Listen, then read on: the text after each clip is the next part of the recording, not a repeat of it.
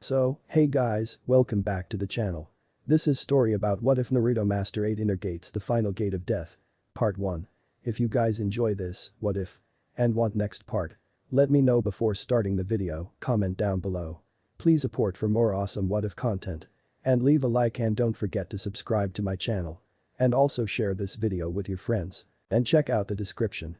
And check out my playlist. So without wasting time, let's start the video. Chapter 1 Dream. Naruto watched in shock and slight hurt that his newly passed team had just walked away, leaving him tied to a wooden stump. "Oi, hurry up and untie me." The blonde-haired boy screamed, his voice reverberated in the distance in hopes that his team would hear him. This had to be some sort of poor-tasting prank, right? Naruto cursed as he struggled against the rope that bound him to the log. He had tried using the rope escape technique to free himself, but he didn't remember it very well, and they weren't taught to untie anything past a level rope anyways. He couldn't even create a shadow clone to unfasten him, as his hands could barely make it past his midsection before getting blocked by his tight constraints. In the end, the young genin stopped struggling and blankly stared at the floor. "Gigi, you liar." Naruto thought to himself in hurt. If there was one thing that he remembered from all of the speeches that the third Hokage gave him, his first team wasn't just a team. It was supposed to be his family. Naruto truly believed what the old man had told him, and it was one of the main driving forces that he had when he became a ninja. He would finally have a family that he could trust wholeheartedly, which wouldn't ignore his very existence when he graduated. Yet the very moment that his team had finished their first exercise together, everything had gone back to the past. Kakashi left without a second thought, while Sakura followed Sasuke to whatever he was going to do. It was like Sasuke and Sakura, who were about to feed him, and Kakashi's speech was all fake, that they would only show such levels of camaraderie during a mission. Naruto sunk into his thoughts, his exhaustion slowly creeping upon him as the hours went by. The fires of hope that he held to his chest that one of his team would realize their mistake and come back to help him slowly dimmed before they flickered out of existence. Why did I think anything would be different?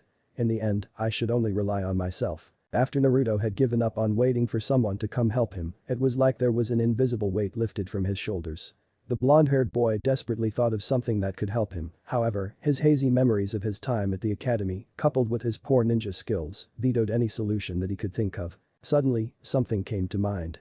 It was a vague description of some of the techniques stored in the scroll of sealing he had read while he was looking for something he could learn. Most of the techniques he saw he couldn't understand, so after a brief skim of their contents and abilities, he moved past them before eventually finding the multiple shadow clone technique. After thinking extremely hard about the scroll of seals and the forbidden techniques stored inside, he thought of one technique he saw inside. The 8 inner gates.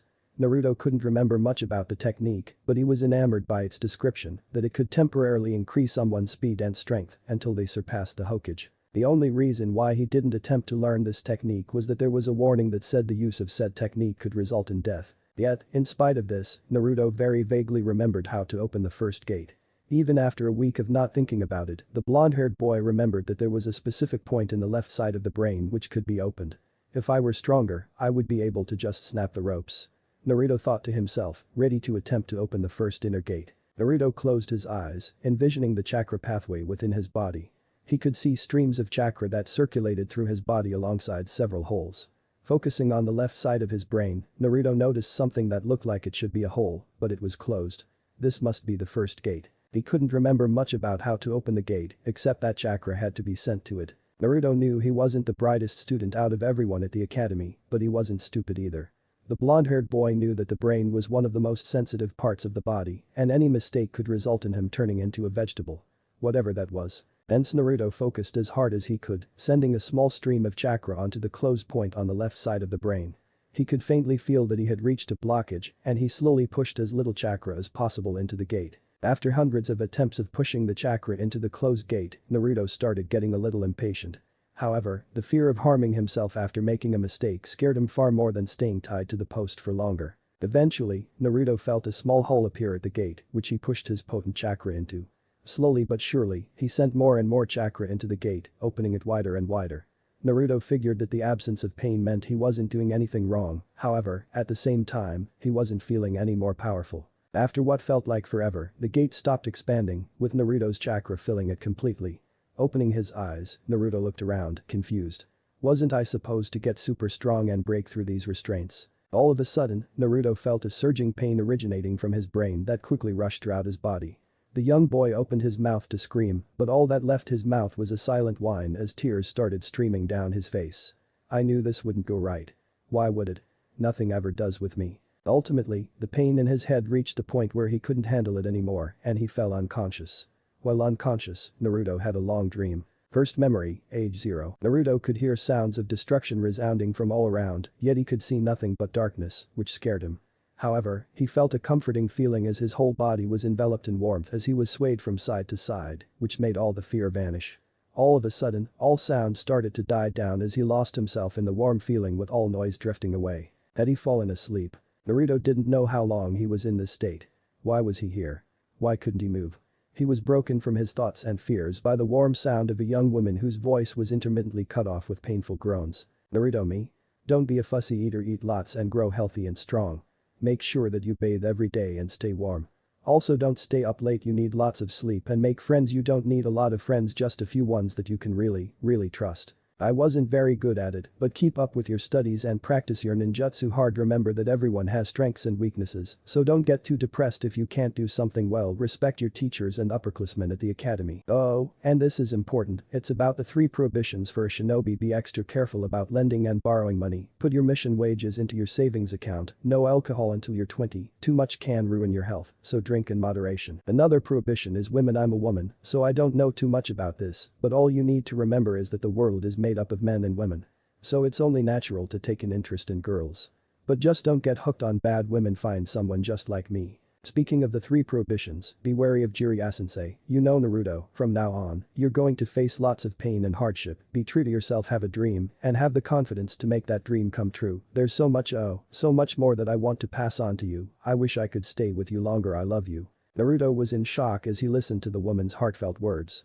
Who was she, and why was she talking to him like that? He had never met someone that sounded like that in his life, and certainly not someone who cared as much as it seemed like she did. The woman seemed to whisper to someone nearby before a man's voice, just as pained as the woman's, yet just as warm, spoke. I am sorry I won't be there for you as a father, Naruto. Your life is going to be difficult and full of hardships, but I believe in you. Listen to your mother, between us, she was always the smarter one. Always try to do what you believe is best, and I am sure you will grow into a fine young man I will be proud of. I love you, my son. Involuntarily, Naruto opened his bright blue eyes to see a red-headed woman and a blonde-haired man standing in front of him, being impaled by the claws of the Kyuubi. They seemed to both mutter something before the Kyuubi quickly shrunk before fusing into his body. Mom? Dad? Was Naruto's last coherent thought before he lost himself to the tide of memories that overwhelmed him. 4 years later, Konohagakure Orphanage, age 4. Naruto was curled up in his bed. It was what he determined to be his only safe space in this cold, harsh world. The young boy had always wondered why he was treated differently from others. He looked through the window to see multiple children ranging from 3 to 8 years old playing. Yet despite knowing they were having so much fun, he couldn't bring himself to join them, knowing that all he would receive were mean words and cold stares. Children, come down for your lesson. A voice resounded throughout the orphanage that Naruto recognized to be the matron's. The sounds of playing and laughter died down as the children split into their respective age groups, entering different rooms. In the room that Naruto walked in were 7 or 8 other boys and girls who fidgeted while waiting for the caretaker to start teaching. Today, we are going to learn the alphabet. The caretaker cheered with a happy smile on her face, exciting the children. Naruto also looked forward to learning. He had always wanted to be like those people he saw jumping from roof to roof and had overheard that you needed to read and write to do that. The young blonde-haired boy listened intently as the caretaker passed out a pencil and sheet of paper to each child while explaining today's lesson. However, when the caretaker reached him, she simply passed him without acknowledging his existence. Miss Caretaker, what about me? Naruto asked, slightly raising his hand to catch her attention. As if she didn't hear the boy, the caretaker continued to talk about the basics of the alphabet without a pause. Naruto looked down intently at his table as if he felt judging stares from the children around him and didn't bother asking again. So what if he didn't have a pencil and paper? If he put enough effort in, he could learn too, right? 3 years later, Konohagakure Orphanage, age 7. It turns out he was wrong. Even though he paid attention to every word the caretaker said while repeating everything he heard inside his head, he quickly fell behind in his studies. Although the caretakers changed from each year to the next as he moved classrooms, his treatment was the same. He was ignored whenever he asked a question, and he was never handed a pencil or paper. Several weeks later, age 7, Naruto was ecstatic. While he was on one of his regular camping trips to escape the presence of everyone who just looked straight through him at the orphanage, he ran into an old man in the forest. Initially, he had thought that the old man was lost, but it turns out he was the Hokage. Whoever he was the leader of the village. But most importantly, he spoke to him, didn't ignore his very existence with the blank stare that he so often received, but instead had a warm smile. The old man even laughed when talking with him. He could remember what the old man said like it was yesterday. People don't like you, you say. Well, why don't you become a ninja? They are loved and respected by virtually everybody in the village as they are our protectors. Naruto was surprised when he heard this. If he became a ninja, would people like him? The blonde-haired boy was undoubtedly even more surprised to find out that the ninja that the old man talked about were those cool people who jumped from roof to roof. Really? I want to become a ninja then. Naruto cheered before slumping. But how do I become a ninja? I don't know if anybody would teach me. The old man looked thoughtful. Well, I could use my power to enroll you as a student at the academy. However, you must train really hard to become a ninja. I'll do it. I will try my best, and maybe I will become Hokage like you one day. I would love to see that day, Naruto-kun. 2 years later, Konoha Ninja Academy, age 9. Naruto looked at the barely passing grade marked on his exam paper. It turned out that becoming a ninja was much harder than he thought. The young child remembered his first couple of days at the academy, trying his best to make a good impression on the teachers. But it seemed like they knew the people from the orphanage because they treated him in almost the exact same way. Thankfully, they weren't completely the same, as these teachers had given him books just like everybody else. But that was the extent of their help. Whenever he raised his hand to ask a question, it would always stay in the air until his arm got tired. Every test or assignment handed back only contained the overall marks, unlike other students who received detailed corrections on their mistakes. In the end, Naruto decided that he would impress them by studying hard and becoming the top student in the class. They couldn't ignore him if he was the #1 student, right? Naruto soon found out that becoming the #1 student without any helpful guidance was near impossible. It didn't help that the books he was given contained many words that he hadn't learned or couldn't remember from learning the basics at the orphanage. He was slowly learning the words he missed out or had forgotten with the help of a discarded book that he found in the trash. But as a result, he was spending less time on his ninja studies and fell even further behind. At least I am not the worst student in the class. Naruto thought to himself in a vain attempt to muster some form of pride. Yet as he looked toward the student who scored the lowest marks, he could only feel envy. Even though that student received the worst grade in the class, he didn't seem to care. In fact, he was happily chatting with his friends, seemingly without a care in the world. Friends? It had been a while since he had attempted to make friends, since everyone at the orphanage ignored him. He didn't even try to talk to anyone when he first arrived at class because he was scared he would receive the same treatment. However, they seemed like friendly people. And since there was no point in studying anymore, as he learned that high grades didn't exactly equal many friends, they seem like nice people. Naruto thought, blankly watching the interactions between everyone in the class. There's no point in studying if I am so far behind. It's not like high grades equal many friends anyways. Naruto glanced toward the class's top student, who blankly stared out the window, ignoring everybody else. Sasuke Uchiha, the blonde-haired boy, didn't know why Sasuke was like that, but he was slightly envious of the treatment the boy received from others in the class. Even though the boy ignored everyone around him, he still had people surrounding him. The blonde-haired girl, Inoyawa Yamanaka, and the pink-haired girl, Sakura Haruno, both seemed to gravitate towards the boy. Maybe I should try making some friends. Naruto thought. Hopefully, it would make that weird feeling he felt when he saw other people talk and smile at each other go away. Chapter 2 Dream, 2x2. 2 years later, age 11. It turns out that making friends is even harder than studying. Naruto reflected on his efforts over the past 2 years while ignoring the ongoing lecture. He had been in this class for a little over 4 years, but he had yet to make a single friend. Of course, not without trying, but everyone seemed to have an excuse for why they couldn't be friends. The first person he attempted to befriend was a young boy called Shinoabarum because he was quite like him. Yet even after he spent the effort to learn about the boy's favorite topic, insects. One day, the boy mentioned that his Kakachu felt uncomfortable in his presence and that they couldn't be friends. Naruto snorted, remembering that, if he hadn't wanted to be around him, he should have just said so. There was no need to lie to him about it. Naruto had also attempted to befriend the others in the class, but was met with varying obstacles or straight-out refusals. A young girl called Hinata Hyuga would always faint when he tried talking to her. He wasn't that scary, right? At one point, Naruto had thought he had made success when he managed to hang out with Shikamaru Nara, Choji Akimichi and Kiba Inuzuka, with them all going to the park to watch clouds or play on the swings. Yet after goofing off with them a few times, they also seemed to stop wanting to hang out with him. After the first year of trying to make friends through various methods, whether it was learning about what they were interested in, only doing what they wanted to do, or even giving gifts, Naruto shifted his goals to another event. His birthday was coming up and he had overheard that people made friends at birthday parties. Thankfully, the old man had given him his own apartment a few years back when he had inadvertently complained that he was being ignored by his caretakers. Maybe he could host a party, and if everyone had fun, they would be able to hang out more. Naruto spent the rest of his time before the birthday party saving up money to the point of not even visiting Ramen Ichiraku. He had done his best to make handwritten invitations to everyone in his class, triple-checking to ensure that he had spelt their names correctly before putting them under their desks. Nobody said anything in class on the day of his birthday, it was like they hadn't received the letters at all. Maybe they are shy. Naruto thought to himself.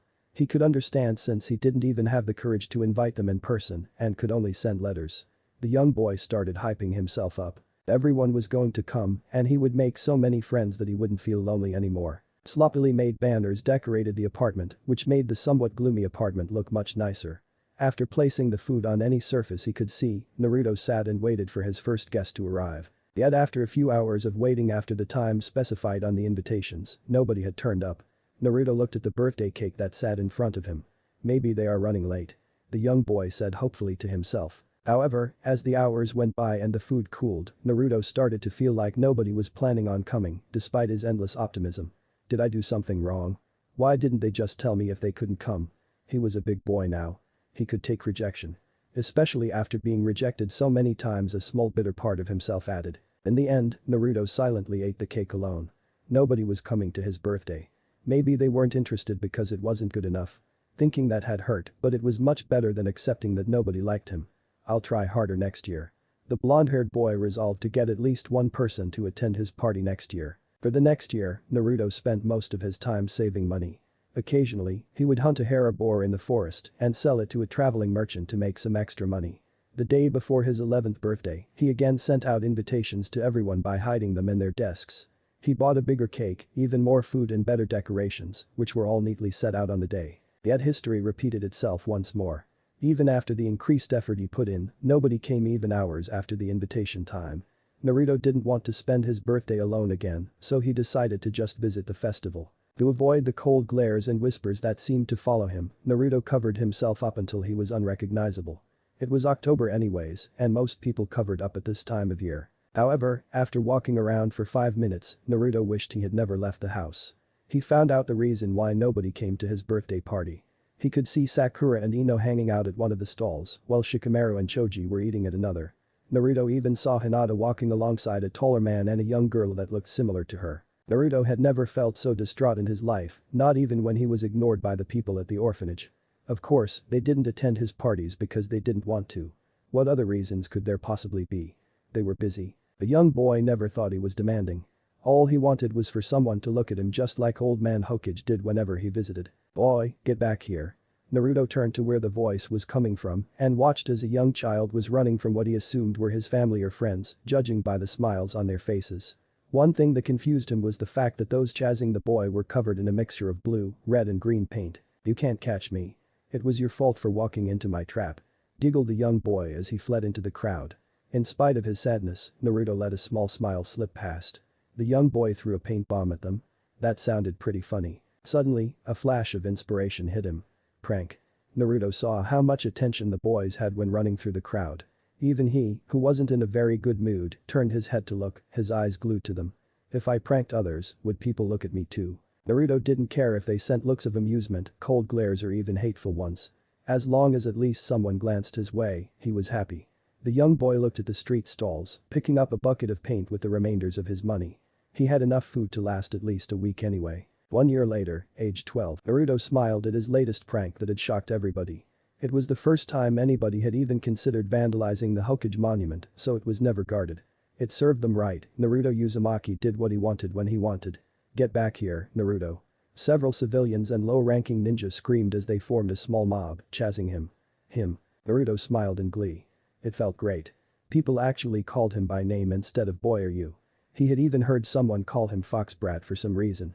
He tucked that thought away, assuming it was because of the whisker marks on his face. Naruto remembered back to the first prank he pulled. It was on one of the teachers that had been mean to him throughout the years. It was a small prank in which he added a fresh layer of paint to the teacher's chair and desk, which quickly coated the teacher's clothes as he sat down. Eventually, the teacher signaled out that it was him, which he unabashedly admitted. Naruto subtly scanned students' reactions in the class, some looked annoyed, while some were smiling. However, one girl, who he remembered to be Sakura Haruno, flashed a brief smile in his direction before covering her mouth. It made him feel warm and fuzzy, and he really wanted that feeling to continue. At that moment, Naruto decided that he liked the pink-haired girl and wanted to be friends with her, even though he had failed before. Even after being shot down several times asking the girl for a date, Naruto desperately sought that feeling again. So he upped the levels of his pranks, which were slowly becoming more and more elaborate in hopes for her to smile at him once more. Initially, he targeted everyone who was mean to him over the years, but eventually, it escalated into pranking several important parts of the village. Several days later, age 12, Naruto stood in a clearing as he held the scroll of sealing which Mizuki-sensei told him to steal as an additional graduation test after he had failed the regular one. The blonde-haired boy scanned through the techniques on the scroll. Flying Thunder God Jutsu Shiki and Space-Time Ninjutsu concepts. The 8 Inner Gates. Living Corpse Reincarnation. Eventually, he reached a technique called the Multiple Shadow Clone Technique. Irika-sensei mentioned that he had failed due to not being able to create a clone. So maybe if he learned how to do a clone technique even after passing the hidden graduation test, he might be promoted to a higher rank. A Super Genin. An Elite Genin. The subsequent events seemed to blur together as Naruto slowly came to himself in the long dream he was having. You're the Kyuubi no Kitsune. Mizuki screamed at him, who was guarded by a bleeding Iruka. He isn't the demon fox. He is Naruto Uzumaki. Well done. Naruto, close your eyes. Those in the ninja world who break the rules are scum, that's true, but those who abandon their friends are lower than scum. Why did they leave me? Dream over. After experiencing the last of the dream, Naruto awoke in a cold sweat. Was it a dream? It had to have been one. However, despite telling himself that, Naruto knew it wasn't true. Those were his memories, being far clearer than they had ever been before. So I am the son of that redeeded woman and the Yondaime Hokage Minato Namikaze. Naruto blankly stared ahead before bitterly laughing. Hahaha, how ridiculous. There's no way. Yet the image of Minato and the redeeded woman looking at him with nothing but love in their eyes as they whispered their last words was permanently ingrained in his mind. There's no way. Why? Why? Why? Naruto's tears rolled down his face. Why did they choose him? Why did they die? Why did they leave him all alone? Naruto wanted to hate them for taking away his fantasies that his parents were still alive out there somewhere, not knowing that he was suffering in Konoha. That they were looking for him and missed him just as much as he missed them. However, he couldn't. Going through his memories, he understood what he wasn't able to understand when he was moments after being born. He could hear and feel the love that they had for him. That they didn't want to leave him alone. That they didn't want to subject him to this life. I'll make them proud. If you are looking over me, I will become so strong that you will never have to worry about me ever again. That's a promise. Naruto screamed to the skies, hoping his voice would somehow be transmitted to his parents in the afterlife. The blonde-haired boy rubbed his face into his orange jacket, wiping the tears from his face. After calming down, he looked down at the rope, tying him to the log. After waking up, he remembered everything he had experienced in his life, including every word of the 8 Inner Gates technique. He didn't use the wrong word. The first gate, the gate of opening, was located in the left part of his brain. However, instead of slowly opening the gate and saturating it with his chakra, he was supposed to violently force his chakra through the gate, resulting in a temporary increase in strength and speed. Naruto closed his eyes and checked the status of the first gate. It was still open, and there was no strain on his body at all. It was weird because he was out for what was most likely several hours, as denoted by the darkness that surrounded him. Yet the scroll of sealing stated that opening the gate, even the very first gate, was supposed to cause tremendous strain on the body. Even more so for someone like him who had just graduated from the academy. And yet he felt fine. Even better than fine. Did it have something to do with the way he opened the gate? The fact that he was of the Kyuubi no Kitsune? Or maybe even the fact that he could have developed a bloodline that affected his body? After his stomach groaned once more, Naruto decided that he would figure out the reasoning behind the changes he was currently experiencing later. All he wanted to do was escape from the ropes, eat and sleep. Think, Naruto, think. What could I possibly do to escape? Suddenly, a flash of inspiration came to mind. It was a lesson that a Jonin volunteered to do a few years ago because his class was full of clan heirs and was expected to be the backbone of Konoha in the future. One-handed hand seals. At the time, he couldn't understand it and it wasn't an interesting lecture by any means. However, Naruto did his absolute best to pay attention to every word said and every action the Jonin performed. This was one of the top ninjas of the village. Even if it wasn't useful to him back then, it might come in handy in the future. The multiple shadow clone technique uses a clone seal. Therefore the one-handed version should be this. Naruto struggled to move his right hand into the correct seal. Even though he had seen it before and remembered it with perfect clarity, he had never once attempted to use it. Hence, his fingers were trembling slightly, unused to the new yet awkward moment they were subjected to. Naruto expelled a relatively large burst of chakra before a dead clone-like thing poofed into existence for a moment before disappearing. Arg, come on. The trapped genin screamed in pure rage. He had to deal with making dead clones for years. He didn't want to experience it again. After taking several deep breaths to calm himself, Naruto focused on his right hand as he subtly moved his fingers into a more standard shape. There was no reason why he would get this right on the first try. Even learning the multiple shadow clone technique took over an hour to learn. Poof, a dead clone appeared. Poof, a dead clone was expelled. It didn't take long for Naruto's one-handed clone sign to become more and more natural. The clones also started to look closer and closer to a normal shadow clone. Suddenly, an exact replica of Naruto appeared in front of him. The clone seemed to know what its purpose was as he stuffed his hands into Naruto's ninja pouch, pulling out a slightly blunted kunai before sawing at the ropes tying the boy. Thanks. Naruto thanked himself. That was weird. But the clone merely gave a grin, no problem, boss. And dispelled himself. Suddenly, Naruto was hit with a slight influx of memories. He remembered seeing himself tied to the post, rummaging through his own pockets to retrieve a kunai before setting himself free. I can get the memories of my own clones. Naruto asked aloud to himself in confusion. He never noticed it before, which wasn't surprising considering all the times he had used them were in fights. Naruto focused, trying to remember the description of the multiple shadow clone technique stored within the scroll of sealing. Multiple shadow clone, a rank supplementary technique. This technique allows the user to create a large number of copies of themselves. The user's chakra is evenly divided between themselves and their clones. See shadow clone technique for dangers and additional side effects. No wonder I didn't pick up on such an awesome tip earlier. Naruto scratched the back of his head in wonder. The standard shadow clone technique wasn't found within the scroll of sealing. Or maybe it was, but not in the first 3 techniques that he had read when looking for a cool technique in the scroll. Just as Naruto was about to think of all the potential applications of the shadow clone technique, a sudden wave of tiredness hit him. He was low on chakra, hadn't eaten in almost a day, and hadn't slept in nearly 20 hours. Hence the young genin discarded all remaining thoughts and returned home. Thankfully, Kakashi, the lazy jonin, stated that missions wouldn't start for another day, giving him time to figure out things tomorrow. Chapter 3 Nuances of the Shadow Clone Technique. Contrary to Naruto's earth-shattering revelations yesterday, he experienced the best night of sleep that he had ever had in his whole life. Releasing a small yawn, the blonde rubbed his eyes as he sat up in his bed, contemplating yesterday's events. Now that his emotions had settled down, he wondered what he should do. Naruto desperately wanted to run to the Hokage and scream at him, demanding why the old man kept saying that he didn't know his parents when he clearly did. He saw the old man pick him up shortly after his parents sealed the Kyuubi into him. There was no way he didn't know. However, what good would it do? The Hokage questioned him about where he learned that information. Him denying it to the very end that he didn't know his parents. The slight satisfaction he might get after hearing it from the old man's mouth. In the end, Naruto now knew who his father was, and he had enough information to figure out who his mother was. He knew what they looked like, but most importantly, he knew that they loved him. Yet the years of lies that the Hokage spewed left a bitter feeling in his heart. He didn't know who his parents were. He didn't know why the villagers hated him. Naruto didn't know if the Hokage would have told him about the Kyuubi being sealed in him unless he was forced to, like Mizuki inadvertently forced him to. The blonde-haired boy oh so wanted to talk to someone about what he was feeling, but who could he tell? The Hokage had lied to him practically throughout the duration that he had known him. Certainly not his team, that had abandoned him tied to the log not even a day after becoming a team. His non-existent friends. Naruto had even considered telling the Ichiraku duo Tuchi and Aim.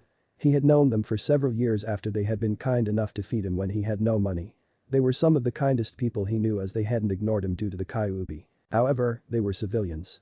Naruto didn't want to burden them with something that could easily get them killed if others found out. In the end, Naruto kept it all to himself. He has handled everything alone ever since he was born. He didn't need to share his problems with others. He knew his parents loved him, that was enough for him. Naruto then thought about the following problem, the 8 inner gates. Closing his eyes, he could still see that the first gate was open, yet he felt no strain. The only thing that had happened after fully opening the first gate was remembering every detail he had experienced in his life. Maybe that was what opening the gate did. The brain did contain memories, so opening the gate allowed full access to the memories. It was different from the massive increase in strength and speed described by the scroll of sealing, but when has anything ever been normal for him? Naruto tried to create an explanation to satisfy him. Yet, he didn't know enough about the 8 inner gates to draw any conclusions. All he knew was that they were actually that were usually closed, contrary to the others, which are always open. After scratching his head in confusion, Naruto put the problem behind him. Or at least until he had learned enough about the brain, chakra pathway, and the gates before studying further. If he had accidentally discovered a new way of opening the gates like Naruto assumed he did, then he would continue to develop the technique into a unique version that only he knows. Maybe opening each gate would provide him with a special ability or a boost without adding any additional strain on his body. It would be much better than any fancy temporary boost that wasn't his own strength and might harm him in the long run. Naruto shook his head and snapped out of his fantasies. There was no use daydreaming about what the technique he inadvertently stumbled upon could do, he should focus on the present. Hence he thought about the next problem he had to solve, the multiple shadow clone technique. There were many things about the technique that he didn't know because they weren't written in the scroll of sealing. The only things that Naruto knew about the technique were that they formed solid clones and they would pass on every memory experienced in its lifetime when it was dispelled. As a result of the lack of information, Naruto did something he hadn't done for several years. He took notes. How many clones can I make? How much damage can they take before being dispelled? How many memories get transferred back to me? What happens if I dispel a clone with another in existence?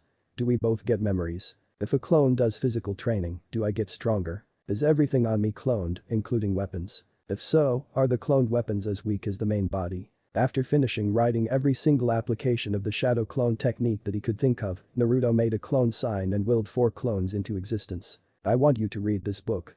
Naruto handed a book from the academy that he hadn't touched, while making a mental note to return it before the end of the week.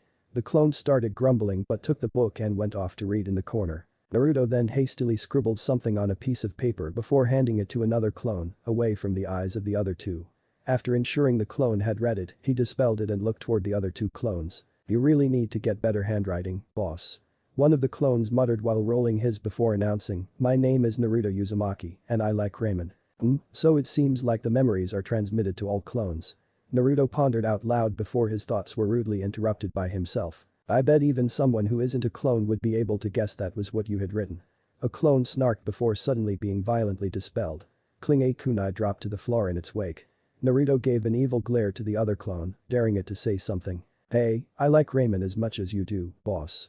The clone rapidly shook his head, not wanting to be dispelled like that too. Whatever, just pass me one of your kunai and start working out, Naruto grumbled, extending his hand. Faster than anything he had seen before, Naruto watched the clone quickly pull out a kunai from his pouch before leaving the room to exercise. While waiting for the clone to exhaust itself, Naruto looked closely at the kunai, comparing it to his own.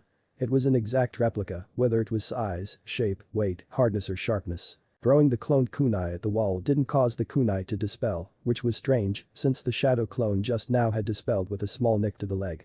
Maybe non-living objects retain their properties. If that's the case, then if the object takes any form of damage, it should dispel.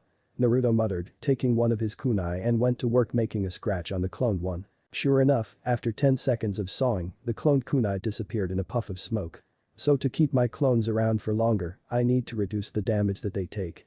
Naruto's muttering filled the apartment as he added each conclusion drawn to his notes. An hour later, Naruto dispelled the remaining clones, feeling a large bout of exhaustion, alongside the knowledge of the academy book stuffed into his head.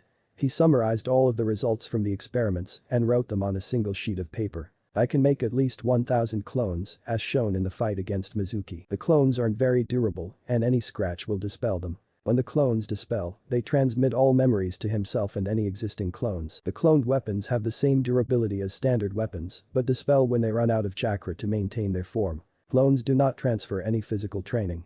However, they do transfer the exhaustion from doing so. The clones also seem to have varying personalities, although they generally act the same as me. With all of the mysteries of Shadow Clone solved, Naruto sat down and thought about his future plan of action.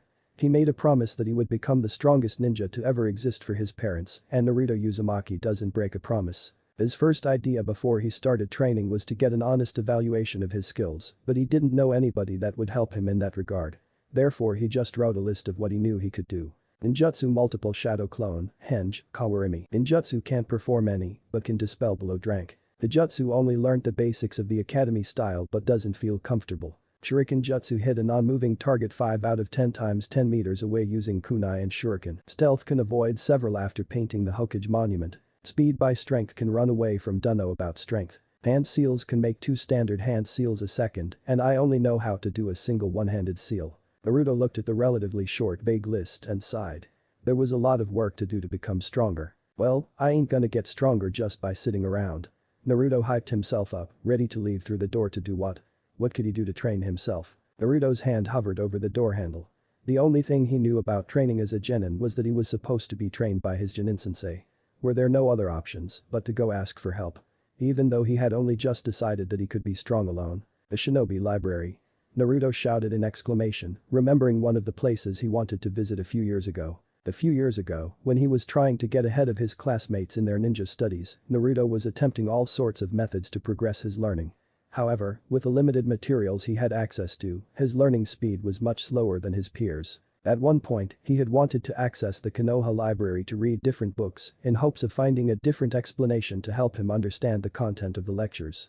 But he was barred because he wasn't a genin yet and nobody below the ranks of genin was allowed into the library. The ever so curious Naruto had ended up asking about the protocols of the library, if only to sate his curiosity. There were several rules for the library that made it both fair and unfair to aspiring ninjas. The first rule was that to view ninjutsu and jinjutsu, you had to pay based on the technique's rank. Only rank techniques and below are sold, while the rank techniques and above are either self-created, taught by jonin, or allowed to be read upon entry to Anbu. The jutsu and bukijutsu were exempt from this rule because learning a style took a long time and there wasn't any specific style that was overwhelmingly stronger than any others. The second rule was that all resources such as chakra control and nature transformation exercises were only available for genin rank ninja and above. In Naruto's opinion, this rule was the most unfair one, as clan ninjas had a great advantage as they were taught the more advanced exercises and techniques at home, unlike civilians who had to make genin before they could read scrolls. The third and most important rule was that any damage to the library would be met with a hefty fine and a temporary by permanent ban from the premises, depending on the damage caused. After recalling the rules and regulations, Naruto reached for the money pouch on his waist, examining the contents. There were very few times he wished he didn't spend all of his money on ramen, and this was one of those times as he looked at his almost empty pouch. However, that feeling was quickly squashed by the thought that he needed to focus on the basics first. Irika-sensei always reprimanded him, saying that his chakra control was terrible or that his taijutsu by shuriken jutsu sucked. So Naruto figured that he should first fill in the gaps in his knowledge due to skipping the academy over the past year. While also learning everything he had failed to understand at the academy before thinking about what cool ninjutsu he should learn. With his goal decided, Naruto opened the door, relying on his memories to find the shinobi library. Chapter 4 Library and the Uzumaki clan. It didn't take long before Naruto could be spotted standing outside the Konoha library. It was a large pink stone building with mahogany brown planks decorating its outskirts. Yet despite being a relatively important building in Konoha, the blonde-haired boy noted it was fairly deserted. Naruto hoped he wouldn't be barred from entering due to his past pranking habits. After all, it was one of the few places that he refused to prank in respect for the librarian that didn't hold any prejudice. Or maybe she did, but just hid it well. A pessimistic part of Naruto thought. After opening the front door, Naruto scratched his head in confusion after finding that the inside of the library was practically devoid of people. Surely a place that is as useful as the library wouldn't be this empty, maybe I am here too early. What Naruto didn't know was that the library was rarely visited by shinobi unless they received a rank mission to clean it. This was because all taijutsu, kinjutsu and even ninjutsu and jinjutsu are usually taught by their superiors. They would only visit the library to purchase something that they wanted to learn, but nobody knew or if they wanted to brush up on their geographical knowledge. Hello, receptionist lady. I would like to visit the shinobi section. Naruto walked over to the half-asleep receptionist, waking the woman from her stupor. Ah, you're the Uzumaki kid. The receptionist tapered off, earning a sheepish look from the boy. She was reluctant to let him in as she would be held jointly responsible for any damage done to the library. However, rules were rules, and any shinobi were allowed to enter, provided they weren't banned. Naruto looked curiously at the receptionist while she was having internal struggles about letting him, but smiled as she sighed, her shoulders dropping all tension. Just don't damage anything. The receptionist commanded, shooing the boy away while watching him like a hawk.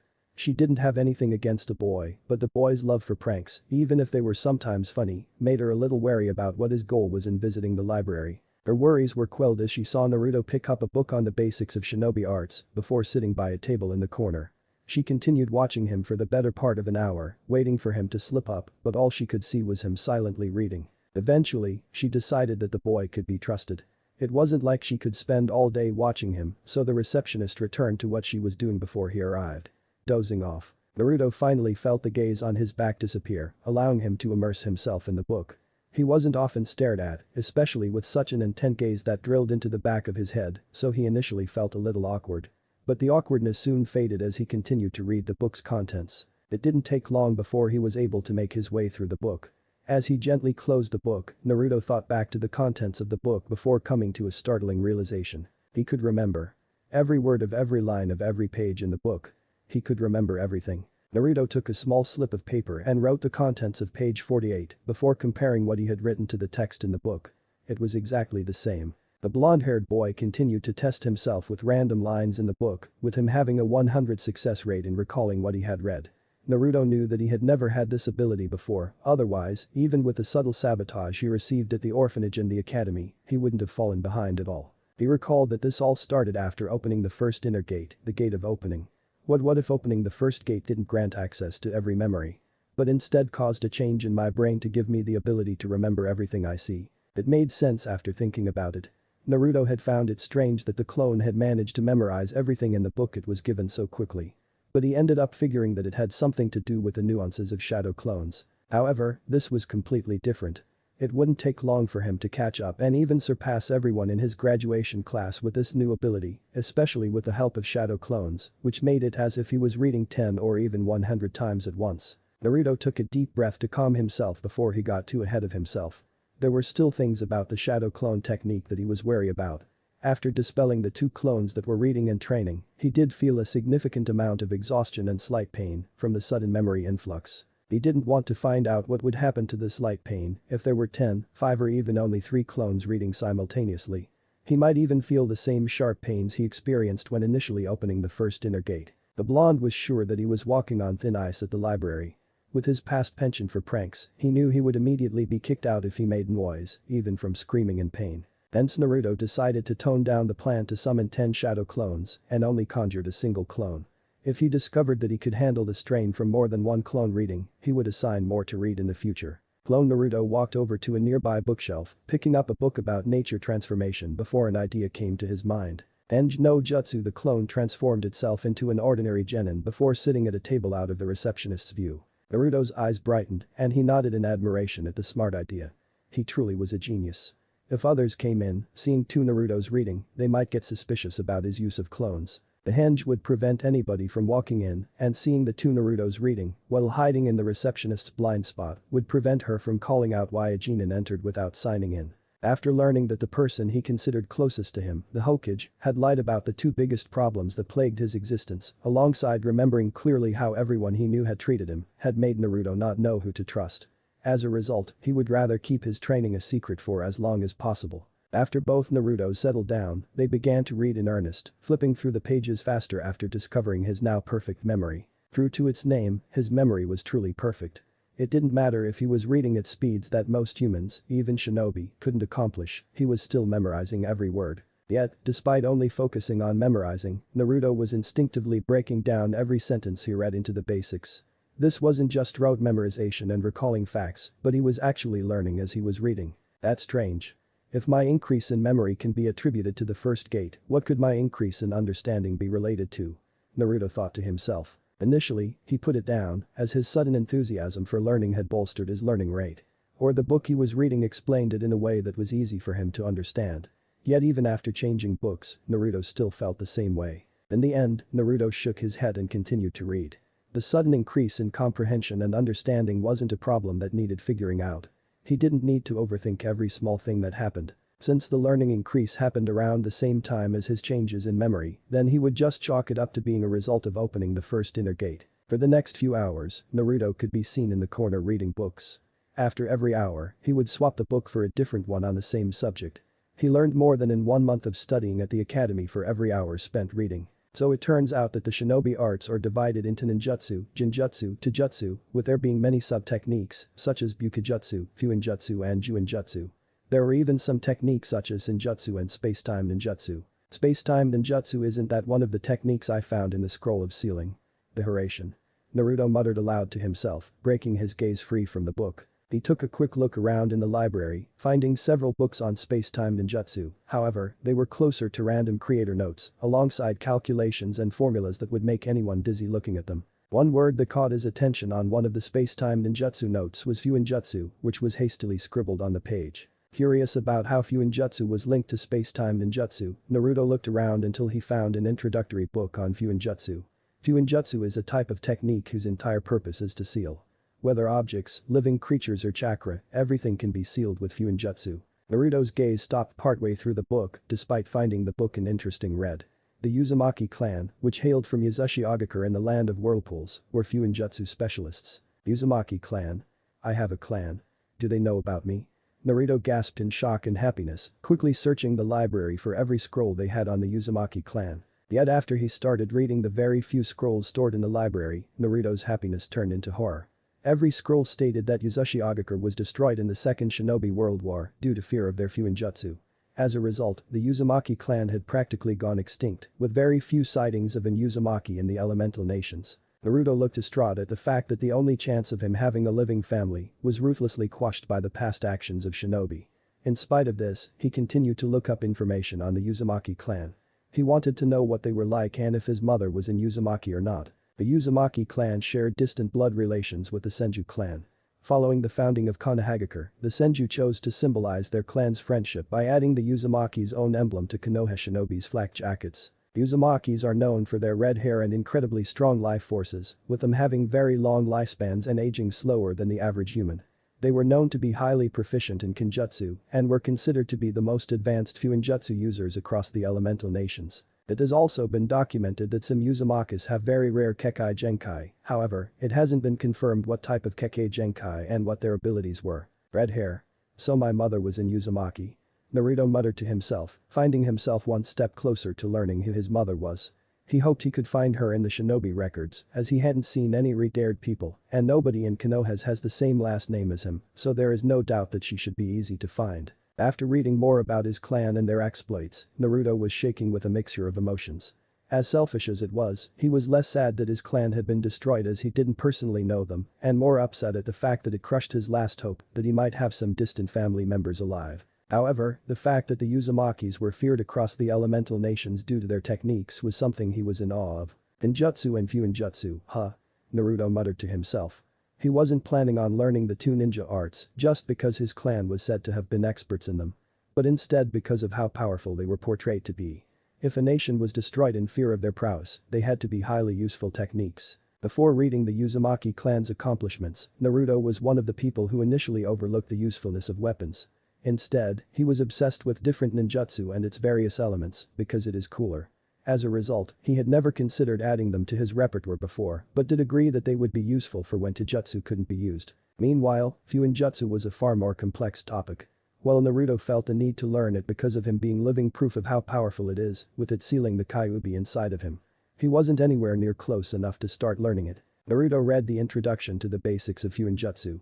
The book stated that having high accomplishments in mathematical knowledge, calligraphy skills, chakra control, jutsu shiki, and fuin shiki, alongside having one nature transformation under your belt, was mandatory before learning fuinjutsu. After comparing the extensive list of prerequisite skills to his current skills list, Naruto sighed.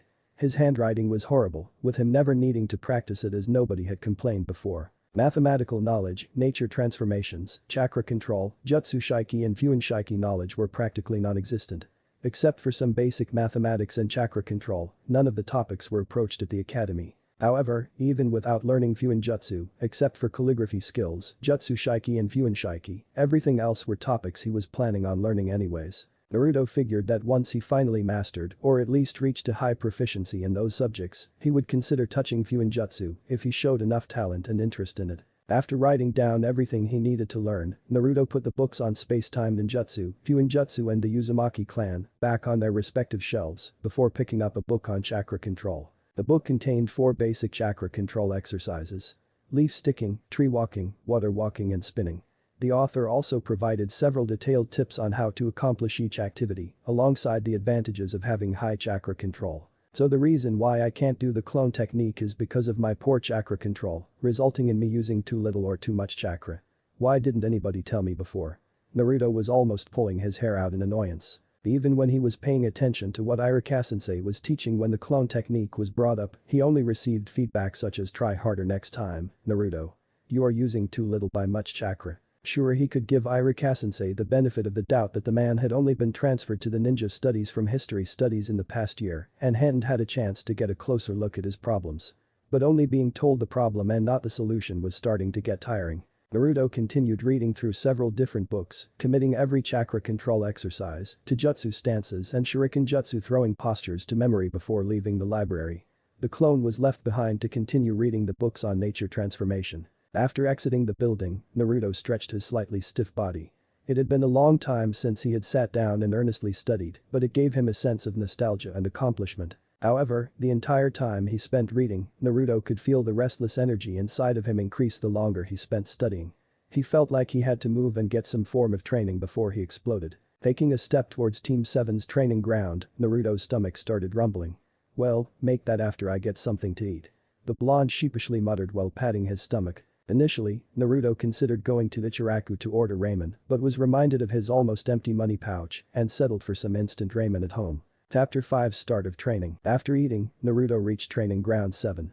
The first thing he planned to work on was chakra control because it was the foundation of every ninja skill. If one wanted to efficiently use ninjutsu, jinjutsu or create fuinjutsu, they needed a certain level of chakra control. Even Taijutsu and Bukijutsu required the user to continuously mold and send chakra to the muscles and enhance them. However, before performing a technique, chakra must first be molded by combining the two types of stamina, physical energy and mental energy. You need a high enough chakra control if you want to mold the correct amount of chakra. Otherwise, you will pull too much or too little chakra. Chakra control is also utilized when hand signs are used to initiate a technique. Naruto knew the reason why his clone technique didn't work was because he molded too much chakra but then wasted too much when performing the clone technique.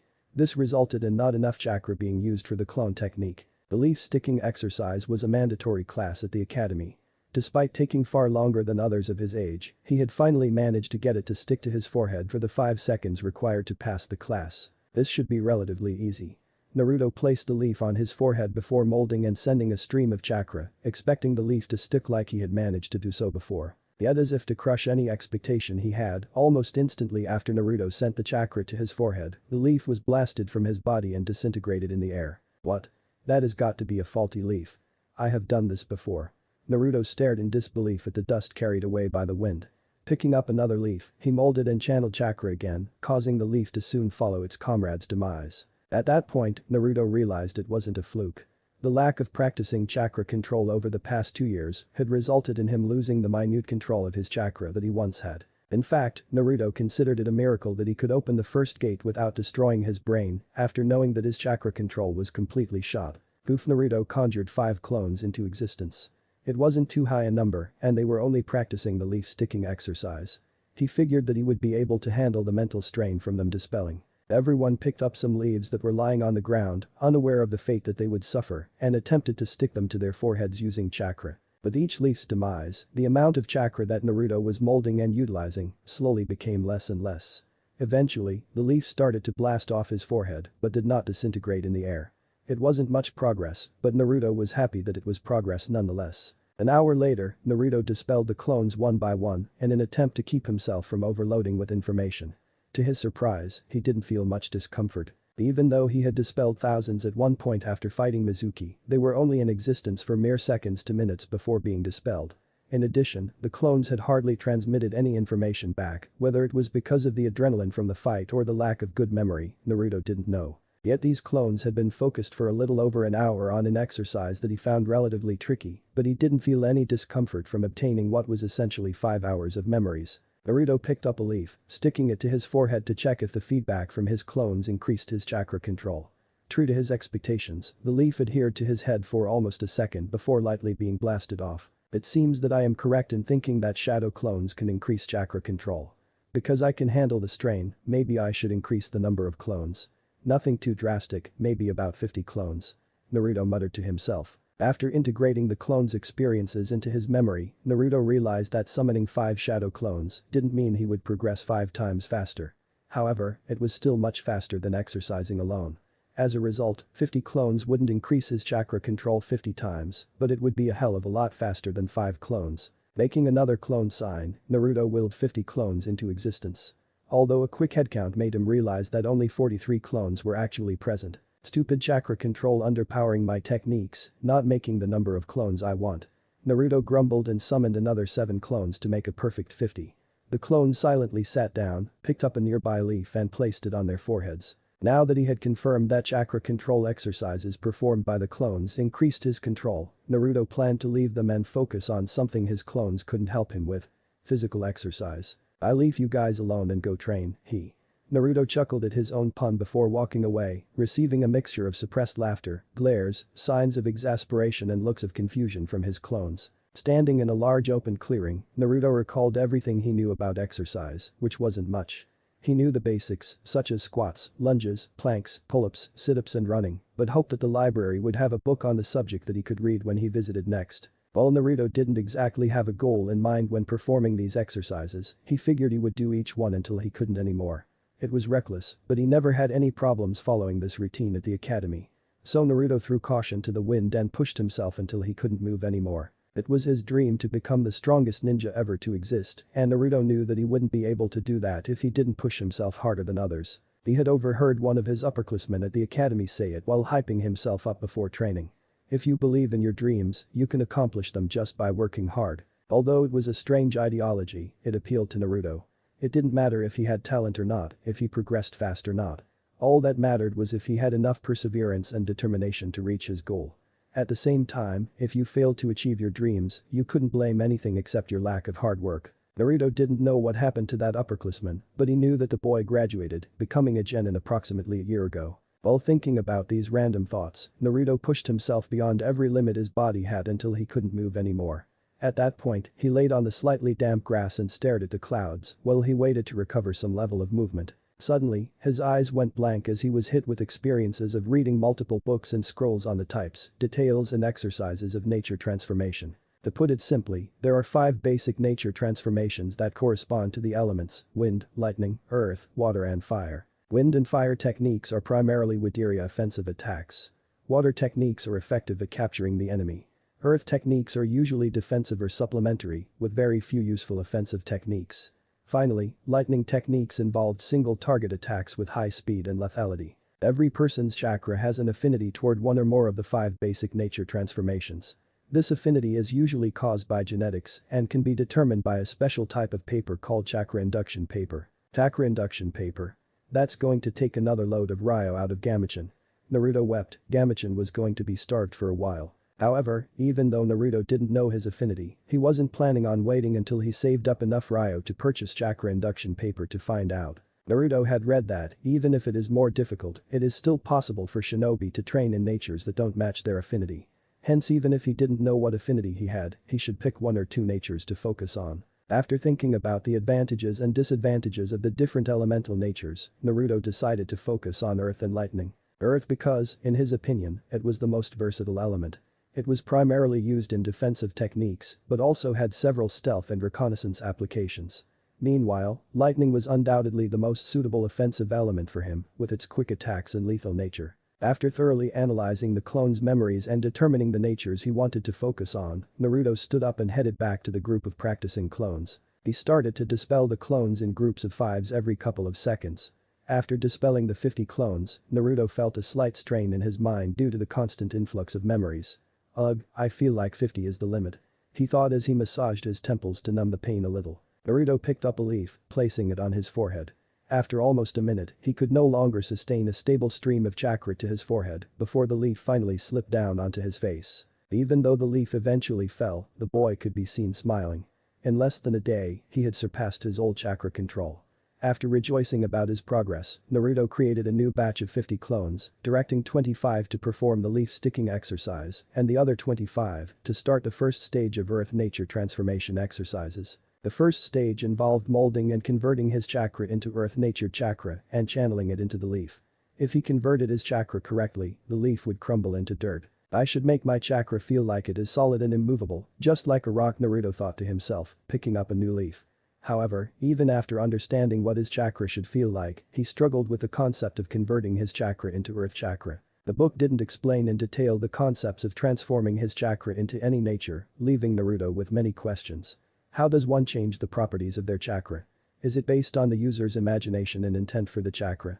or is a manipulation of chakra similar to chakra control? Naruto figured that as soon as he discovered some inkling of how to convert his chakra, his clones could continue to make progress through trial and error. Naruto picked up a small pebble instead of a leaf without paying attention and instinctively channeled chakra into it. Before he could realize his mistake, Naruto lost himself in the feeling of the rock, his chakra spreading into the ground below him. It felt stable. All-encompassing. Which made sense as the earth was practically boundless, completely surrounding him. Naruto compared the feeling he received to his chakra when he tried to change its nature. It was worlds apart. When trying to convert his chakra, all he did was imagine it being hard and stuff.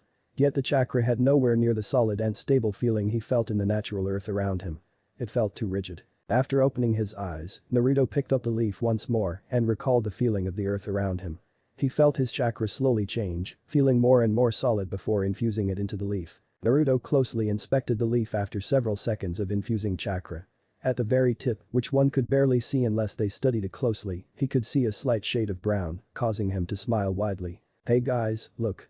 Naruto grinned, holding out the leaf in pride to his nature transformation clones. The clones looked up from their respective leaves and gathered around Naruto, looking like curious children. Naruto passed the leaf around, getting various reactions from the group. "What?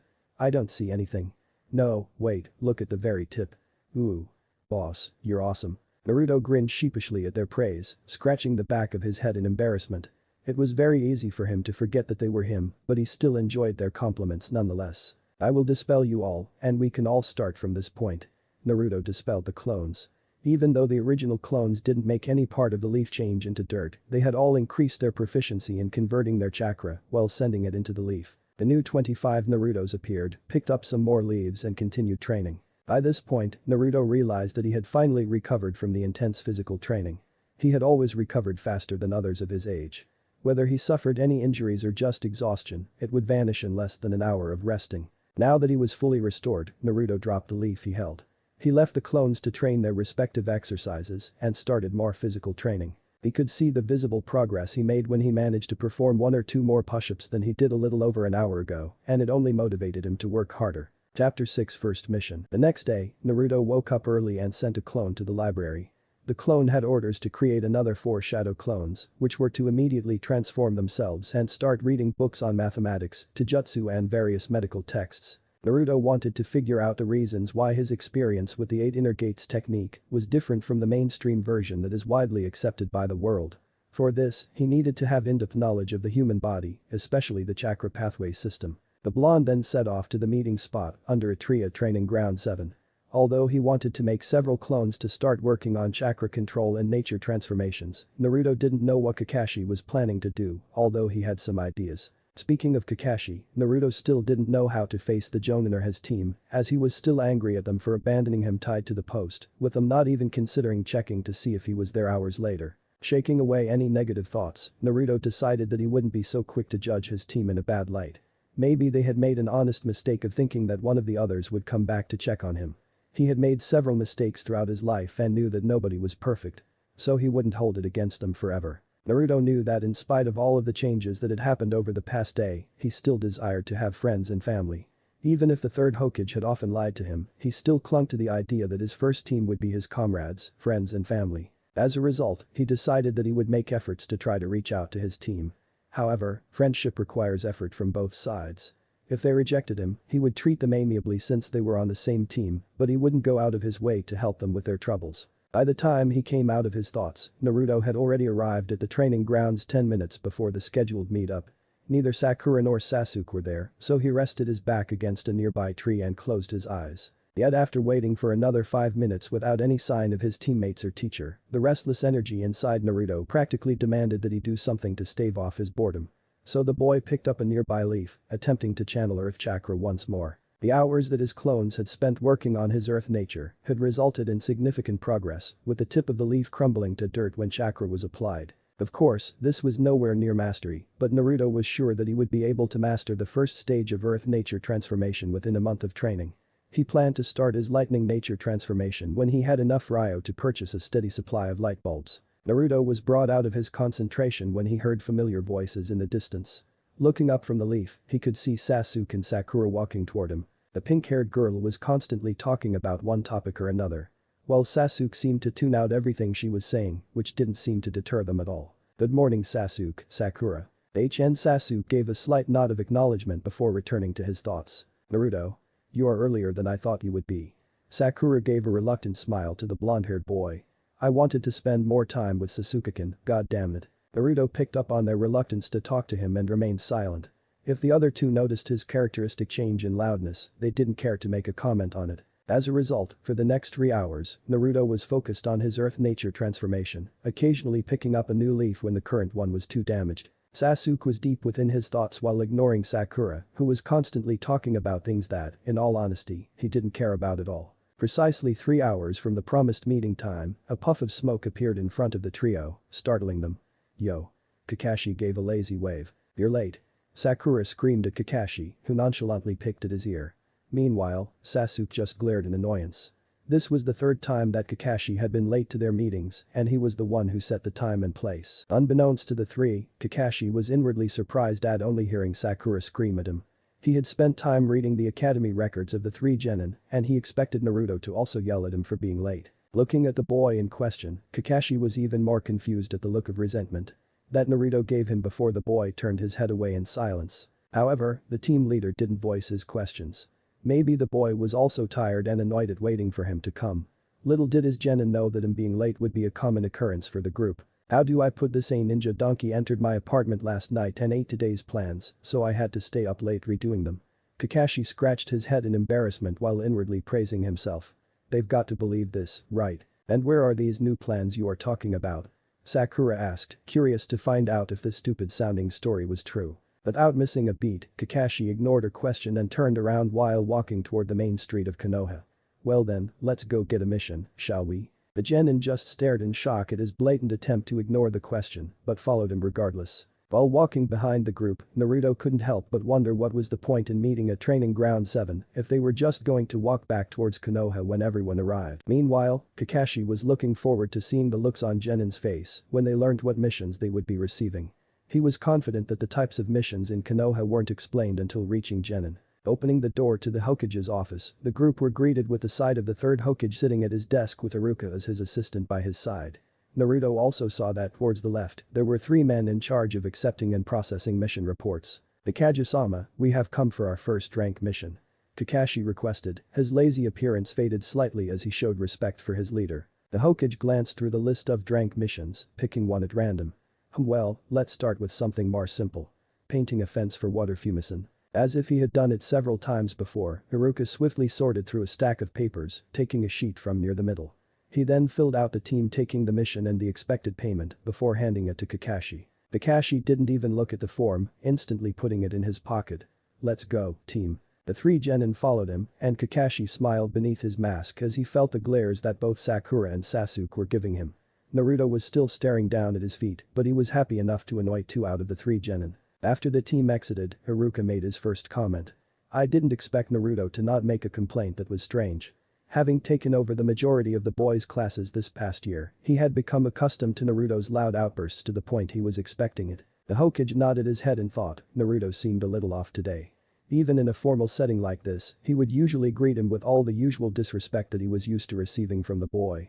However, today he was uncharacteristically silent. He probably knew about what rank missions entail a long time ago, Iruka-kun.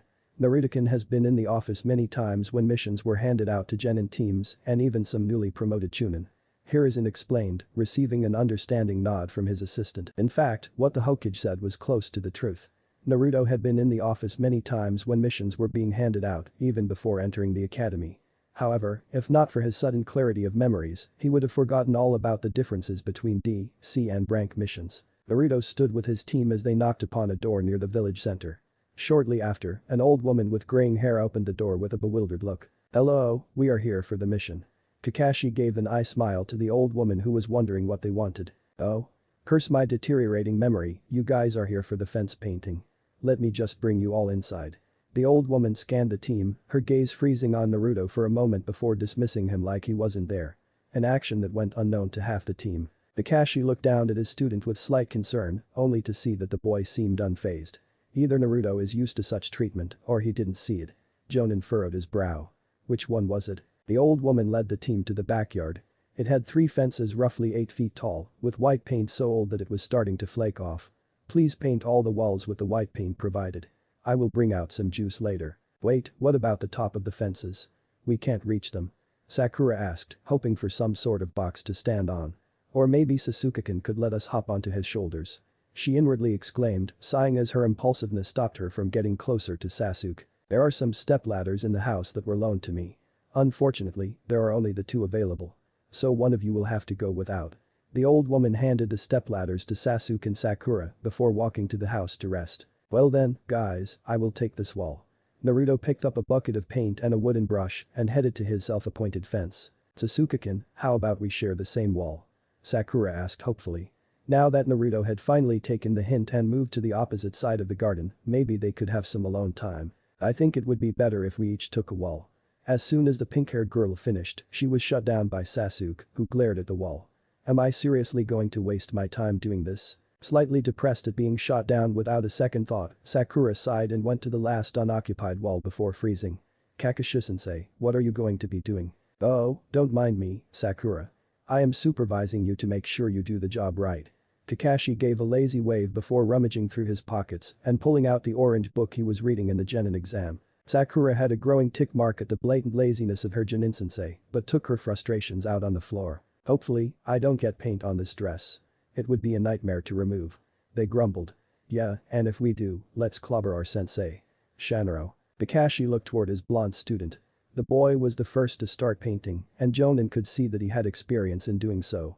So by this point, Naruto was close to reaching the top of the first plank. Kakashi had expected him to ask either Sakura or Sasuke for a stepladder, but was shocked by Naruto simply making a hand sign and conjuring a shadow clone. The existence of the clone pulled Sasuke from his thoughts and Sakura from her conversation with inner Sakura, both looking curious as to why Naruto was summoning one of his solid clones. The team then saw the clone hop onto the shoulders of its creator, with Naruto picking up the paint can, allowing the clone to dip his brush in the bucket. After the clone had finished painting the top of the first plank of wood, Naruto crouched down and started from the bottom of the second plank, slowly making his way to the top. Naruto thought about making more clones to help with the painting, but after thinking about it, he decided not to. There were only 3 buckets of paint in total, so multiple clones would have to share a single bucket, which would cause a lot more trouble than it solved. Sasuke and Sakura turned back to their respective fences, glad that they didn't have to share a stepladder. Not only would it get annoying quickly to constantly have to ask to borrow the ladder, but they would have to wait, making the mission take even longer than it should. About 2 hours later, the sun had reached its peak and was blasting everyone in Konoha with heat. Sakura was sweating from the constant exposure to the sun, while being worried that she would tan because she had heard in the academy that Sasuke didn't like tan girls. Sasuke wiped the sheen of sweat that had gathered on his forehead, inwardly cursing that he had to continue painting even in this heat. Meanwhile, Naruto felt much less hot. The bright orange jacket and trousers he wore acted as a reflective screen, dissipating some of the heat, making it much more bearable. You guys sure are working hard. I made a good decision to hire some ninja to get the job done. The old woman walked out of the house, holding a tray with 3 glasses of juice. She smiled at the progress. The fences were almost covered in their first coating. I need to submit another mission for the final coating. The old woman handed a glass of juice to Kakashi, Sasuke and Sakura before heading back in. Sakura and Sasuke were far enough from Naruto that they couldn't see the blatant mistreatment that the boy suffered, but Kakashi was in clear view of everything. However, what could he do about it? Threaten the woman that he would report her to the Hokage for playing favorites. It's not like he had any evidence. In the end, Kakashi made a mental note to talk to Naruto and the Hokage if the boy showed any sign of discomfort from the treatment he was receiving. Kakashi lazily walked over to Naruto. The sudden shade from his shadow caused the boy to look up from the fence he was painting. He held out the glass of cold juice, prompting the boy to give a strange look at his sudden gesture. The silver-haired Jonin looked confused, he didn't remember doing anything to earn Naruto's ire.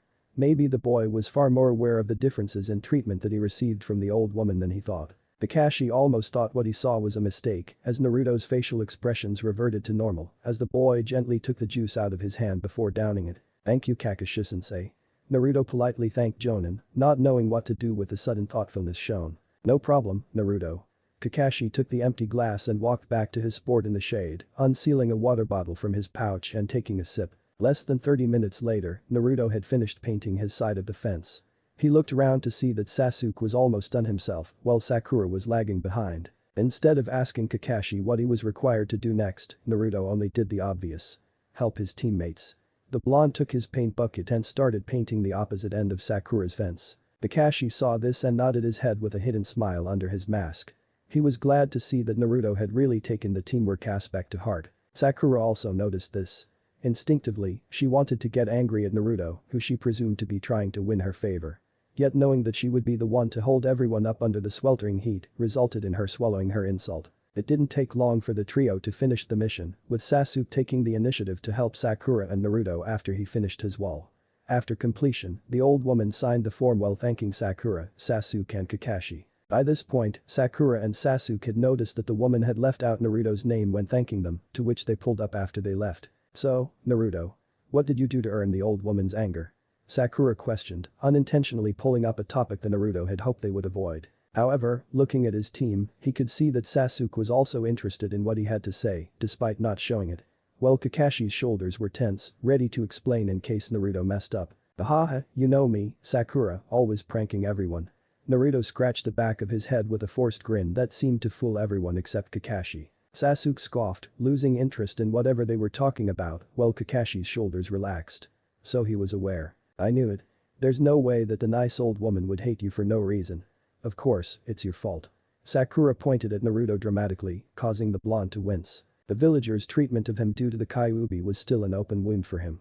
He figured it would take a while until he could truly move past the issue. "That's enough, Sakura. Let's hand in the mission." Kakashi interrupted before Sakura could continue her rant, receiving a thankful look from Naruto. Team 7 were once again in the Hokage's office, ready to hand in their completed mission. "The Kage-sama, Team 7 have completed their mission." Kakashi handed the completed form and money to the workers on the left, who signed the mission off as complete. The mission workers then handed the money back to the Jonin, who distributed it equally across the team. Naruto fed Gamachin with the cash, while thinking 5,000 ryo divided by 4 is 1250 each. "That's barely enough for a week of ramen. We will see you tomorrow then, Hokage-sama." Kakashi led the team out of the building. He then looked towards his squad, gauging their expressions and fatigue. Sasuke was slightly tired, but he tried not to show it. Sakura was extremely tired, her emotions were also agitated from the heat. On the other hand, Naruto looked nonchalant, truly a stamina monster. Kakashi thought. "I will see you at the same time, the same place tomorrow." Kakashi waved goodbye before poofing into smoke. Naruto felt a little underwhelmed. If they were only going to do drank missions, he would have liked it if they could do more assignments. What about training?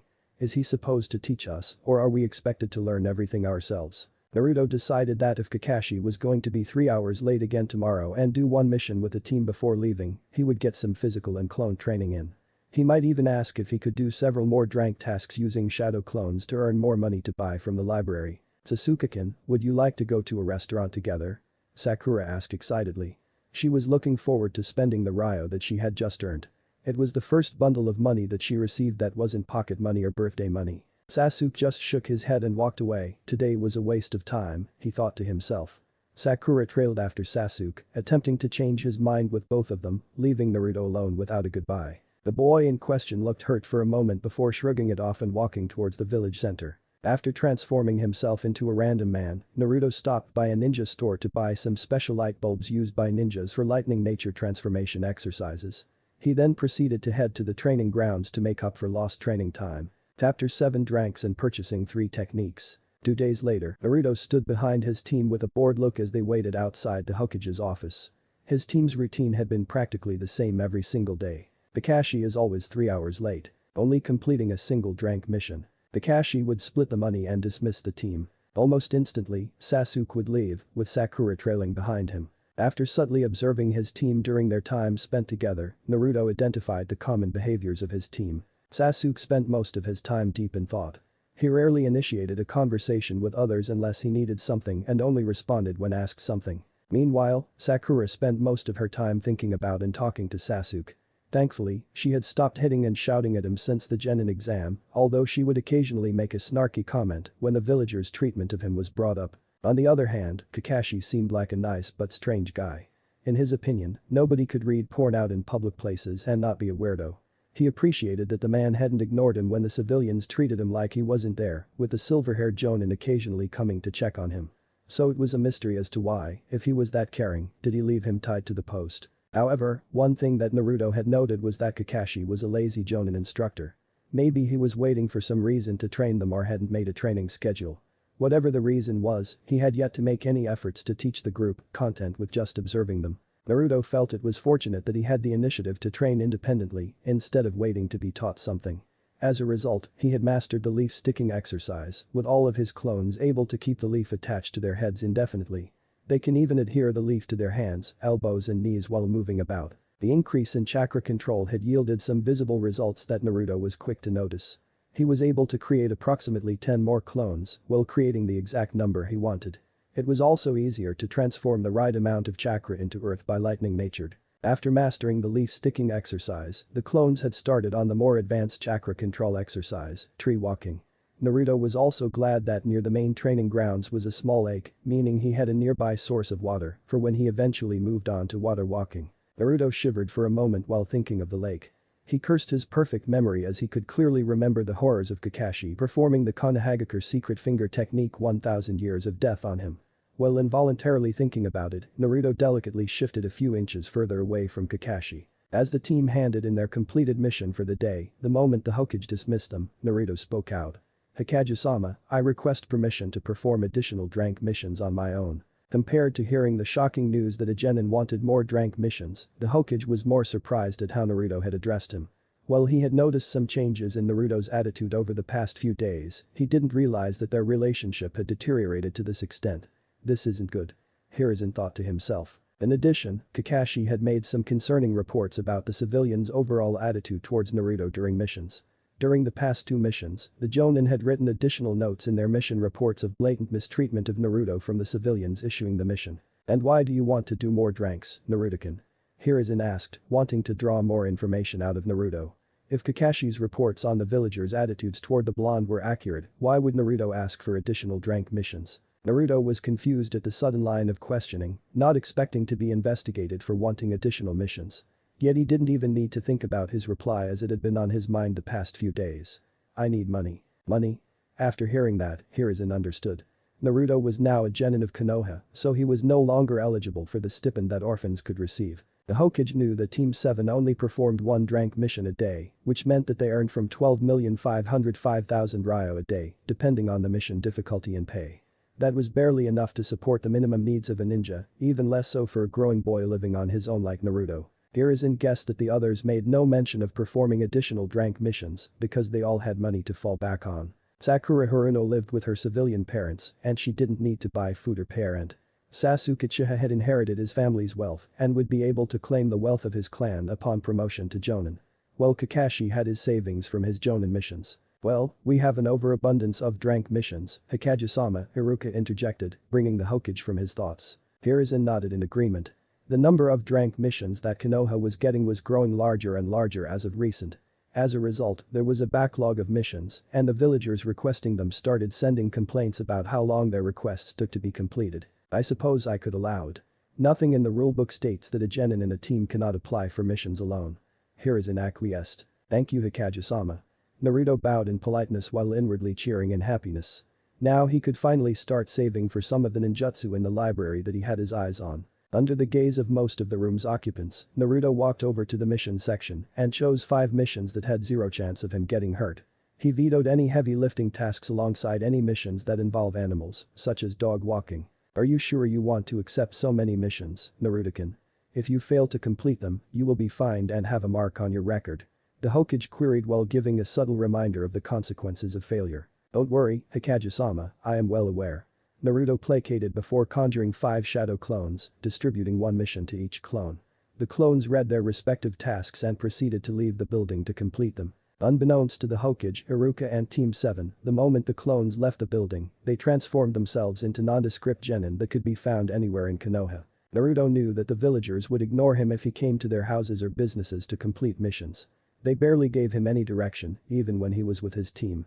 If he went alone, they might decline him, forcing him to hand the mission back. Thankfully, it was pretty easy to fool the civilians with a simple transformation because most didn't have a shred of ninja training. The main Naruto stood in the room with the still shocked occupants and tilted his head, wondering why everyone was staring at him. "What? Shadow clones? I see. If Naruto-kun continues to send clones to do missions, maybe we will be able to get rid of this backlog and I won't have to deal with the annoying civilian complaints." Hiruzen thought in glee, happy that his paperwork would be reduced in the future. Kakashi then led the team away, leaving the Hokage and his aides. Hiruzen had a thoughtful look, pondering over everything he had noticed about Naruto's change in attitude. Kakashi had reported that Naruto, while aware of the unfairness he was receiving, wasn't showing any resentment towards the villagers for his mistreatment. However, after reading the rather detailed reports, Hiruzen wouldn't be surprised if he did. But suddenly, Naruto developed an inexplicable resentment towards him.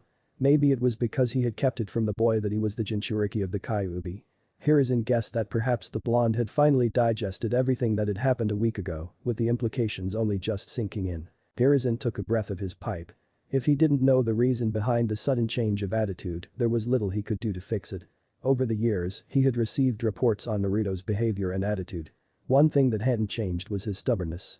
The boy wouldn't forgive him unless he understood and apologized for what he did wrong. Plunk the Hokage was distracted from his thoughts as one of his assistants suddenly placed a large stack of paper in front of him. Hiruzen inwardly cursed Minato for leaving him with the burden of being Hokage with the endless paperwork. Maybe it's time to start considering a new successor. He thought to himself as he started on his new workload. Over the course of the next 2 weeks, Naruto's clones had been reporting to the missions office, submitting their completed tasks before leaving with another one. Naruto reached into his pocket and pulled Gamachan out. Gamachan was so full that he couldn't eat anymore, and the rest of the Ryo had to be stored at home thanks to the constant missions. Speaking of drank missions, Naruto was surprised at the large number and wide variety.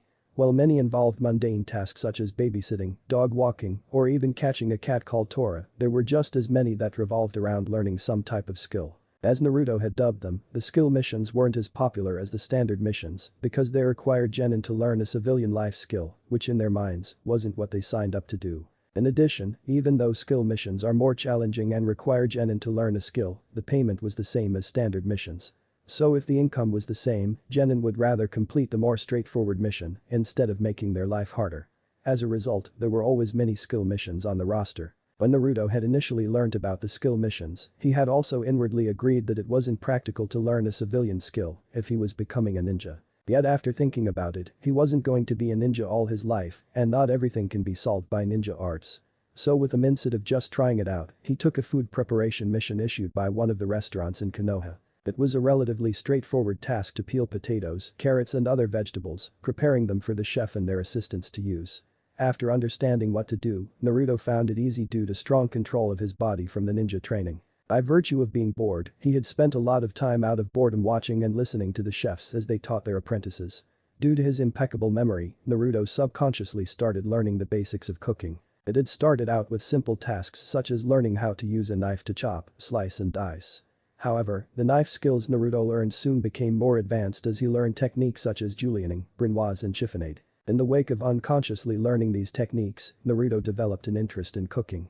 The only thing he ate at home was instant ramen because it was cheap tasty food.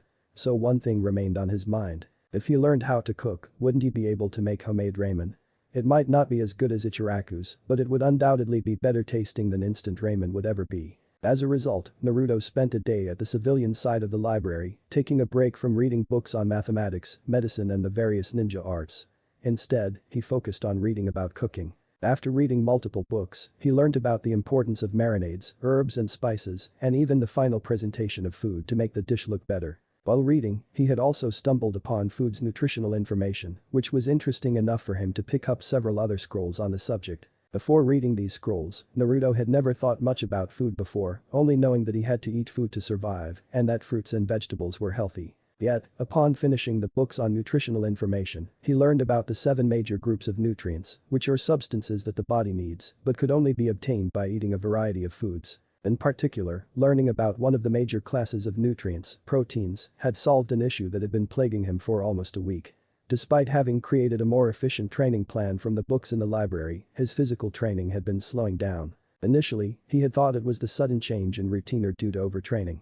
Yet even after returning to the original exercise regime or taking a day's break, his progress had practically stagnated. Upon learning about the nutritional information of food, such as proteins, Naruto concluded that he wasn't getting enough protein in his diet, which consisted of mostly ramen. Even when he splurged some days and ate multiple bowls of instant chicken ramen, he had consumed nowhere near the required amount of protein to build muscle, even more so for a growing boy like him. At that point, Naruto had finally taken one of the lessons his mother had set to heart. Don't be a fussy eater. If he wasn't willing to eat anything but ramen, didn't that make him the fussy eater that his mother said? As a result, Naruto spent the rest of the day learning different cooking techniques, recipes and the nutritional information of different foods, such as red meats, white meats, fish, vegetables, fruit and other processed goods such as flour. In addition, he took kitchen missions more often, paying apt attention to everything the chefs were doing, secretly stealing their techniques to make his food taste better. After almost 2 weeks of learning, Naruto didn't consider himself a master chef, but he could cook tasty food that wasn't ramen. Because he changed what food he purchased, his food expenses did increase quite a lot. However, he was once again making rapid progress in his physical training, and he wasn't always hungry between meals, so the blonde accepted the small downside. Yet, even after knowing that ramen wasn't healthy, Naruto couldn't cut it out of his diet completely. Every time he ate it, he remembered the kindness of Tucci and Aim, with them giving him a bowl of ramen, even though he couldn't afford it. So he made sure that he would only eat homemade or Ichiraku ramen whenever he felt a craving. After learning about cooking from drank food preparation missions, Naruto told his clones to focus on the other drank tasks that contained life skills. As long as the task had some sort of skill requirement, Naruto took it. His clones had accepted several drank missions from the local pharmacies in Konoha, putting some of the medical knowledge he had learnt in the library to practical use. He learned how to differentiate between different medical plants while also learning to harvest the plants himself. In the meantime, he had also picked up on herbal salve recipes for injuries, chakra exhaustion and cold and flu. Naruto considered himself to always have a small green thumb, so he was excited when he saw the gardening missions. He had several potted plants that he had been raising even during the academy, although he now knew them to be weeds. Therefore, Naruto learned all about taking care of and identifying different varieties of plants. He had also bought some spice plants such as basil, chives, thyme and mint. Eventually, he hoped to expand his small garden, maybe planting some of the medicinal herbs he knew of from studying medicine. With his eyes opened by the existence of drank skill missions, Naruto didn't understand why ninjas hated them so much. While he didn't exactly enjoy catching the demon cat Tora with his team or any drank missions where he had to deal with the villagers, assignments such as working at the drugstore were exciting. Naruto had no doubt that he would thank himself for spending the time to learn how to cook or plant and utilize multiple medicinal herbs and spices one day. While thinking about what he had learnt over the past 2 weeks of drank missions, Naruto walked out of the library with a drank and 2 crank techniques in his hand. The drank technique was the shunshin. It allowed a ninja to travel between 2 points at an almost untraceable speed while using a puff of smoke to disguise their movements. After reading its description, Naruto realized that this was the technique that Kakashi would use whenever he would suddenly appear in front of them. The crank techniques were earth release techniques. Although splitting his nature transformation clones into 2 groups that studied earth and lightning had resulted in his progress speed reducing, he was still advanced enough to learn crank techniques. The first earth technique was a defensive technique called earth release earth shore return. It involved the user slamming their hands on the floor to flip a giant wall of earth in front of the user, durable enough to withstand crank techniques. The second earth technique was a supplementary by reconnaissance technique called earth release hiding like a mole. Upon usage, the earth around the user would turn into fine sand, which they could dig up to 40 meters deep. They could sense their position and what was happening on the surface using magnetic forces. Naruto smiled at his choice of techniques. Initially, he was hoping to get an offensive technique, however, there weren't many good offensive earth-style techniques. On the other hand, there weren't many lightning techniques in Konoha, although there was a brank technique that he had his eyes on when he saved up enough Ryo. In any case, speed, defensive and escaping by hiding techniques were just as, if not more useful than any offensive technique he could have purchased. You couldn't attack the enemies if you were dead after all. After looking down at the scrolls, Naruto moved towards training ground 7 to learn them as fast as possible. Chapter 8 Learning the first 3 techniques in Kenjutsu. By the time Naruto reached the training grounds, he was so giddy that he was unable to wait anymore. There was something about learning ninjutsu that he couldn't get enough of. He supposed it was because, in his opinion, it was the most diverse ninja art. It enamored him that just changing the hand seals used or altering the molding of chakra could cause such drastic changes to the type, size, shape, and power of the resulting technique. Naruto first picked up the Shunshin technique purely because it was the easiest to learn, while also being the most useful to his current situation. All of the missions he was performing were based in Konohagakure or surrounding areas, which meant there was zero chance of fighting. In addition, Kakashi had yet to start any sparring or training. However, he occasionally pulled the team to the training grounds to teach them various formations and teamwork exercises. Therefore, the Shunshin was probably the most practical technique out of the 3 at the moment. It would allow him, including his clones, to reach their destinations quicker, which meant he could perform more drank missions in a day. After reading the description, hand seals, uses, and the limitations of the Shunshin, Naruto summarized it. The method to perform the Shunshin was simple. All you had to do was hold your hands in a tiger seal while envisioning where you wanted to be. This will result in chakra flooding every cell for an instant, allowing the user to move much faster than at normal speeds. One of the other notes had stated that the Shunshin wasn't particularly suited for very long-distance travel. This is because the high concentration of chakra that the user puts into their muscles, especially the legs, results in the muscles wearing down at a quicker rate. If the Shunshin technique is overused, it can result in muscle damage and nerve damage in more severe cases. However, this can be mitigated by having stronger leg muscles that can take the same amount of chakra without feeling any strain. After thoroughly reading the scroll, Naruto stood up and held his hands in a tiger seal, closing his eyes. He visualized himself standing on a tree branch approximately 100 meters away. Chakra quickly filled his body, saturating his muscles before he vanished from the spot in a puff of smoke before slamming into a nearby tree. Ah! Naruto screamed in pain as he dislodged himself from the tree, revealing a bloodied face. Even though his body was filled with chakra which stopped some of the pain, it still hurt like hell. However, it didn't take long for his natural regeneration to kick in, stopping his nose from bleeding. In the meantime, Naruto gingerly rubbed the injured areas on his face while wiping the blood from his nose with his sleeve. Maybe it would be better to avoid an area filled with obstacles at the start, Naruto thought to himself. Slamming into a tree at extremely high speeds wasn't something he wanted to experience often. He figured he would start in a field until he grew used to the technique. The moment Naruto stopped feeling any sort of pain, he walked to an open area before trying again. This time he visualized himself appearing in the middle of the field before vanishing, almost instantly reappearing in the field. Naruto looked down, comparing where he visualized himself to where he ended up. It seems that I am 20 meters away from where I wanted to be. God, I am glad I didn't try on trees again. He guessed that if he continued to practice in the forest, he would be hitting a lot more trees and branches. The blonde-haired boy continued to attempt the technique, slowly growing more adept as he moved close and closer to his desired location. After every failure, he would stop and analyze why he failed before trying again. It was a thought process that he had learned from studying mathematics, which he had started to apply to all manners of training. Rather than the instinctive learning that he used to use, Naruto found that he progressed much faster if he had a specific direction to work in. It was much easier to correct his mistakes if he had an idea of what his mistakes were. Rather than blindly repeating the same action continually in an attempt to progress, if he guessed by analyzed where he made a mistake in a step, he could focus on that specific area. After performing the Shunshin 10 times, Naruto laid down and curled into himself on the grass, holding his stomach. The technique notes also mentioned that using Shunshin too many times in succession would cause the user to feel nauseous due to the excessive high-speed movement, and they may end up vomiting. Since he had learned the Shunshin technique and was able to use it to the most basic level of proficiency, Naruto decided to create shadow clones to continue training. He hoped that after a few days of training, he would be able to use the Shunshin to move precisely where he wanted to. Naruto knew that he had more chakra than most shinobi in Konohagakure because of his Uzumaki lineage. Hence the main limitation of the technique was the nausea he felt, the tunnel vision he experienced, and the strain on his leg muscles. After his stomach felt better, Naruto pulled out a scroll containing the following technique he was interested in. Earth Release Earth Shore Return, a crank defensive. The principle of this technique was for the user to channel earth chakra into both hands before slamming them onto the ground. If this is performed correctly, upon making contact with the ground, a section of the earth is ripped up and leveraged into a wall. Naruto stood up after reading the essence of the technique and channeled his hands with earth chakra before banging them hard on the floor. The expected wall did not emerge from the ground. In fact, the only thing that emerged was a sharp stinging sensation originating from his fingers. The pain transmitted from his hand had rapidly grown to the point of making Naruto involuntarily tear up before crying out in pain. The blonde vigorously shook his hands in the air as hard as he could in an attempt to rid them of the pain he was experiencing. Naruto knew that learning ninjutsu wasn't as easy as he thought it would be, but he didn't expect a first attempt at every technique to harm himself.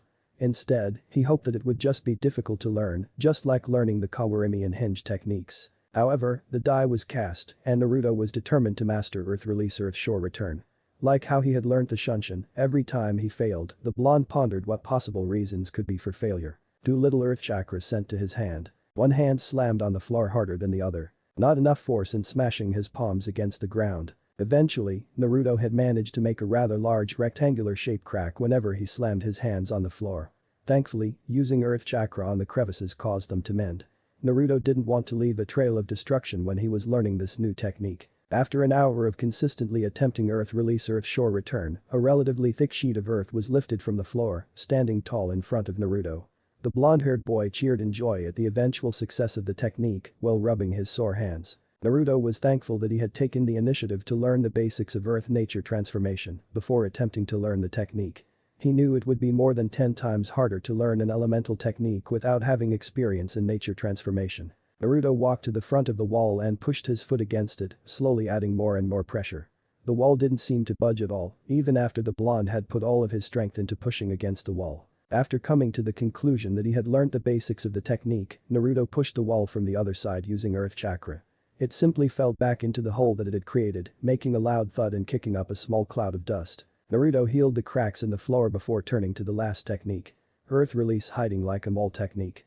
This was undoubtedly the most dangerous technique out of the ones he had purchased.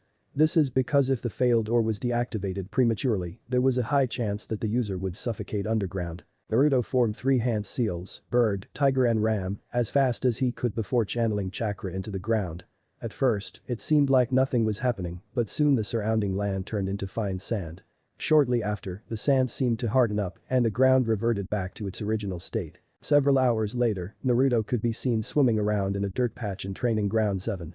The sand behind him quickly reverted to solid ground whenever he moved forward, with only the earth in direct contact with Naruto changing into sand. Plowing through the ground was a novel experience for Naruto, as he could safely say that he had never felt anything like it before.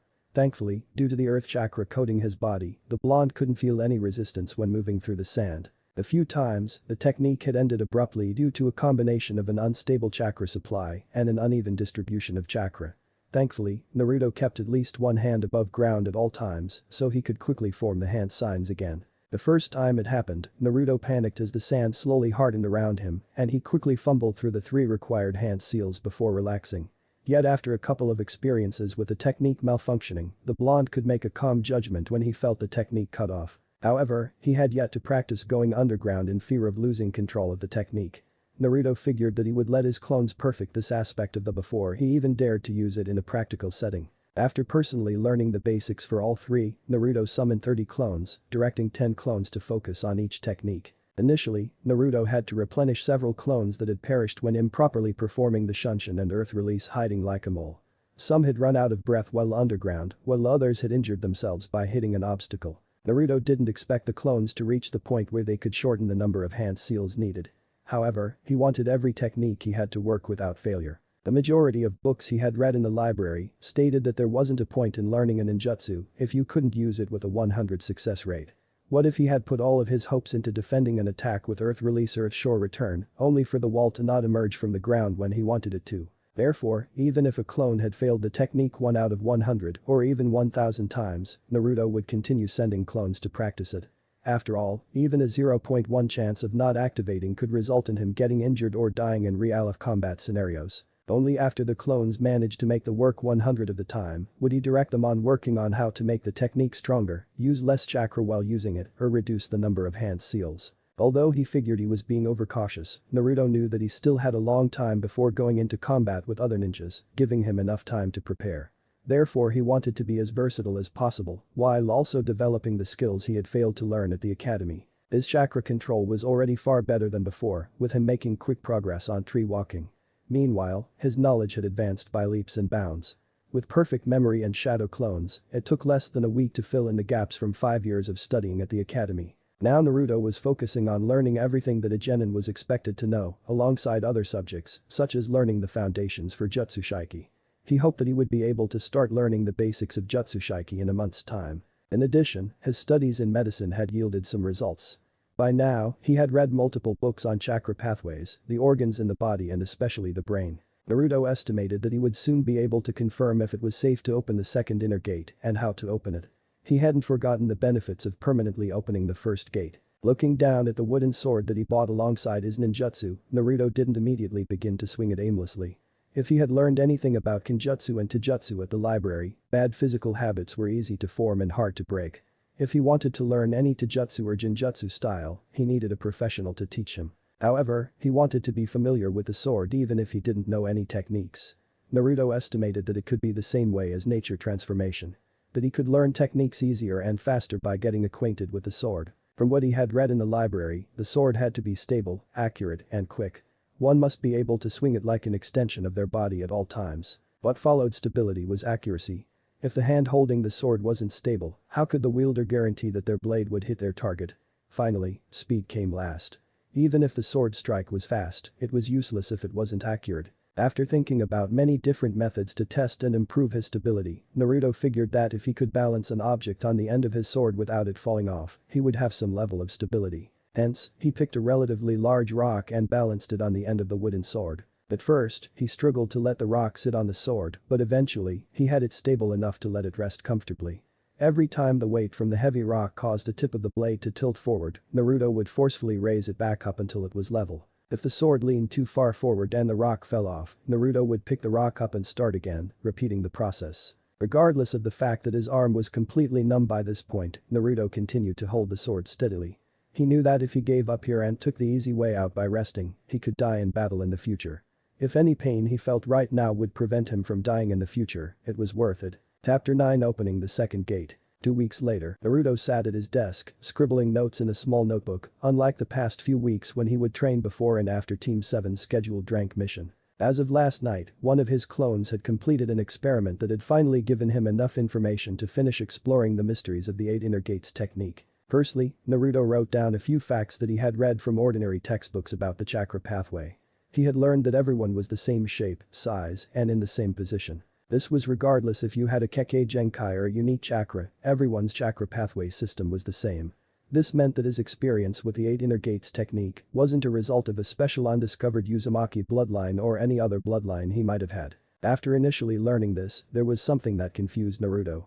He was sure that there had to have been some experiments conducted on the 8 gates, and that there was no doubt that one of the experiments would have involved slowly infusing chakra into the gate. Yet why was the forbidden technique still relevant if they had discovered such a way of opening the gates? Although he suspected that there were, Naruto couldn't find if there had already been experiments conducted on the 8 Inner Gates technique or not. After all, even though he had access to many medical texts as a genin, the blonde figured that experiment reports on a forbidden technique wouldn't be displayed in the library. Though he did look for them. In the end, Naruto could only rummage through his memories of opening the first gate with a more analytical mind, attempting to discover if there were any additional factors in his success in opening the first gate. Despite the negative feelings that accompanied it, Naruto reflected on his experience when he was tied to the log in the training grounds. Upon reviewing the same memory multiple times, the blonde realized that nothing happened initially when he was pushing chakra against the. However, after recalling even more carefully about the moment he had opened the gate, Naruto noticed that a very small part of it seemed to open up, allowing a strand of chakra to enter. Once he had discovered this, Naruto was ecstatic as he remembered exactly where his chakra had first entered the first inner gate. Yet after he closed his eyes and visualized the second gate and attempted to slowly push chakra into the same spot, there was no response. Maybe the spot is different. Desperate to confirm his hypothesis, Naruto created a clone and ordered it to verify the assumption that there was a specific spot on the by slowly yet thoroughly scanning it with its chakra, trying to find the weak spot. However, even though they are smaller than the tip of a needle, the space that the chakra had entered the first gate was much smaller than that. Therefore, even though the clone was scanning them for several hours that day, they couldn't find the presence of any weak spots. In fact, the clone didn't even manage to explore 1/100th of the gate before Naruto returned home from training. As a result, in the morning of every day, Naruto created a new clone that would stay at his apartment and slowly study the gate with its chakra to identify if there was a location in which its chakra could enter easily. After 2 weeks of scanning the everyday, with him not even covering 1/10th of the surface of the in total, a clone had discovered that a very small part of it was slightly different from the rest. After thinking about the experience in opening the first gate, alongside determining the presence of the weak spot in the second gate, the clone concluded that there was an additional component in permanently opening the gate. The second component was the one he had initially concluded as the reason for the gate being opened permanently. The slow infusion of chakra. However, there was a first component, which was the spot of infusion in the. There was a tiny location on each that was like a lock to a door. Yet, this lock, as Naruto had dubbed it, wasn't in the same position for every gate. This meant that to permanently open the following gates, he had to slowly scour the closed door using his chakra, slowly finding the lock through trial and error. Naruto once again lamented how lucky he was to not only inadvertently discover the second component of opening the gate, but also the first component. However, even after coming to this conclusion, Naruto didn't know if there were any additional components that allowed him to open the first gate. Although there were no differences in the chakra pathway system, there were differences in chakra between ninja. What if because he was in Uzumaki or Jinchuriki, his chakra was different from the regular ninja, which resulted in some sort of mutation occurring? Naruto couldn't confirm any more details about opening the first gate with the limited knowledge that he was exposed to. However, he did make a mental note that once he found a specialist that he could trust, he would ask them about their opinion. In addition to finding out how to permanently open the gate, Naruto had also concluded why opening the gate through the lock had resulted in different abilities compared to using the forbidden technique. Firstly, the 8 inner gates technique relied on forcefully opening them by bombarding them with chakra and blasting them open. As they weren't opened the usual way, they would immediately close when chakra was removed from the gate. The first gate's description is that it unlocks the limit of the user's body by doing this, allowing the user to use 100 of their strength while suffering from muscular damage. Yet this didn't explain why opening the first gate using the forbidden technique resulted in a significant strain on the body. Naruto continued to study this problem until he stumbled upon a relatively obscure medical entry. The medical entry showed a patient that suffered from similar symptoms as a ninja would when opening the first gate. It was a case about how a civilian mother had lifted a bookshelf that she shouldn't have been able to raise to save her child. After learning about this and confirming with other medical texts that he had read on the topic, Naruto hypothesized that blasting the first inner gate with chakra did precisely that. The violent method of forcing the gate open resulted in the body releasing a stress response, removing its internal limiter, and allowing the user to use 100 of their strength. In addition, it wasn't opening the gate that caused a strain on the body, but the fact that the limiter was removed. This was also why most of the damage was in the muscles. They aren't meant to exert 100 of their strength. After logically writing all of his thoughts while being satisfied with the conclusions he drew, Naruto burned the book, destroying all of its contents about his research into the 8 inner gates technique. Naruto had no idea if someone would break into his house and inadvertently look at his research, which he considered to be a significant breakthrough in both the medical world and the ninja world. Even he had improved by leaps and bounds just by having the motivation and gaining the abilities provided by the first inner gate. Naruto couldn't imagine what it would be like with a whole platoon or army of ninjas who had permanently opened their gates. He would keep this technique to himself forever, especially until he had enough strength to defend himself in this dark cold world. After making sure that the book was nothing but ashes, Naruto washed the remains down the sink, hoping it didn't clog his pipes. He then sat cross-legged on his bed. Now that he had learned everything that he needed to, Naruto decided that he would open the second inner gate. Naruto envisioned the second inner gate, the gate of healing, located in the brain's right hemisphere. He then took a strand of chakra and gently pushed it against the lock of the closed. Like the first time around, Naruto initially felt like he was hitting a solid wall. However, after his chakra made contact with the lock, he felt a minuscule hole where his chakra was, allowing a strand to pass through. Naruto slowly pushed more and more chakra through the gate, widening the gap slowly but surely. However, unlike the first time he expanded the gate, which took a matter of minutes, the gate had barely expanded even after an hour. Was my idea wrong? Naruto thought to himself in disappointment. Initially, he was expecting the gate to open at the same rate as the first gate had done, with it opening and stabilizing within a matter of minutes. After guessing that he had made a mistake in his hypothesis, Naruto dropped intentionally, sending chakra to the gate. However, despite not deliberately sending chakra, there was still a tiny stream in his body that was involuntarily being molded, which moved towards the hole, slowly expanding it. Naruto watched in fascination as the chakra was molded and flowed in the gate at the perfect rate. No chakra was wasted, with the hole slowly widening. The blonde watched the speed at which the hole expanded, estimating that the gate would approximately take a month before it fully opened if it continued to grow at the same rate. 3 weeks later. By this point, Naruto had mastered the 2 crank earth techniques and the shunshin. He started to direct his clones to increase the versatility of the by attempting different applications. For example, for Earth-style Earth Shore return, Naruto directed the clone to attempt to make the wall emerge from the ground quicker by changing the amount of Earth chakra used or the amount of force used to smash the floor. Or to test if it was possible to use one's feet to perform the technique using the same principles as using their hands. The other 2 techniques were simpler to improve. Naruto ordered the Earth-style hiding like a mole technique clone to start moving through the ground quicker while focusing more on the magnetic forces to get a clearer picture of what was happening on the surface. While the shunshin was the most straightforward technique to improve. The clones increased the distance traveled while maintaining its accuracy. He had also started attempting to reach different heights by visualizing himself on top of trees. Naruto had also mastered tree walking, taking it to the same extremes as the leaf sticking exercise. After being able to stick to the tree indefinitely, his clones combined it with a leaf sticking exercise to make it even more difficult. This resulted in molding 2 different amounts of chakra, sending a smaller stream to the forehead while larger to his feet. Naruto directed the clones to start water walking on the lake after mastering the tree walking. Using their previous experience from tree walking, they quickly deduced that the next step was different because water had a different surface tension compared to trees. In addition, water, unlike the solid surfaces he was used to walking on, was a fluid.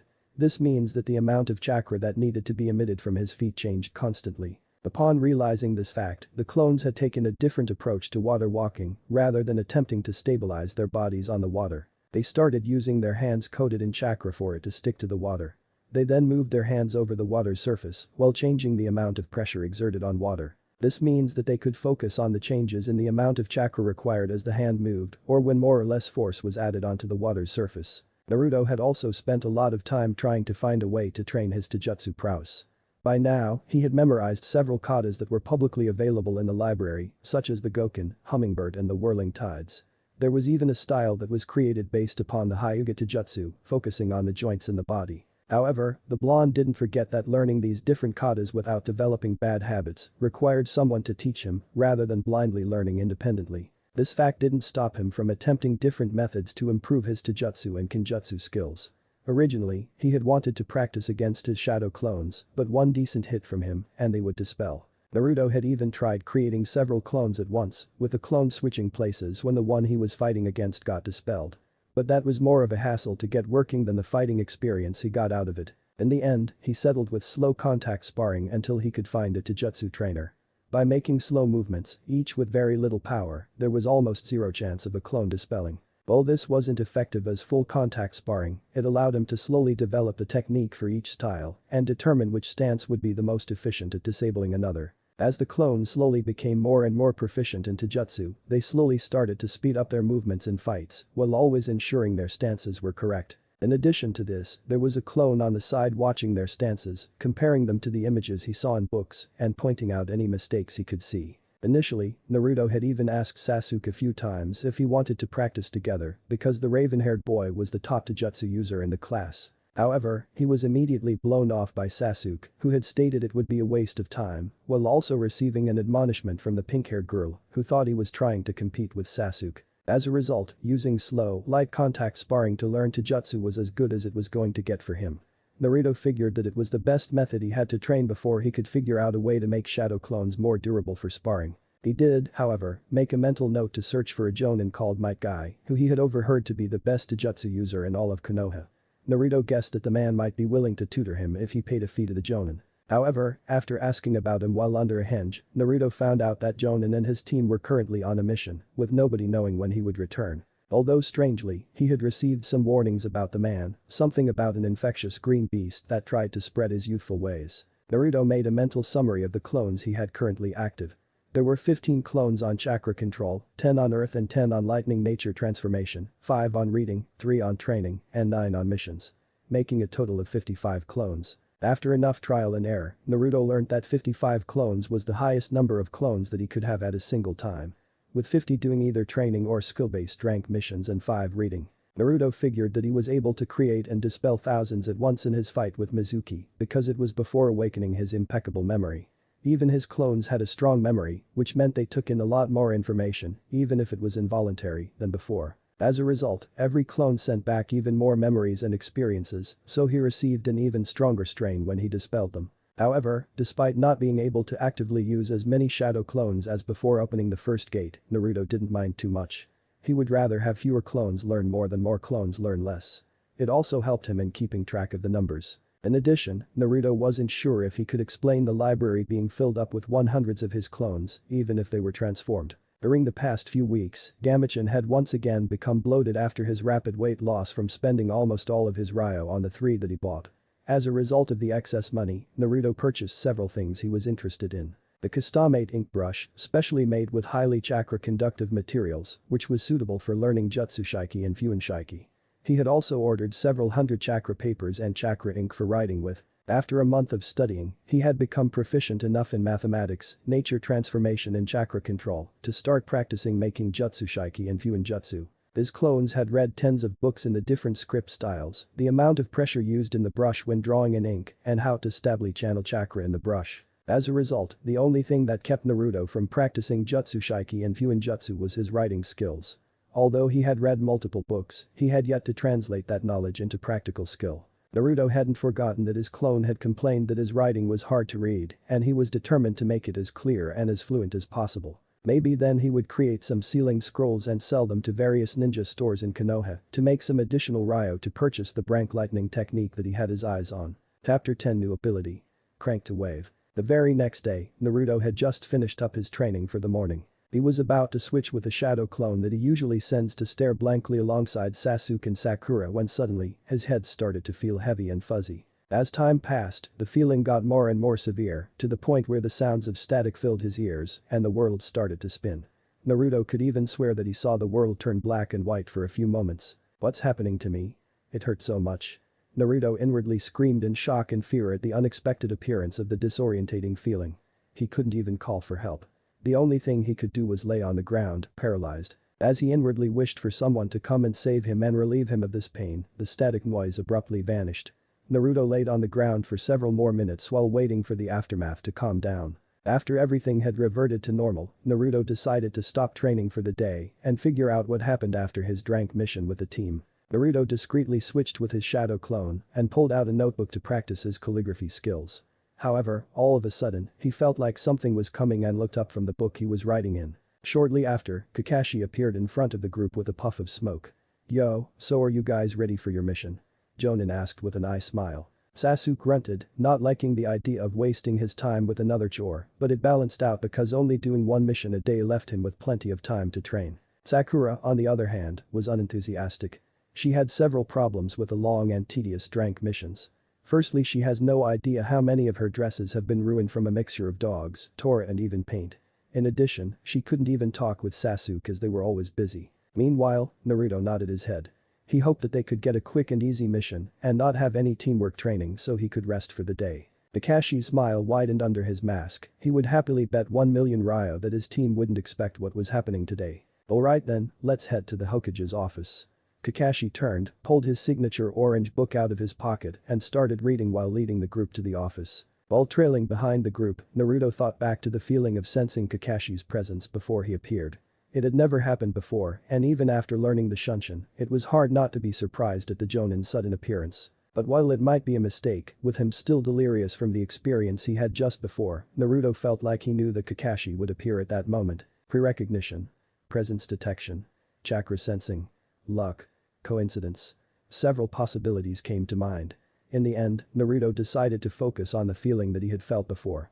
Maybe he could replicate what had just happened. Naruto closed his eyes, thinking hard about the previous feeling, while his body automatically carried him to the Hokage's office. Suddenly, the world around him turned black and white, with him being able to sense the presence of everything around him.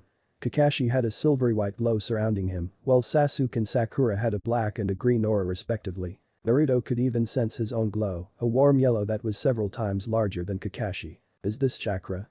Naruto thought in disbelief. He had never been able to sense the chakra of others before, not for lack of trying. All ninjas in training went through a short course in their third year at the academy to determine if they had the capabilities of a sensor ninja. At that time, Naruto had failed the test, with him being sad that he didn't have an ability that allowed him to stand out from the rest of his peers. Naruto didn't know what had changed since then. He had never attempted to sense the chakra of others again after being told it was practically impossible. However, Naruto knew precisely what his chakra felt and looked like from the constant internal visualization of the gates he did. It was exactly the same as what he had just sensed. When suddenly, everything clicked. The second inner gate. After this thought came to mind, Naruto visualized the second gate and sure enough, it was completely open, glowing a vibrant yellow. So the gate of healing gave me the ability to sense chakra in a 100-meter radius. Naruto concluded after examining how far he could sense. While it was strange that the gate of healing gave sensory capabilities given its name, the blonde figured it had something to do with the gate being in the right hemisphere of the brain. Beyond the 100-meter wall, all Naruto could feel was darkness. However, he could faintly feel the wall slowly widen, which gave him the idea that his chakra sensing capabilities would increase with time or practice or both. At the same time, Naruto had also learned why Irika-sensei was able to find him so fast whenever he pulled a prank, despite him being able to hide from several Chunin-level shinobi. It was because his chakra was so vast and bountiful. In the past, Irika-sensei had mentioned in class that he had a weak chakra sensing talent. Therefore, even if Naruto was hiding behind a wall, Iruka could probably clearly sense his presence, easily distinguishing his large chakra reserves from any other shinobi in Konoha. However, Naruto didn't know too much about the ability to sense chakra and wasn't sure if his ability was chakra sensing or if the ability to sense chakra was only part of his ability. The genin figured that he would investigate his newfound ability in more detail in the coming days, so he didn't make any conclusions as to what the limits and functions of this new ability were. While examining his new ability, the group had finally made it to the Hokage's tower. The sudden appearance of another large chakra signature in his sensing area caused Naruto to open his eyes. While standing patiently with his team, Naruto was hoping for an easy, quick mission so that he could continue exploring the new talent he had just awakened. However, as always, life doesn't go the way Naruto wanted it.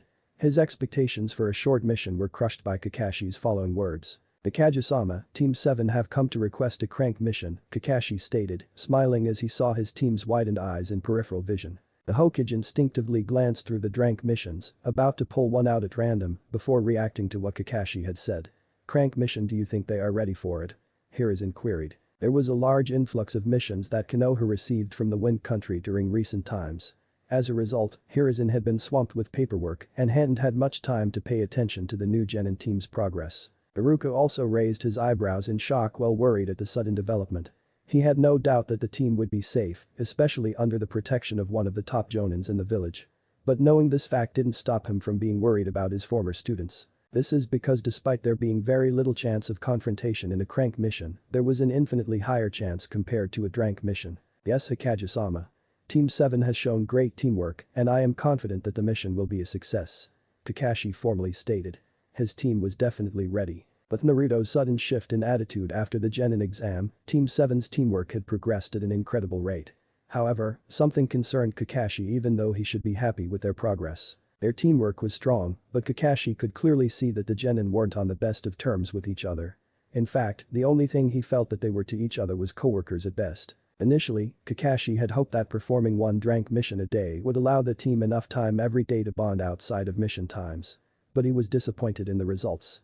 Upon dismissal, the team would immediately part ways. Sasuke would only talk when he needed something or when he was spoken to. But even then, very few words left his mouth, only grunts of acknowledgement or disapproval. Sakura spent most of her time frowning on Sasuke when she wasn't working while ignoring Naruto and taking the blonde's help during missions for granted whenever she was behind. Meanwhile, Naruto's attitude was the one that shocked him the most.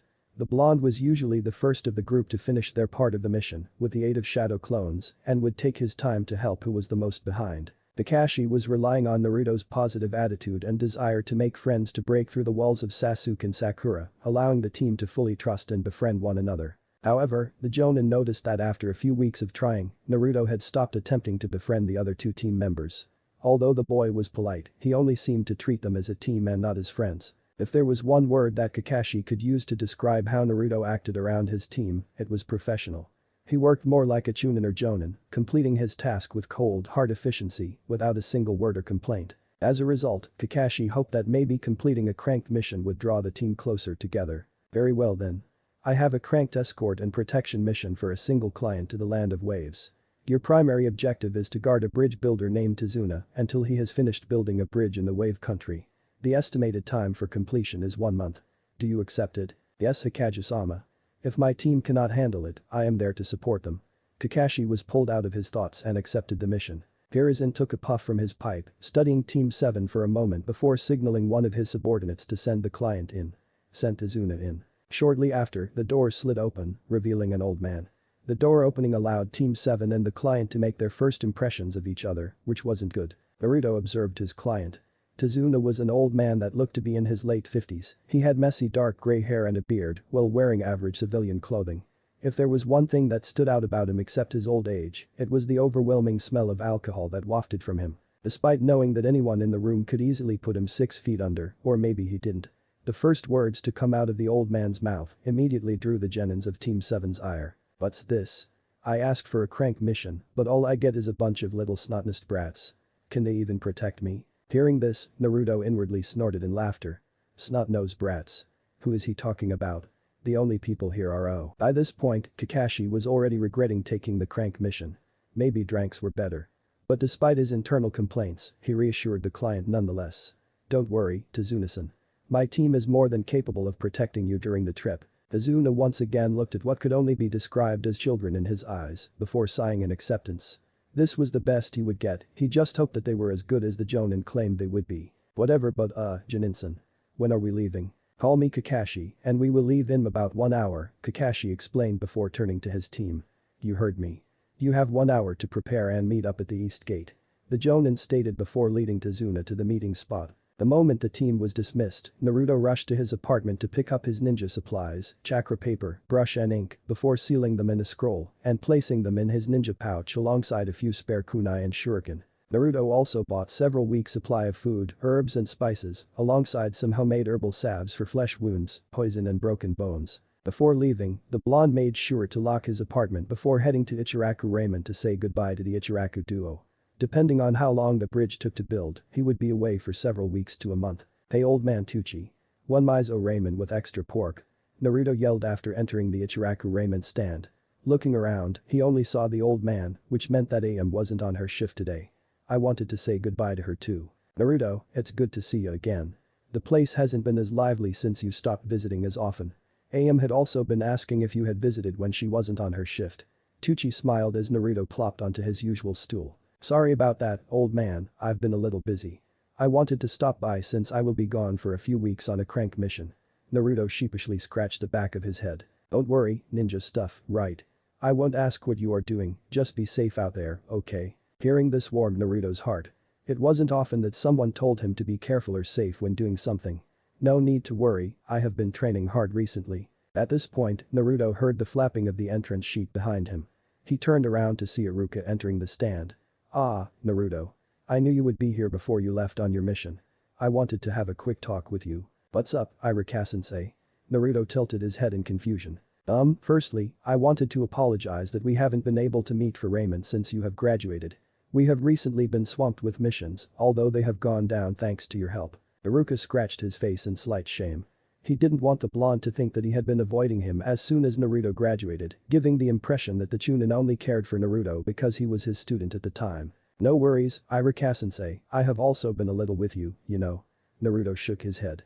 He had also avoided talking to Iruka while he sorted through his emotions. "Yeah, I noticed that you seemed a little off recently. I thought you were upset because maybe you felt like I was ignoring you recently or something." "No, I wasn't angry about that.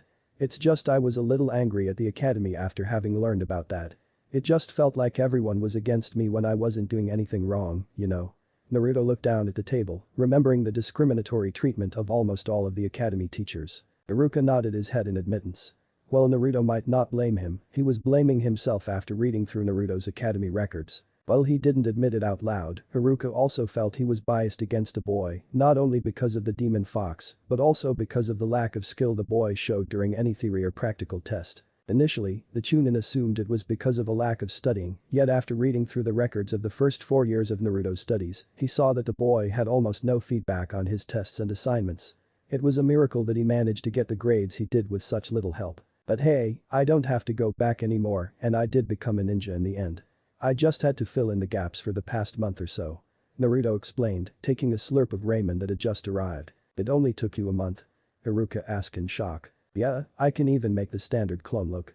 Naruto flipped through 3 hand seals before a standard illusionary clone appeared beside him. "See?" Iruka moved his hand through the clone in disbelief. It wasn't a shadow clone.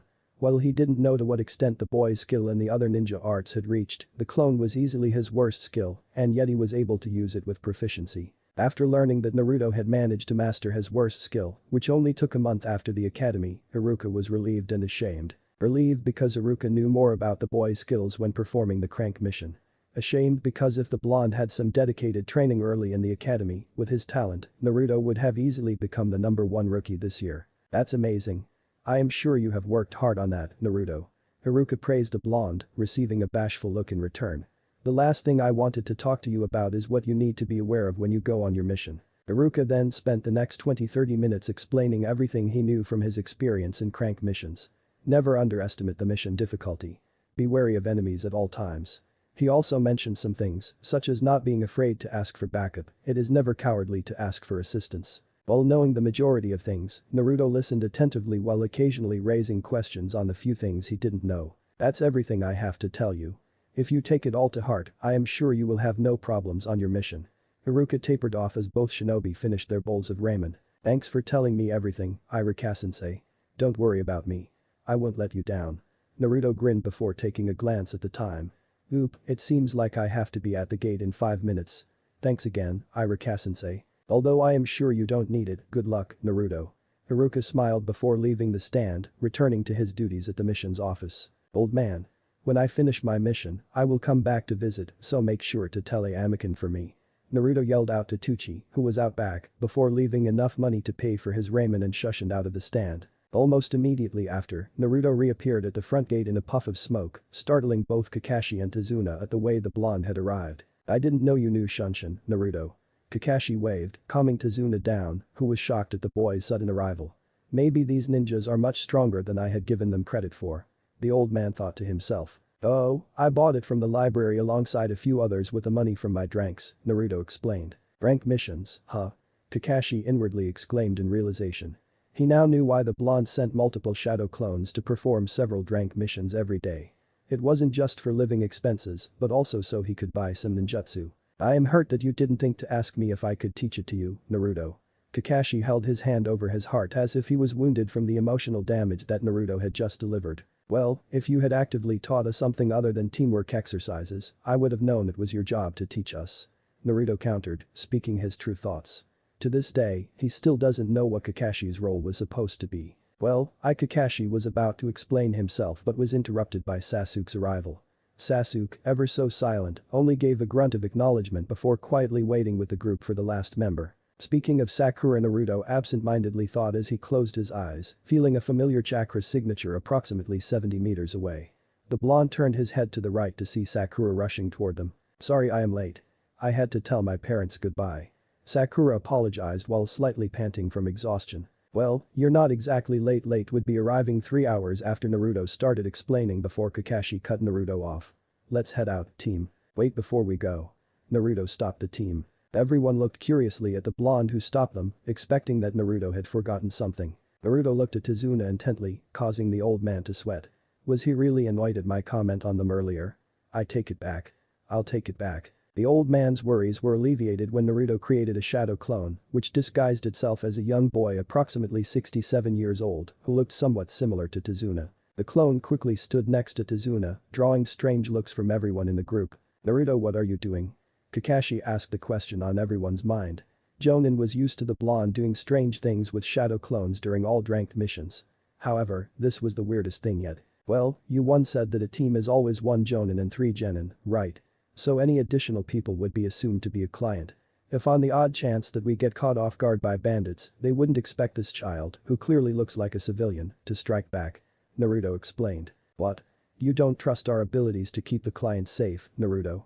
Sakura had a tick mark that rapidly grew as she listened to Naruto, who was clearly embarrassing her and Sasuke in front of the client. Naruto shook his head in denial while having a confused look. I am not saying anything about our abilities to protect the client. It just acts as an additional layer of protection. If there was one thing that he had taken from Iruka's lecture, you shouldn't underestimate any mission. If you conserve your skills because you expect your opponent to be weaker than they should, you would most likely perish if they are stronger than you expect. Surprising Sakura and Sasuke, Kakashi nodded his head in agreement. That's very smart of you, Naruto. I can guarantee that unless they have a sensor, which is highly unlikely, they will never expect a nearby child to counterattack. Sakura grumbled at their teacher agreeing with Naruto, while Sasuke didn't care. Although he was confused at Naruto's sudden show of insight, the Uchiha knew that the blonde was full of tricks despite his appearance. He wouldn't put it past the boy to make such a trap. Meanwhile, Tazuna felt even safer than before. The old man was starting to think that he had made the right decision to hire Konoha ninja to protect him if this was the level of detail he was receiving. Right, well then. Let's head off to the waves. Kakashi said a second time, hoping that he wouldn't be interrupted again. Chapter 11 Encountering Ninja on the Road. The moment Team 7, alongside Tazuna, stepped outside the village gates, Naruto subconsciously relaxed slightly. It wasn't because he underestimated the mission, as Iruka had just given him a lecture on that very topic. Instead, it was more because he had never left the village before. Naruto guessed that nobody outside Konoha knew of him and the burden that he held. As a result, anyone he encounters wouldn't just stare through him like the civilians in Konoha do. But instead, treat him like he had always wanted to be treated, as a human being. The group walked down the dusty path with Naruto in front, Sakura on the left, Sasuke on the right, while Kakashi was trailing behind, his head buried in his orange book. Naruto was glad that he was in front, as he could freely experiment with his new ability and not be scolded by his team or client for closing his eyes during a mission. The blonde entered his newly dubbed awareness mode, although he figured he could later come up with a better name. The genin figured that since this new ability allowed him to sense chakra, even if he was closing his eyes, he wouldn't be caught off guard as long as he was alert when he felt a chakra signature that wasn't his team or client. Maybe he could learn some new things about this ability he had just woken in the meantime. Naruto had very little knowledge of what natural chakra sensors were and what they could do, but he at least knew the basics. Sensors molded their chakra into sensory mode chakra, which allowed the user to detect other people's chakra and whether they were lying. Yet, even this small piece of information allowed Naruto to determine that his ability wasn't as simple as chakra sensing. The main reason was that his chakra wasn't being molded into sensory mode chakra, instead, there was no chakra involuntarily being molded at all. In addition to this, Naruto knew that his kunai and nearby rocks didn't have a shred of chakra, yet he was still able to sense their existence and position. If anything, it reminds me of the Byakugan. Naruto thought of the Hyuga clan. It allowed the user to have a 360 degrees field of view, monitoring anything and everything within the user's range. However, there was very little information he could find stored in the library about Kekkei Genkai found in Konoha, so it was hard to make a comparison if he didn't know what exactly the Byakugan was capable of. Naruto figured that they didn't want their weaknesses and abilities to be easily accessible to anyone, instead, they preferred to keep them as clan secrets. While Naruto was testing his new ability and drawing comparisons to already existing abilities, Sakura, who was bored, started asking Tazuna questions to alleviate her boredom. Tazuna-san, you're from a wave country, right? Why did you ask a ninja from Konoha to help protect you? Do you not have any ninjas in your own village to help?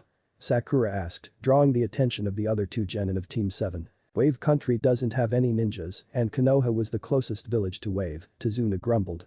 If they had ninjas, there was no doubt that they wouldn't be in this situation. Don't worry, Sakura. There isn't any ninja combat on a crank mission.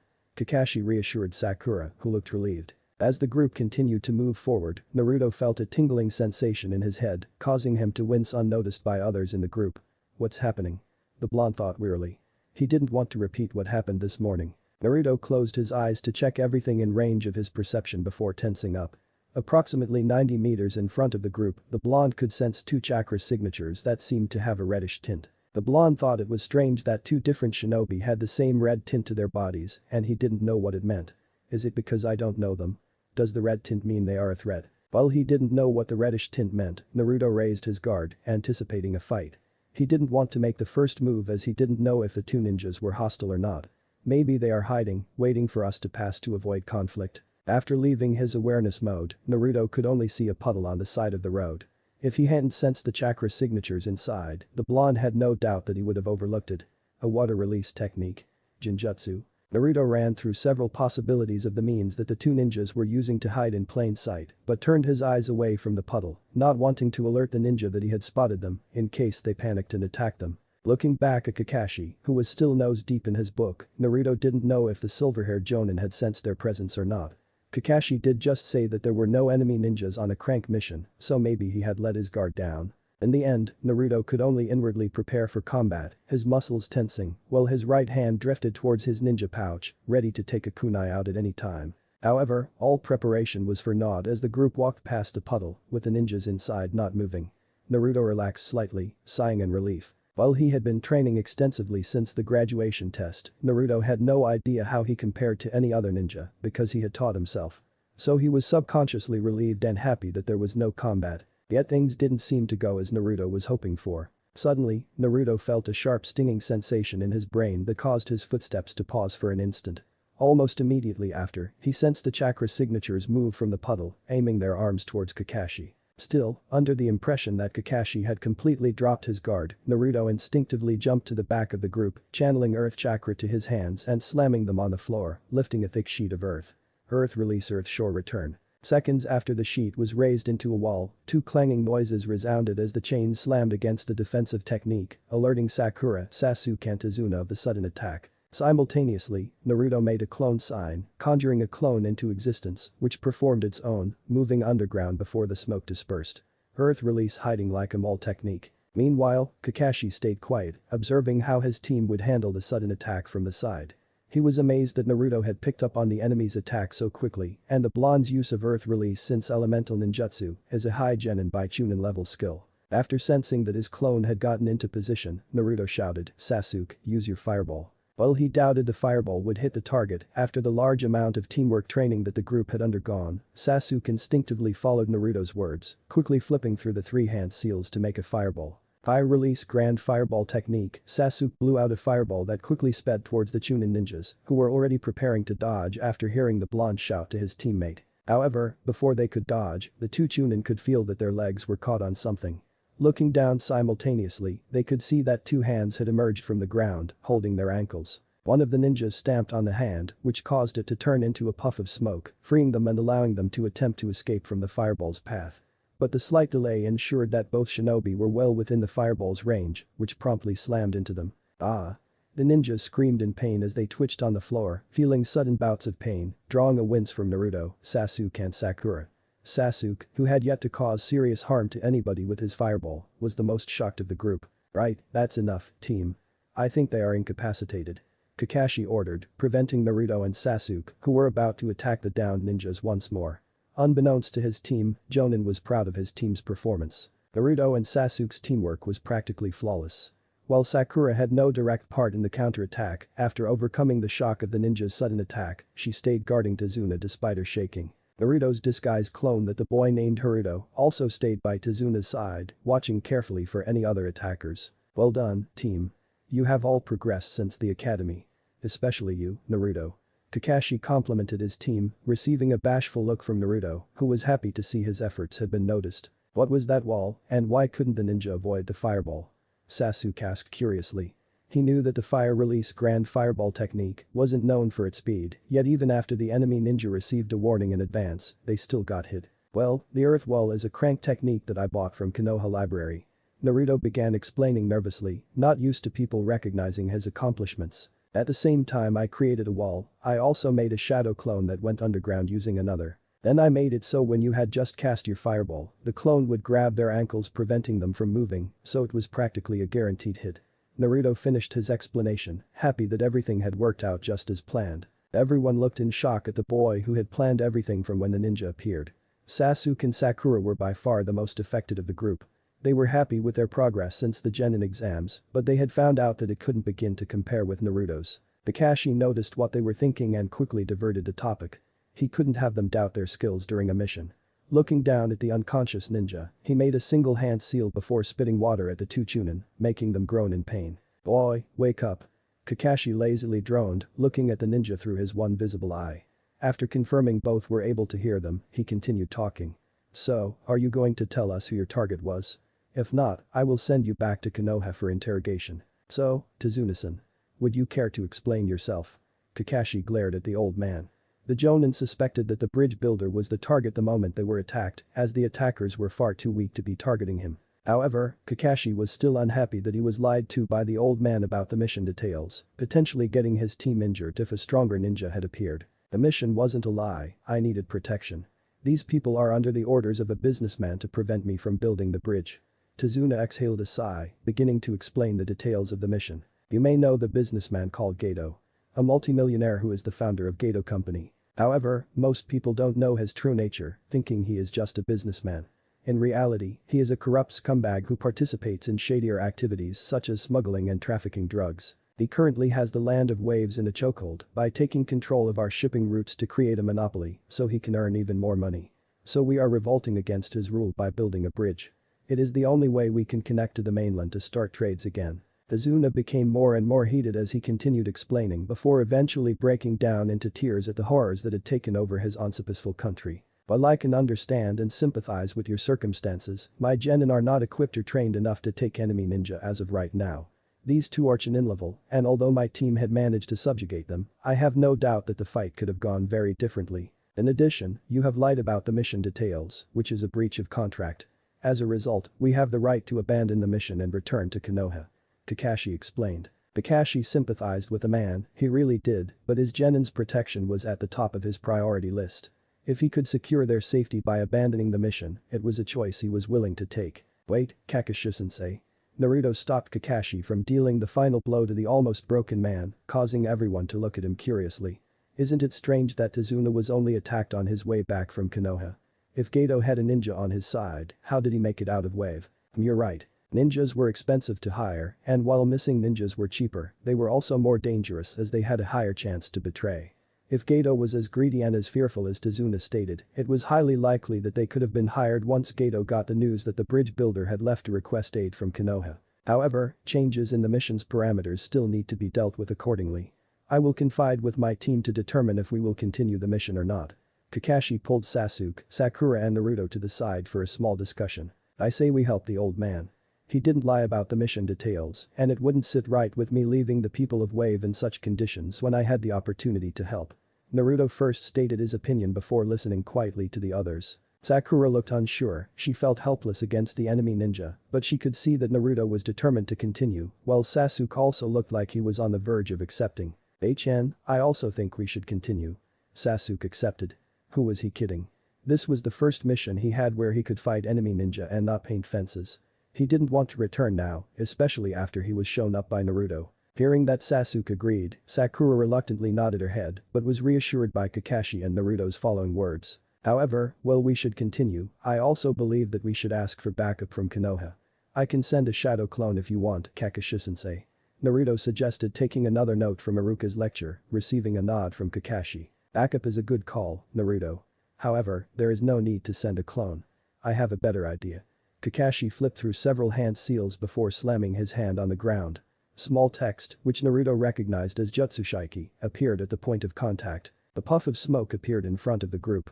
As it is Akin, I want you to take this scroll to the Hokage's office as fast as possible, Kakashi ordered, strapping a scroll onto Pakin's back, who quickly scampered off to Konoha. Kakashi and the group returned to Tazuna, who was anticipating and dreading the upcoming words. We will proceed as usual and have also called for assistance. However, because the mission parameters have changed to a rank, the remuneration you need to pay after completion will also change accordingly.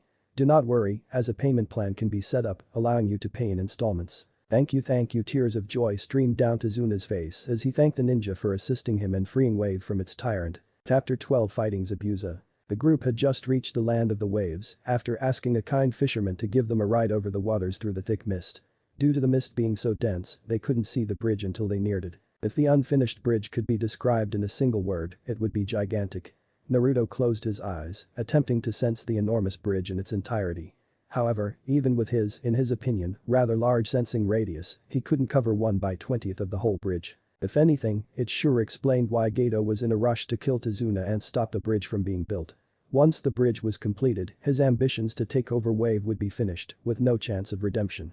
After getting off the small boat, the group thanked the fisherman who had given them the ride across the waters and set foot on the land where waves of trouble were stirring. It seems like there were only those two ninjas, huh?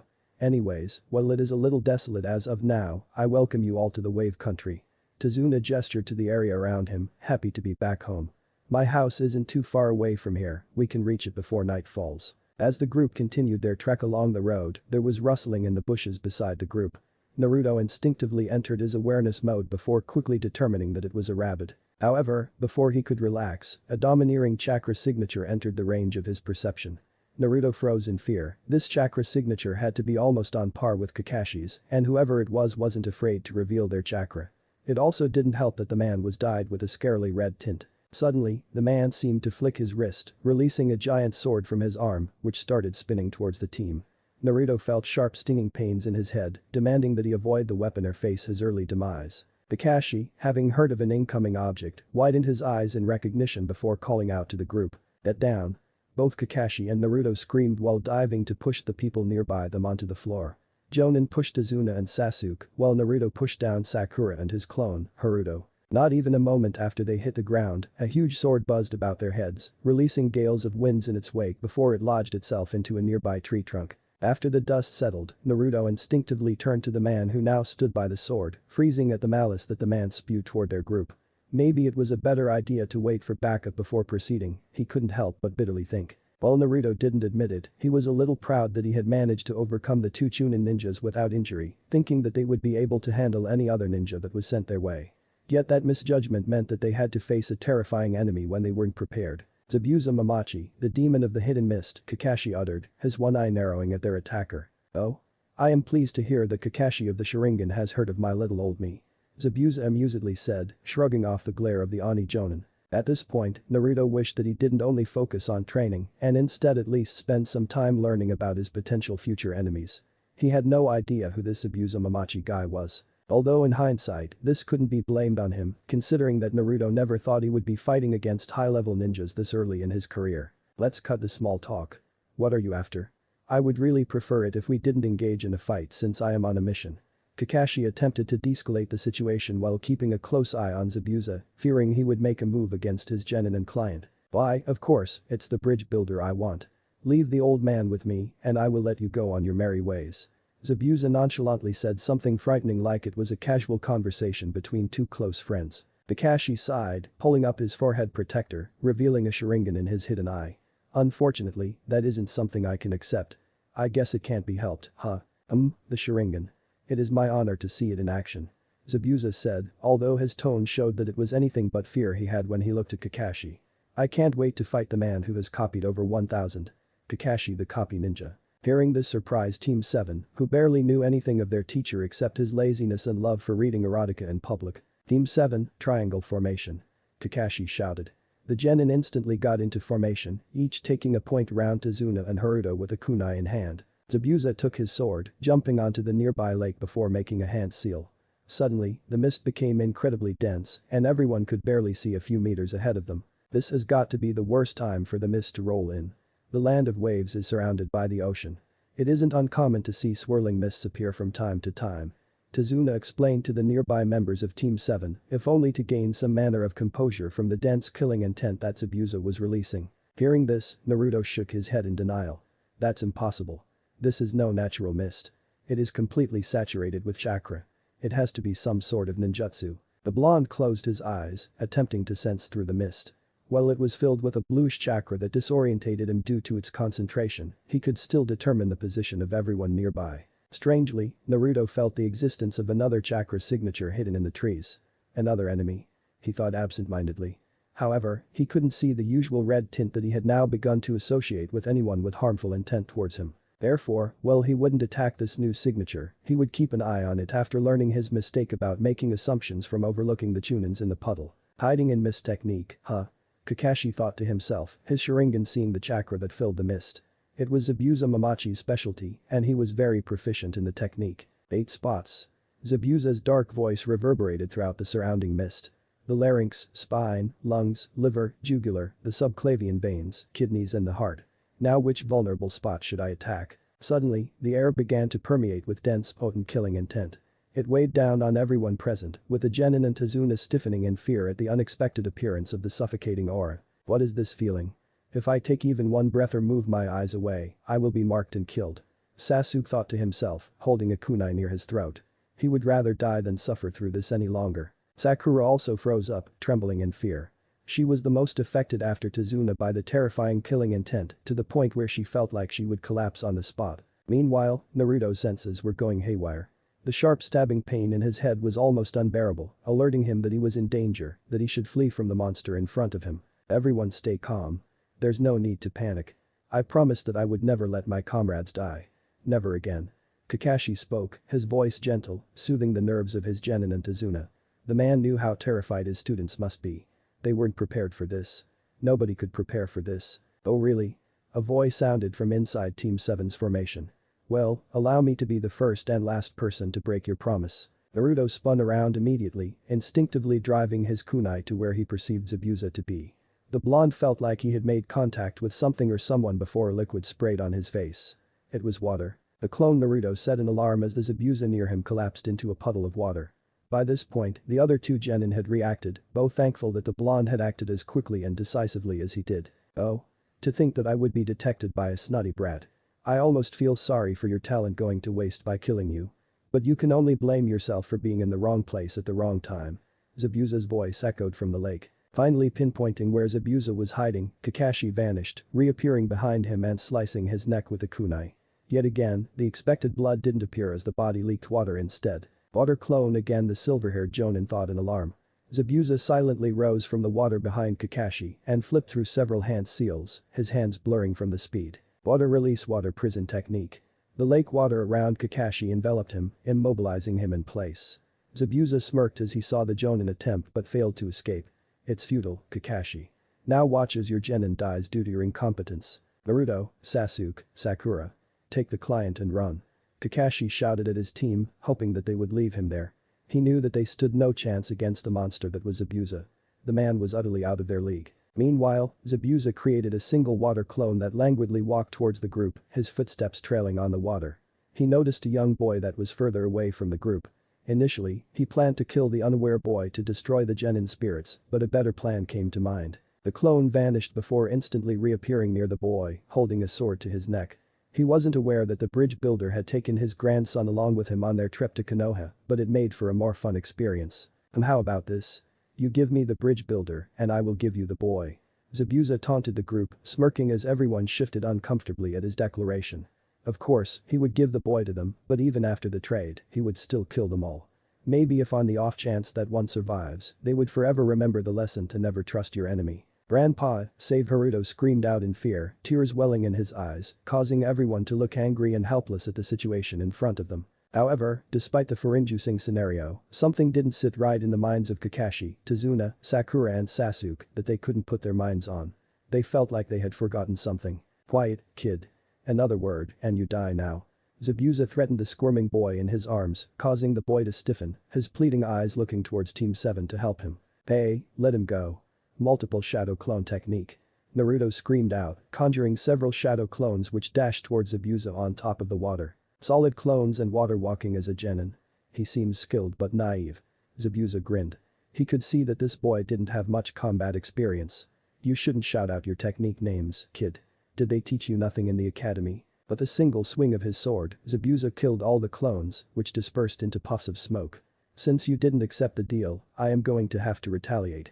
Zabuza taunted once more, enjoying this new game and the despair on Kakashi's face. Water release wild water wave, the clone flashed through several hand seals before spewing water out of his mouth in a waterfall-like fashion, which rapidly moved towards Team 7. Earth releaser of sure return. Naruto ignored the taunt, instinctively slamming his hands on the floor while shouting out the name of his following technique. Earth nature is strong against water nature, so the wall managed to easily block the water technique. By this point, Zabuza's clone was nearby the genin, easily able to take their heads off with a single swing. He could see the fear of the raven-haired boy slowly morph into determination while the pink-haired girl stayed frozen. Azuna couldn't help but feel regretful that these ninjas would die, all because he wanted them to continue the mission to free their country. I didn't want to use this technique, but you asked for it. Naruto screamed out once more, emitting a large amount of chakra as his hands flipped through several hand seals. 123,456 Zabuza counted the hand seals in shock.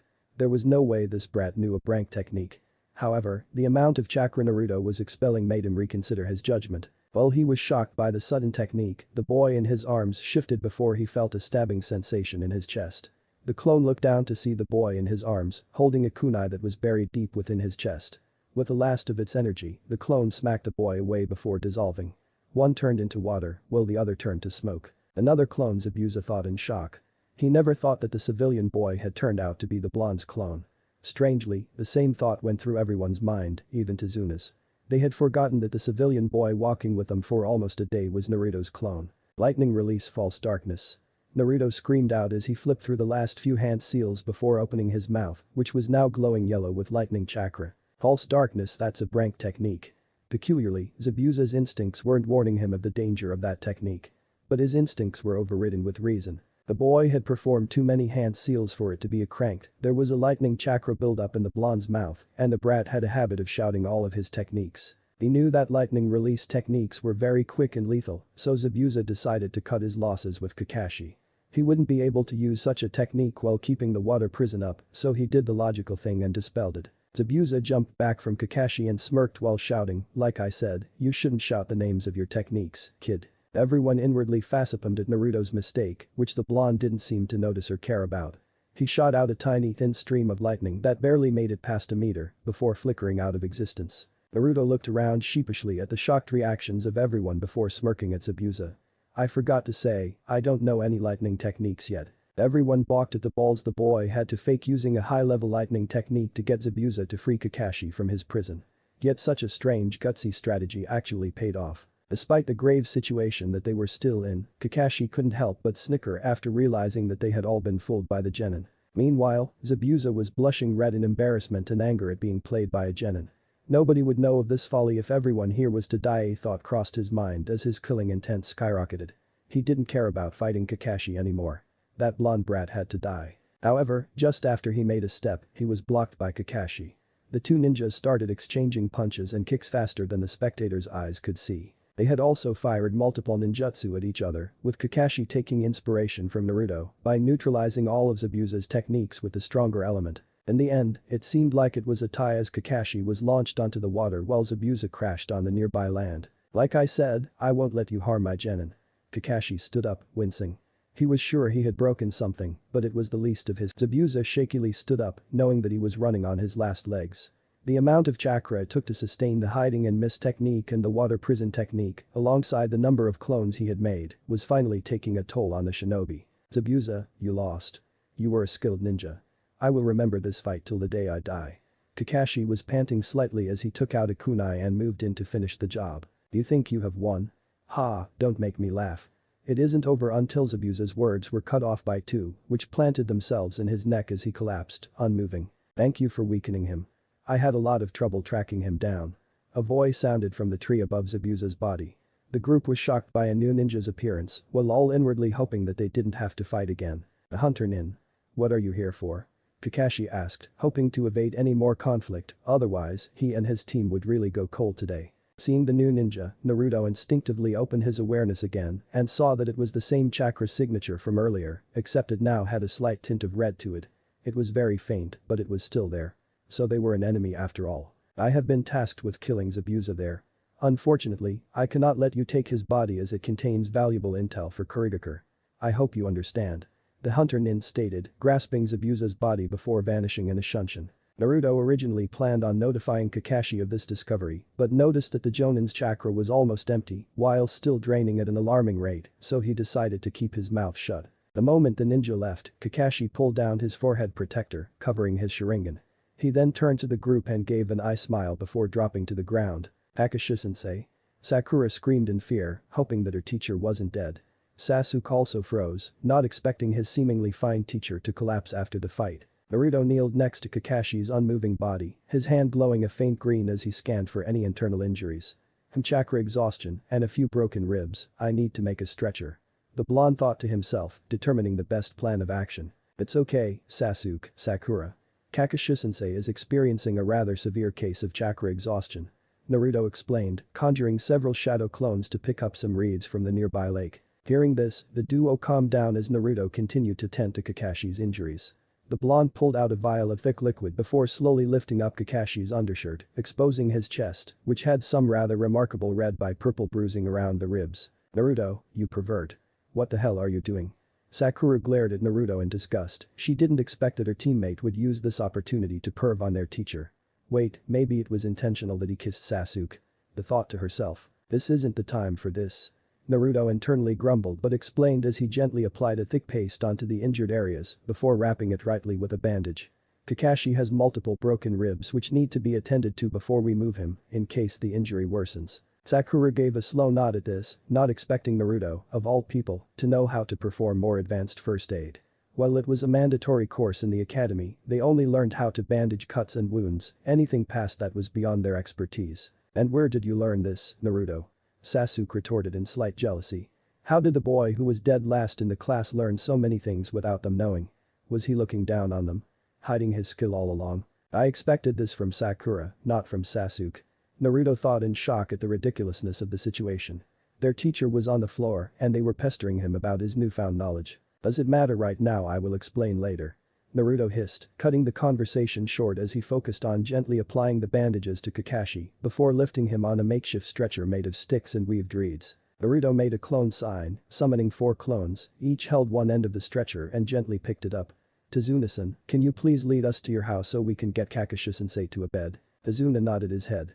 He was more than happy to oblige after everything the shinobi had done for him over the past day. Chapter 13 The Aftermath, Shopping and Backup. It didn't take long for the group to drag their exhausted bodies to a rather large wooden house. Tazuna gently knocked on the wooden door and the group heard shuffling sounds alongside a pitter-patter of footsteps before the door was unlocked and opened by a beautiful woman. You are back faster than I thought you would be.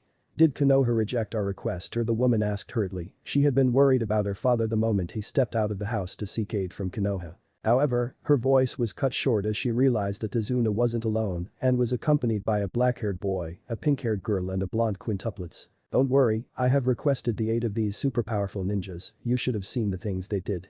Tazuna smiled, downplaying the dangerousness of his experience to ease his daughter's worries. Meanwhile, the genin only had one thought. That's Tazuna's daughter. It was no exaggeration to say that the tsunami was much different from what they would have expected from someone related to Tazuna. She had a mature beauty about her, with a motherly smile as she doted upon her father. While Tazuna was just so Tazuna. It didn't make sense. "Oh, I am so sorry to have neglected you. I am Tsunami, the daughter of the bridge builder you were hired to protect. Thank you for coming to help Wave."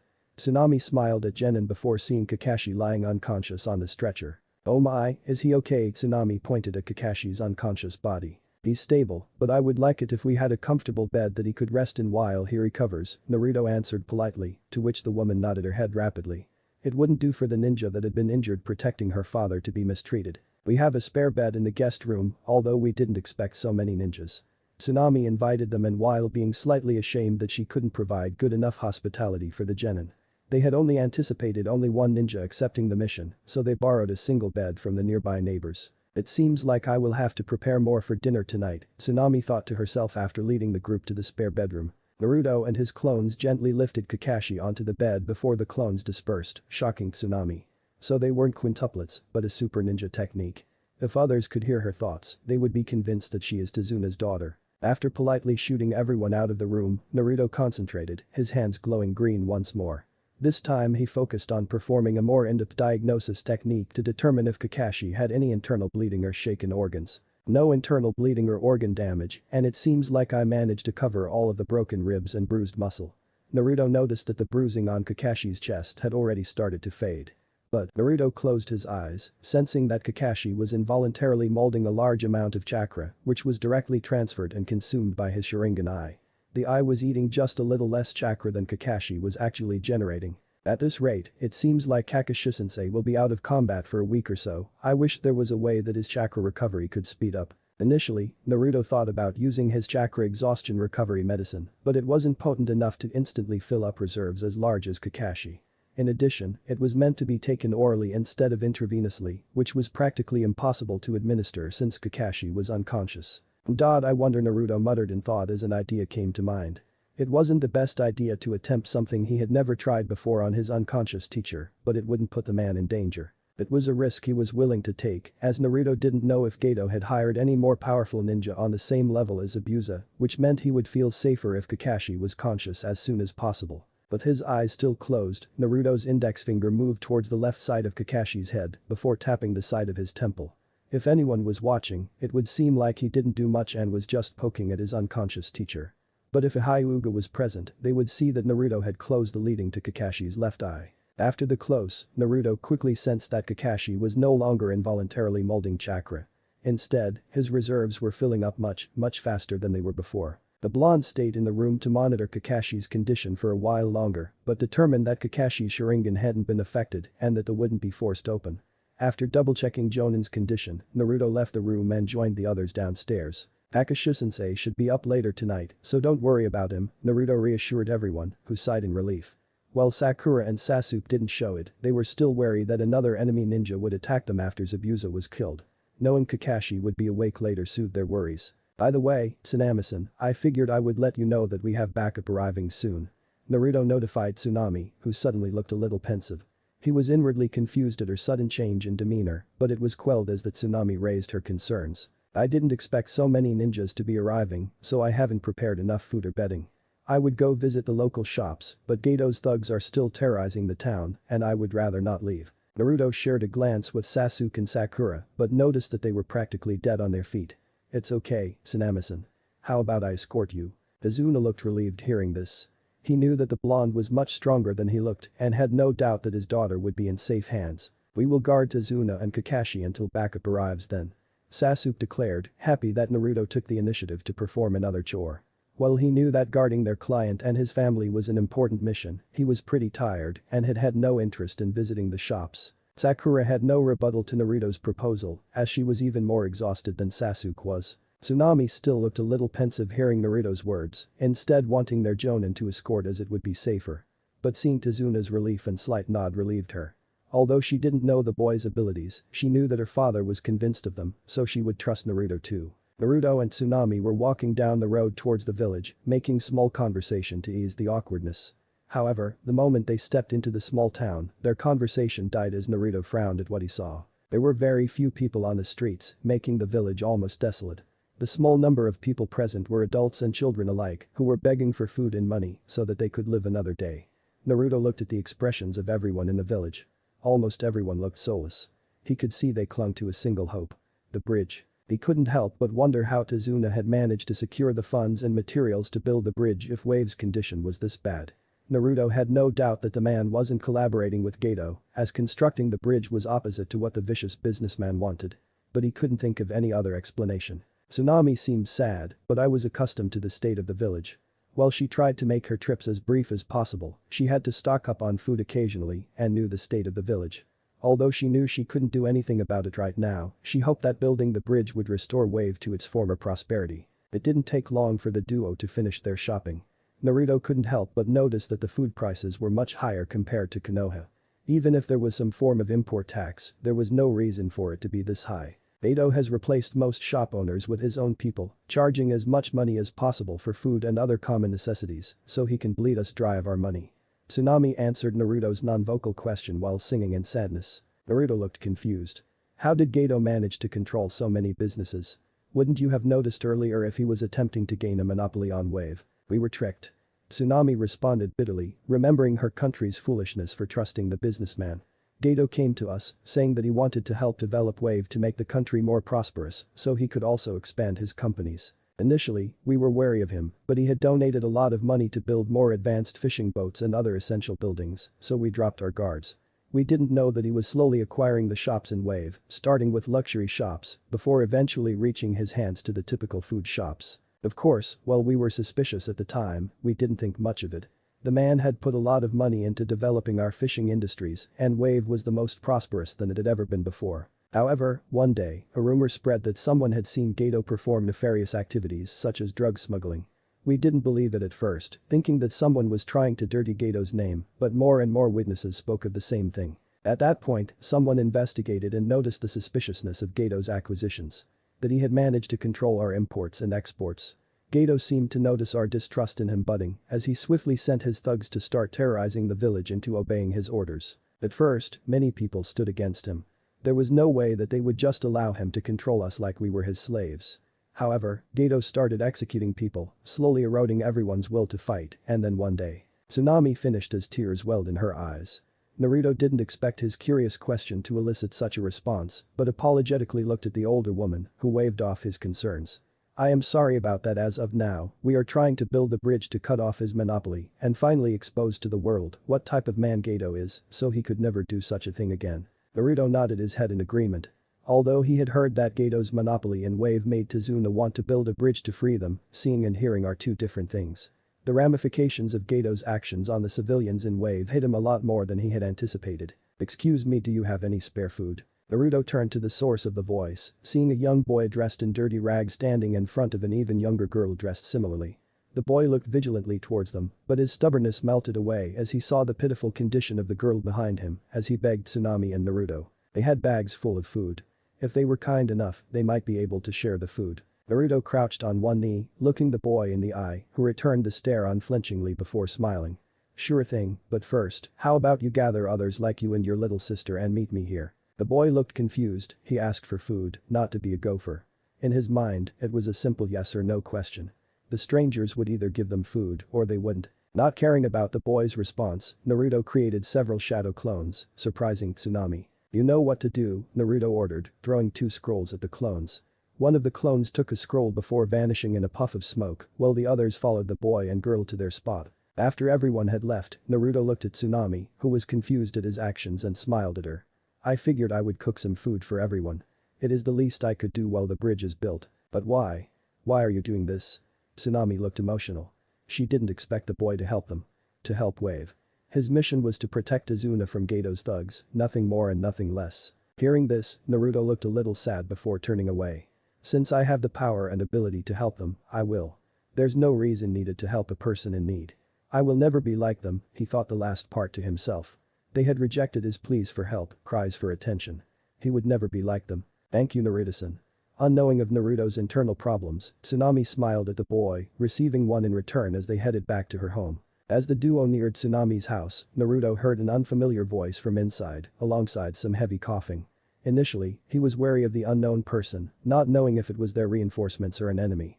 However, after hearing Kakashi's voice too, he relaxed. "Father, we are back." Tsunami greeted, opening the door. Naruto peeked his head through the entrance. Everyone was sitting at the dining table.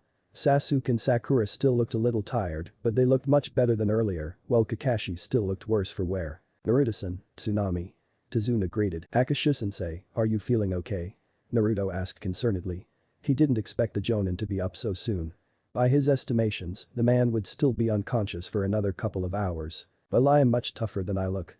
Kakashi gave an eye smile but was inwardly surprised himself. He expected his ribs to heal naturally in 2 weeks, while his chakra would recover over 1 week. However, his ribs were well on their way to recovery, while his chakra was at full capacity. In addition, something felt off to the man, but he couldn't put his finger on it. Kakashi wondered what Naruto had used to help him heal so quickly. He couldn't feel the familiar aftertaste of eating a soldier pill to restore his chakra, so it couldn't be that. "I am sorry I didn't get the chance to introduce myself when we arrived. I am Kakashi Haddock, the leader of Team 7. Kakashi politely extended his hand to Tsunami, who shook it gently. "My name is Tsunami. Thank you for escorting my father, I am grateful."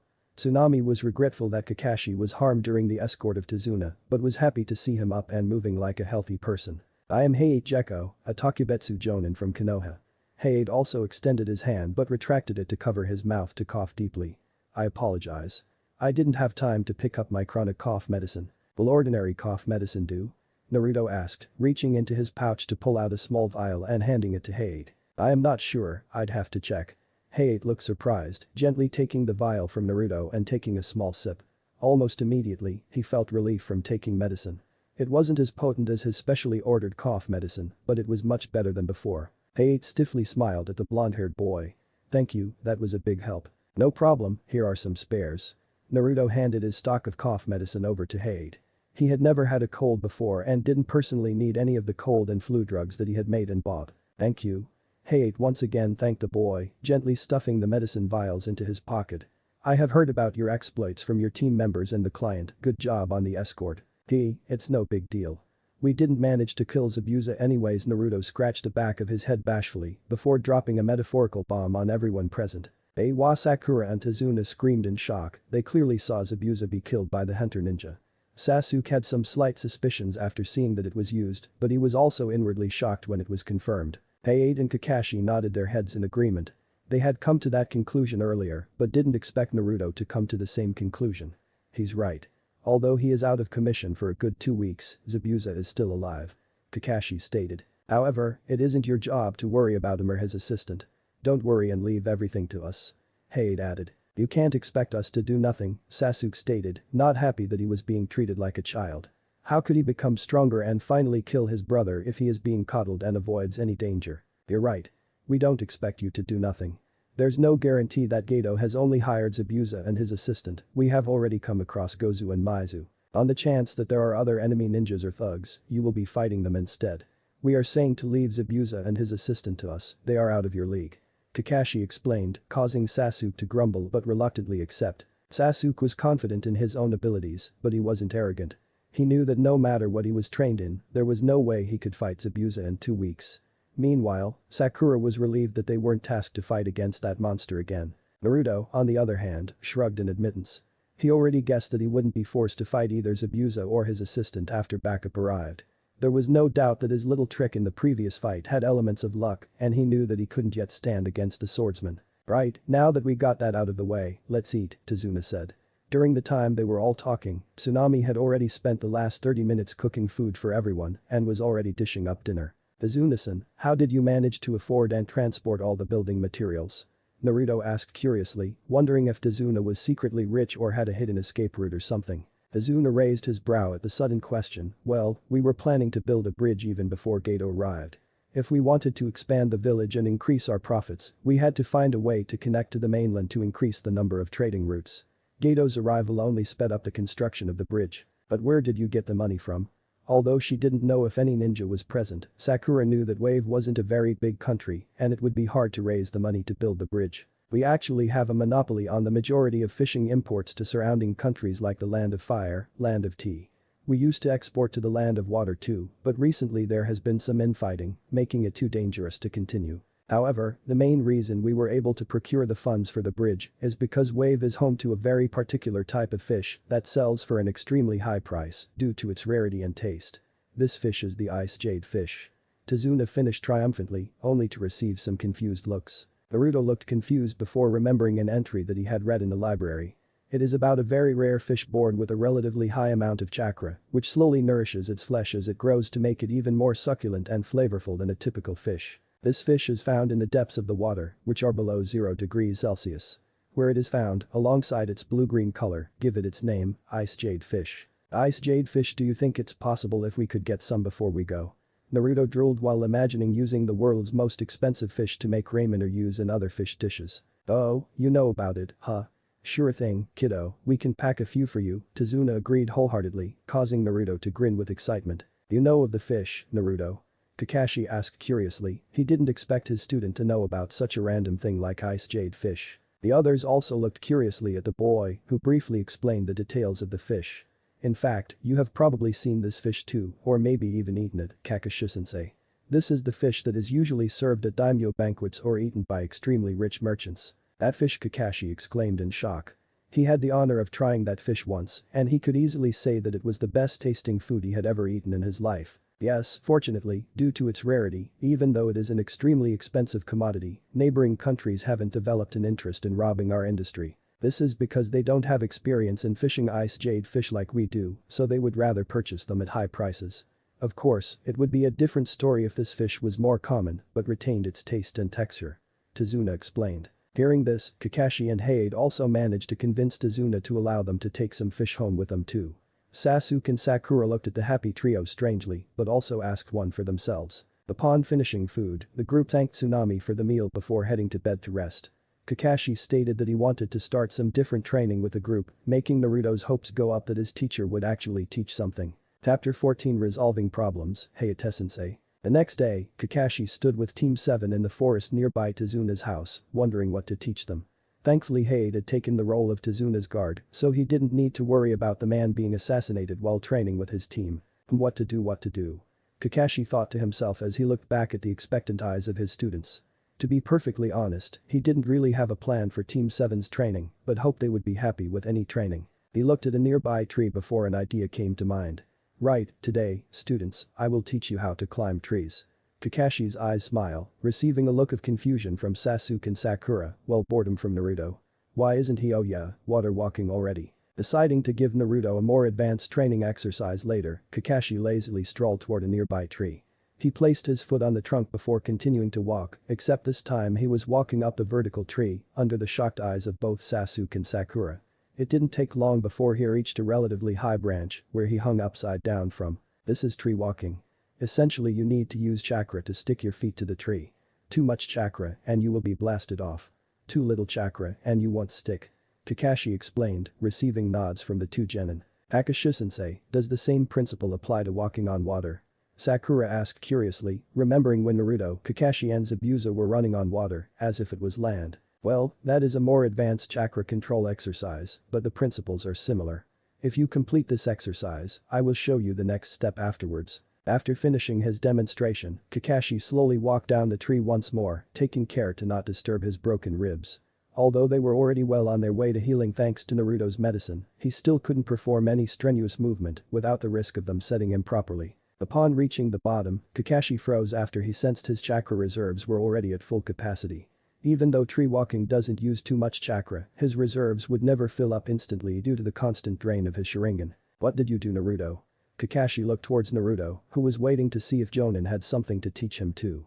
He couldn't sense the constant drain that his implanted Sharingan had on his reserves. In fact, it seemed like it wasn't taking any chakra at all. Kakashi pulled up his forehead protector and looked at his reflection using a kunai. He could see two charcoal black eyes staring back at him, although one was a different shade from the other. Naruto, a word, please. Kakashi pulled down his forehead protector and led Naruto to the nearby forest away from Team 7. Sakura sent a look to the duo but assumed that Kakashi was planning on teaching Naruto a more advanced exercise since he could already do tree walking. However, Sasuke was far more observant. He could see that Kakashi wanted to discuss something and was curious about what they were planning on talking about. "Sakura, cover for me. I want to see what they are doing." Sasuke ordered as Sakura gave a quick nod. It was one of the few times that Sasuke asked her to do something for him and she was more than happy to oblige. Naruto and Kakashi stood in an open clearing, both staring at each other, one in confusion and the other in scrutiny.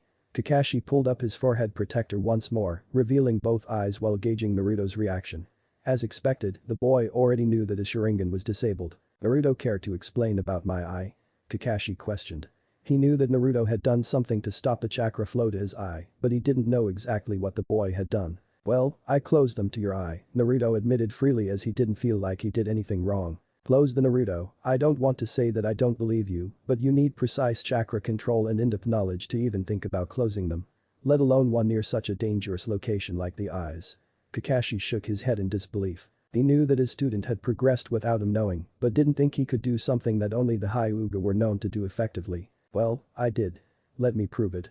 With Kakashi's slow affirmation, Naruto walked closer and closed his eyes before tapping on the side of Kakashi's head once more, releasing another burst of chakra.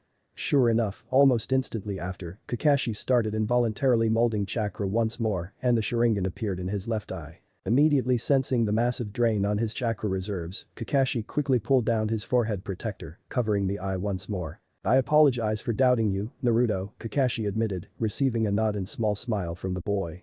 However, Naruto's smile dropped when he continued, "However, do you know how dangerous what you just did was? What if something went wrong? In addition, why didn't you tell me the moment I woke up?" Naruto looked unsatisfied hearing Kakashi's scolding. "Do you think I never considered that? I didn't know if Gato had hired any other ninja on the same level as Abusa and if they would come for us after you were knocked unconscious. This was the best option. Also, I was almost 100 sure that there would be no problems.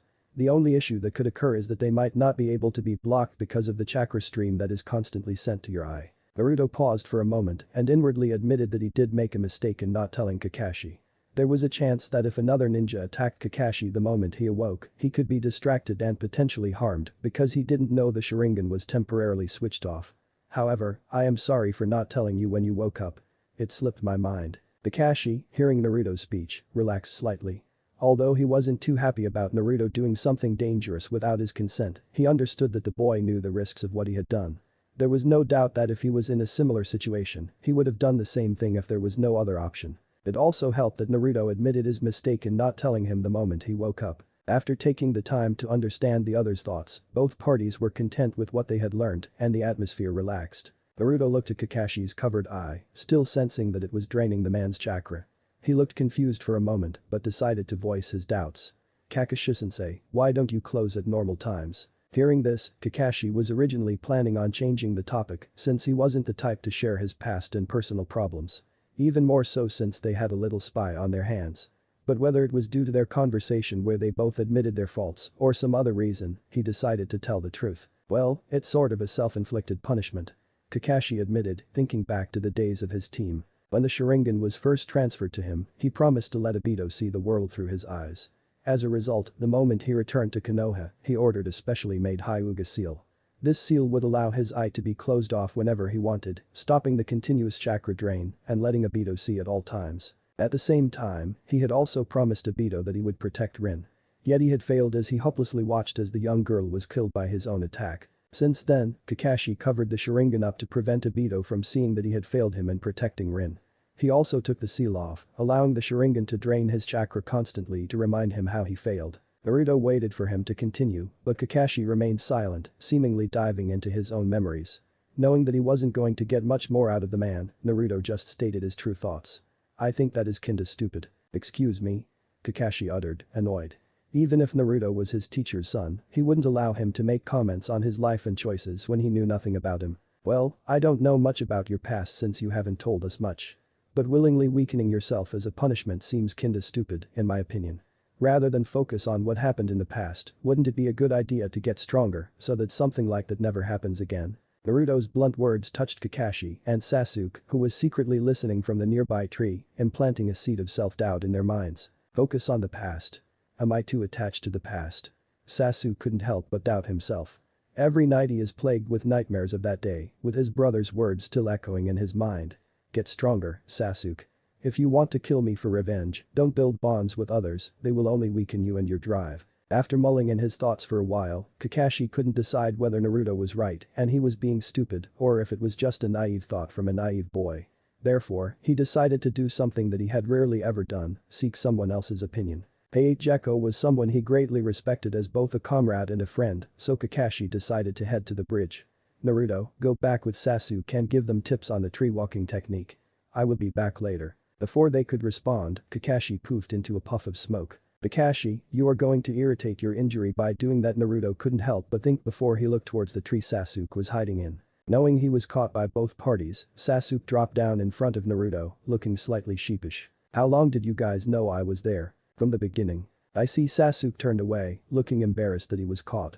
He turned away and headed towards their training spot to dodge the topic while pondering about Naruto and Kakashi's talk. Sasuke glared at his tree, frustrated. It had been 2 hours since he had started this blasted exercise, and he could barely reach a few steps up the tree before slipping. On the other hand, Sakura had already climbed to the top. However, she was still moving up and down under Naruto's orders to increase the size of her chakra reserves. It was frustrating because it seemed like everyone was progressing faster than him, even though he was trying his best to rush ahead. Of course, Sasuke wouldn't lower himself to ask for help. His father had taught him that he had no need for another's help and that he should do everything alone. It had worked throughout the academy, so why not now? Unbeknownst to Sasuke, Naruto looked confused at why the boy was struggling so much. Sasuke was already able to mold chakra into a crank elemental technique, his chakra control should be much better than what he displayed. As he watched Sasuke run toward the tree once more, an idea came to mind. Running. Could it be? Sasuke, stop there. Naruto said as Sasuke failed his attempt once more. Sasuke curiously looked towards Naruto, the boy who had changed so much since the academy. You should already have the control to do this, don't run before you can walk. This isn't some sort of competition. Naruto chided. Hearing this, Sasuke was a little dismissive. If he didn't rush in his training, his progress would slow down. However, after thinking about it, his attempts had led him nowhere, so listening to Naruto's advice wouldn't hurt. Sasuke took deep breaths, calming himself as he focused on his chakra and slowly pushed his foot against the tree. 1 step. 2 steps. 3 steps. It didn't take long before he surpassed his previous record as he slowly made his way to the top of the tree. It wasn't a comfortable or easy experience by any means, as he had to continuously focus on sending the right amount of chakra to his feet. But he did it. He managed to climb the tree. How come he could do it this time but not any other time? Was it really as Naruto had said, that I was rushing too much? Sasuke inwardly thought to himself. Meanwhile, Naruto breathed a hidden sigh of relief. He wasn't a teacher, so he was a little nervous that he was wrong when pointing out Sasuke's mistake. Thankfully it all worked out. Congratulations, Sasuke-kun. Sakura cheered, smiling in happiness. Sasuke noticed that her hair was matted with sweat as she was forced to move up and down the tree under Naruto's supervision. The Uchiha couldn't help but smile in return, while absent-mindedly noticing that his hair was just as matted as hers. At the same time, another seed was planted in Sasuke's mind. Was it really okay for him to take things slower and ask others for help? Just one bit of advice from someone else had managed to help him not waste the hours he would have spent training alone. Good job. Now you can do the same thing Sakura is doing until Kakashi-sensei gets back.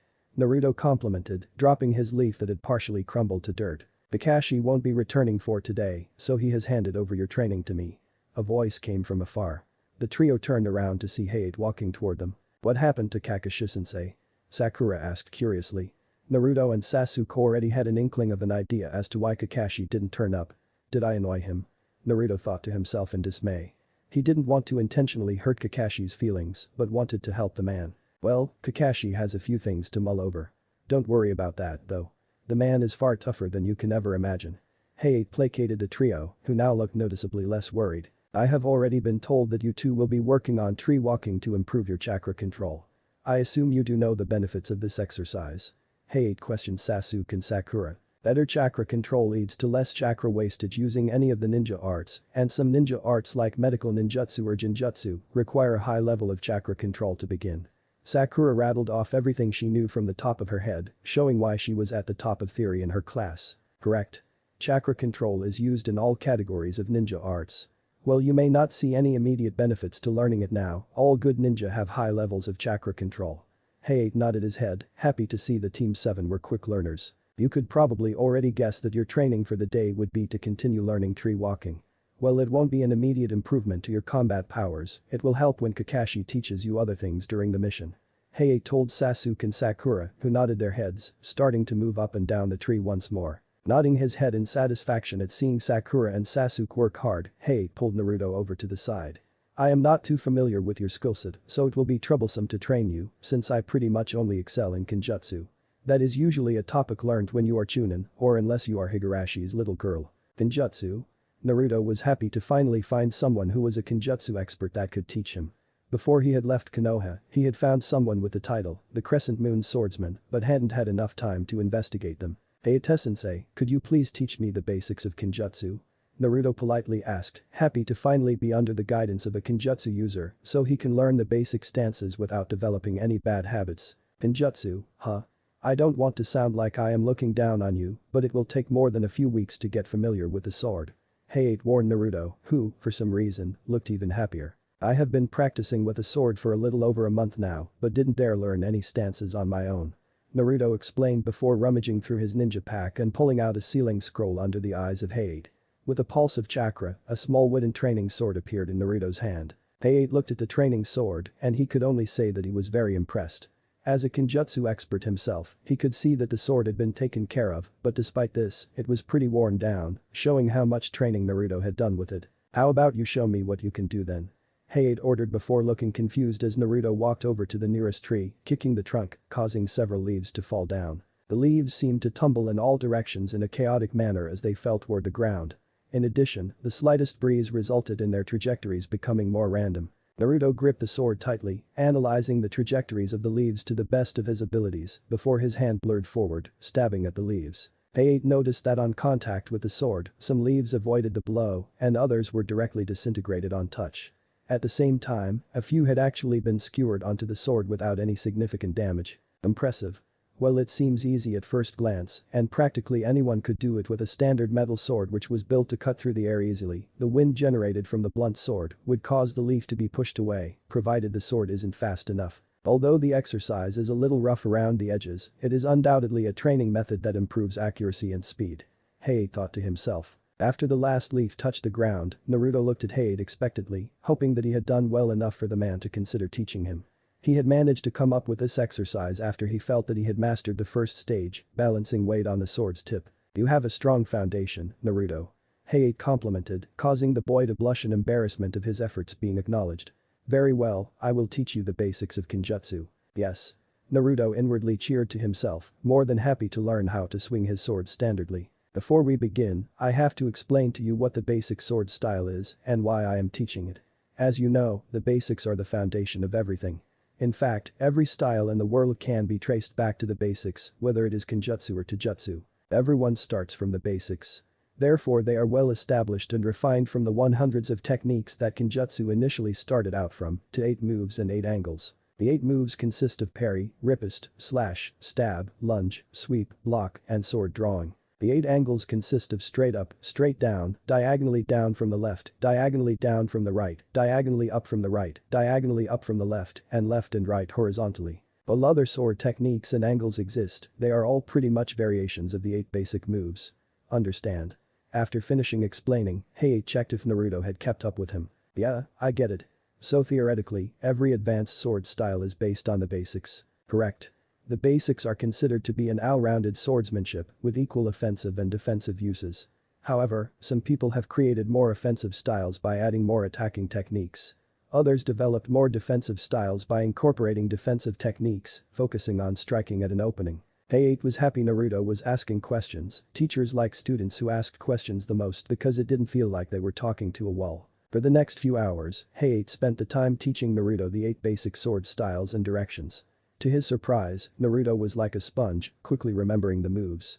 Although his execution was a little stiff and jerky as he was unfamiliar with the movements, he didn't move like he only had a few hours of training. This kid has got some real talent.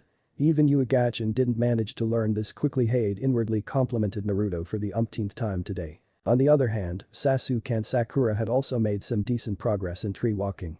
Sasuke could now move at jogging speeds without making any mistakes, while Sakura could last longer and longer with every attempt. Right, let's take a break. Training should always be accompanied by an ample amount of rest. Training too much every day can cause your progress to stagnate. Hayate commanded, causing everyone to stop. Hearing this, Sakura was undoubtedly relieved. She didn't have much energy left, all she wanted to do was shower, eat, and sleep. On the other hand, Naruto and Sasuke were a little unsatisfied but obeyed nonetheless. Chapter 15 Kakashi's Thoughts. A revelation. Kakashi sat on a nearby roof, absent-mindedly guarding Tazuna who was strictly overseeing the volunteer workers, thinking about his take with Naruto and Hayate. A few hours ago, maybe using the Shunshin wasn't the best idea. Kakashi thought as he felt his injury once more become inflamed. However, it did its job, and he had already arrived near the bridge. Kakashi quickly saw Hayate, who was sitting on top of a nearby roof, periodically scanning the area vigilantly. The two locked eyes before Kakashi made his way toward him. "What are you doing here, Kakashi? Weren't you supposed to be training the kids?" Hayate asked curiously, but offered the silver-haired Jonin a seat next to him nonetheless. "Well, they should be fine on their own for a bit. They are only doing tree walking, after all." Kakashi grunted, getting into a more comfortable position and taking some painkillers. "But don't worry, Naruto has already mastered the exercise, so I left him to help if they get stuck. They are only learning tree walking now." "What the hell have you been teaching him, Kakashi? You know, teamwork and stuff." Kakashi began explaining, causing Hayate to furrow his brow. Noticing this, he tried to placate the swordsman. "We are in peacetime. There's no need to train them like we are going through war, Hayate." Kakashi's lame explanation didn't fool Hayate, who knew the man better than most. "And the real reason? If it were any other Jonin, then I would believe it, but you? Not a chance in hell." Hearing this, the silver-haired Jonin deflated a little and exposed why he hadn't been training his genin as well as he was expected to do. "Well, I don't really know what to teach them. How can I help them through problems that I have never experienced myself? I am not cut out to be a teacher." "Ah, I see what is going on," Hayate thought. He knew quite a lot about Kakashi, especially his track record, which would amaze anyone. Genin at 5, Chunin at 6, Jonin at 12 and Anbu at age 13. Of course, Kakashi most likely worked extremely hard to obtain such a record. But at the same time, his talent was also a significant factor. Whenever Kakashi was taught a technique, whether it was basic or advanced, he would pick up on it quickly. Although such speed was shocking, it also meant that Kakashi missed a lot of the struggles of what an average person would go through. It didn't help that while Kakashi had been a captain of an Anbu team, it was his first time teaching. The man probably believed that he wouldn't be able to aid his students well enough. "Maybe you should just give it an attempt. It could go better than you expect since you don't seem to have actively tried teaching them anything." Hayate figured that since Team 7 was only on tree walking now, he hadn't trained them in anything else. Kakashi nodded his head but made no attempt to leave his spot, confusing Hayate. He thought that Kakashi had come over looking for some training advice, but seeing that the man wasn't planning on heading back to his team today, he could see that another trouble plagued him. Hayate silently waited for Kakashi to talk. He knew the man struggled to ask the opinions of others as it was something that he rarely did. Hence making any indication to force Kakashi to say something would only result in him closing back into his shell. Although Kakashi was still unsure if he wanted to share his problems, he gritted his teeth before opening his mouth. "I had a talk with Naruto because he had managed to close them to my Sharingan so my chakra reserves could fill up quickly." Hearing this, Hayate was shocked. A genin that wasn't a Hyuga had managed to close someone else's. He had thought he had heard all of Naruto's skills with the elemental ninjutsu alongside shadow clones, but apparently not. Words were said, but generally, Naruto pointed out that I am willingly weakening myself for self-punishment because I am not using the seal that I had made. Kakashi finished somberly. "So that is the problem," Hayate thought to himself. "And? What's your opinion on this?" "I don't know," Kakashi replied. He wanted to say that Naruto was wrong and that he wasn't weakening himself. Naruto had been the first person to point it out, none of his previous teammates had mentioned it, or maybe they didn't know. "Well, if you are here to ask for my opinion, I can tell you that I agree with Naruto. I understand that it was something you had never considered before, since you haven't had to complete ranked missions in years and almost every one of your missions was completed flawlessly. Even if you did suffer any problems from chakra exhaustion, it would hardly put your team or the mission at risk since your team were also in Anbu. But you have to remember that your current team isn't Anbu, but some fresh graduates with minimal combat experience and strength. You were lucky that it was only Zabuza and that your team wasn't ambushed by his accomplice or another ninja that Gato had potentially hired." Kakashi nodded his head in agreement after hearing this. Initially, he was confident in his abilities, so when Guy had pleaded with the Hokage for him to take a team, he only thought he would be going on D, C and possibly rank missions before he was reassigned. Even if the Sharingan was constantly draining his chakra, with his skill set and experience in Anbu, Kakashi felt that there was no way that he would be incapacitated. This is the same reason why he agreed to continue with his team when Tazuna had pleaded his case. He was sure that he could protect them. However, reality slapped him in the face when Zabuza appeared. The rust from lack of training outside the spars that Guy had forced him in rendered him much slower and stiffer compared to his Anbu days. As a result, he had barely knocked the man out before losing consciousness himself. Also, I and some of the other Jonin have felt that you were punishing yourself too much, but it was hard to breach the topic outright. While I don't know the details, I can understand some of your feelings as I have too lost many that I care about. Parents, relatives and friends. However, I have friends in Uegachin who filled the gaping void they left, and I know you do too, like your eternal rival. Kakashi shivered when Hate mentioned Guy, but did admit that the man who claims to be the embodiment of youth was undoubtedly his closest friend and confidant.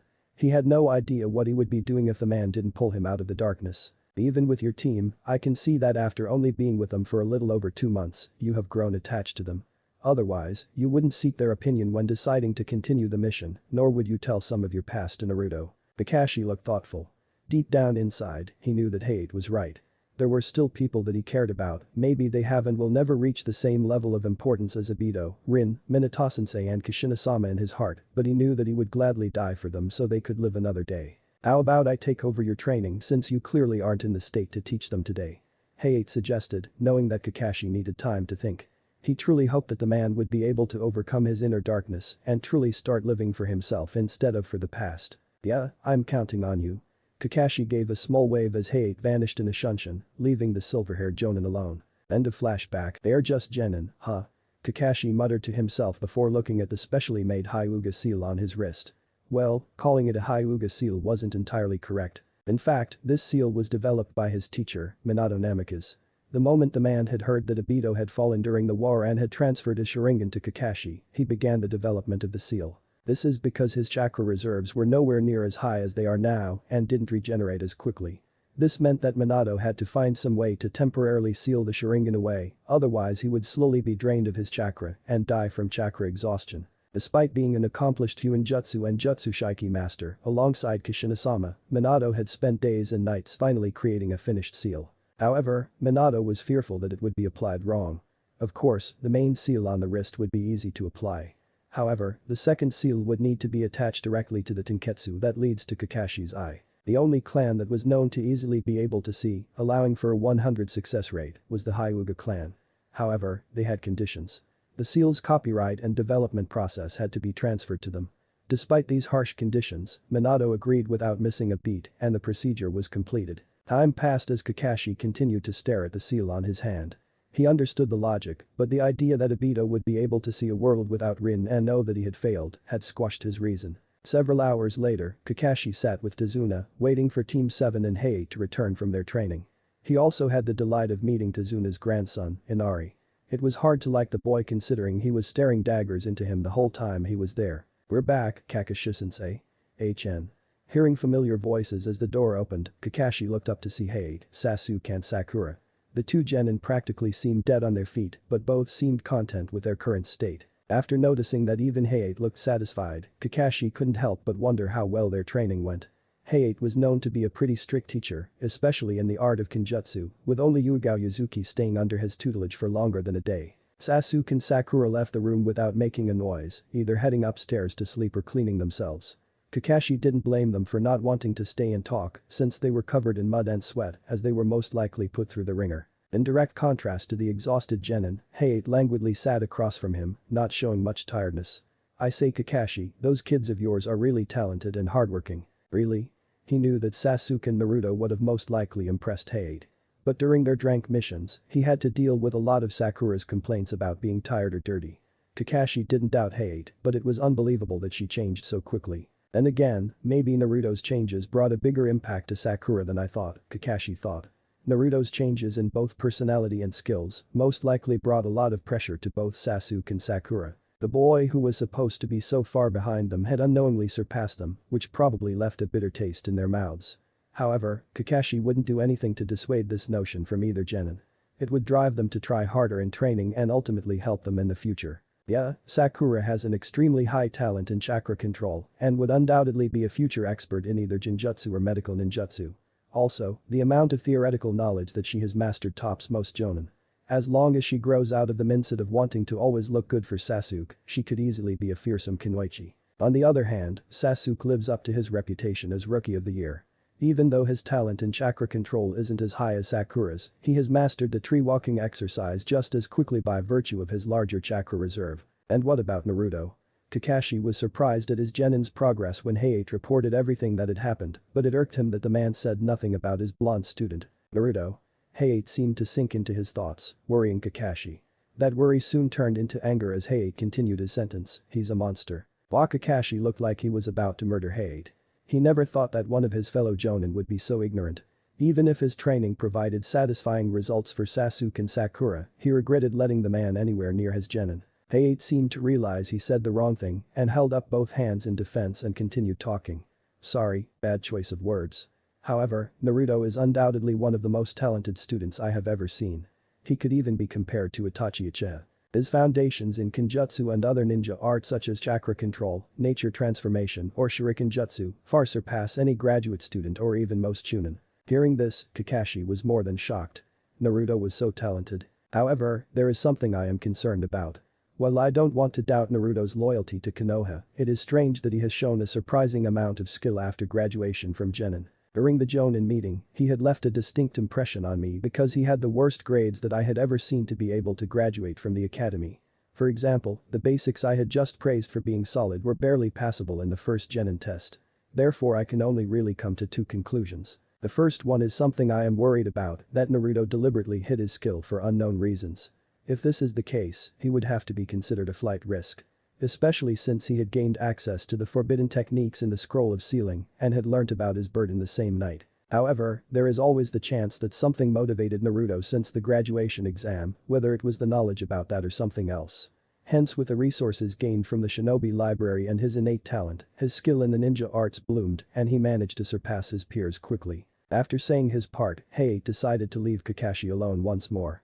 He knew that the man had taken everything he had spoken to heart and hoped it would cause Kakashi to spend more time training and bonding with his team. Kakashi listened carefully to Hayate's speech and although he didn't want to admit it, he inwardly agreed. However, he was more inclined to think it was the second option. Naruto wasn't stupid, far from it. In fact, the amount of intellect that he had shown over the past few weeks, whether it was through his methodical planning on rank missions or his actions during the escort mission, he had been heavily impressed by the boy's drive. He had been observing Naruto's behavior and attitude ever since his sudden change in their third meeting. Therefore, that begs the question. Suppose Naruto was intentionally hiding his skill from his superiors for whatever reason. Why would he suddenly show the high levels of skill now? Therefore, Kakashi pondered what Hayate had said. Naruto's personality had suddenly changed ever since the actual Genin exam. While some could be attributed to learning about his Jinchuriki status, Kakashi couldn't believe that it would motivate him to become a much better ninja. Was it his lack of skill shown during the bell test? The fact that both Sasuke and Sakura were much further ahead compared to him, so he felt the need to catch up. While Kakashi thought about all the potential reasons for Naruto's sudden change, he remembered something. He reached into his ninja pouch, pulling out a scroll that contained the materials of all of the information about his students. Searching through the stack of papers, Kakashi pulled out Naruto's file, which contained his detailed grades during the graduation exam, and scanned through them. Name Naruto Uzumaki, age 12, Ninjutsu F, Ninjutsu B, Ninjutsu F, Cooperation F, Positivity A, Classroom Attitude F. Notes Naruto Uzumaki stands out for his poor grades and poor behavior.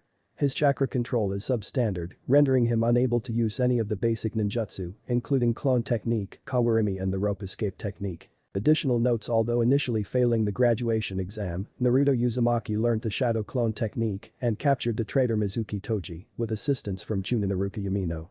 In merit of these deeds, he was awarded a Genin headband by order of the third Hokage. It had been a while since he had read it and it had completely slipped his mind.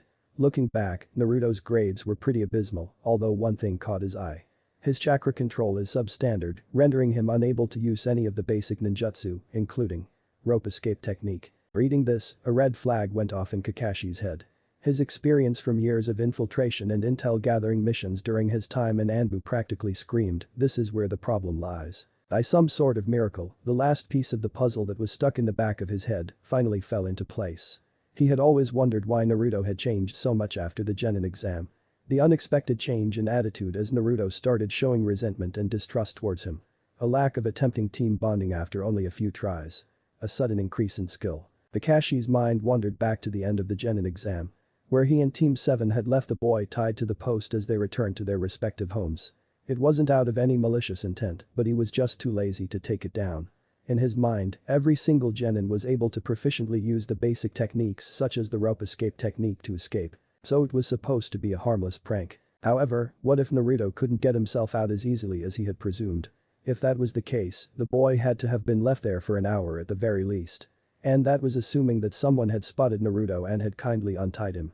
Oh, good God. As soon as this idea came to mind, Kakashi couldn't remove it from his mind. The more he thought about it, the more everything clicked. Of course, Naruto would hate his team for having left him there without anyone to check on him. Of course, Naruto would show a sudden interest in the ninja basics since being in a situation where you are helpless to do anything stays in mind forever. He had to confirm it. Kakashi abruptly stood up and left through the door and moved towards the movement he heard in the distance. It didn't take long before Kakashi stood from a nearby tree, watching Naruto as he continued to swing his sword. Kakashi also noticed several clones nearby, each holding a leaf or a light bulb, alongside some others who seemed like they were meditating. So that's the reason for his huge jump in skill. Ingenious. Kakashi thought to himself.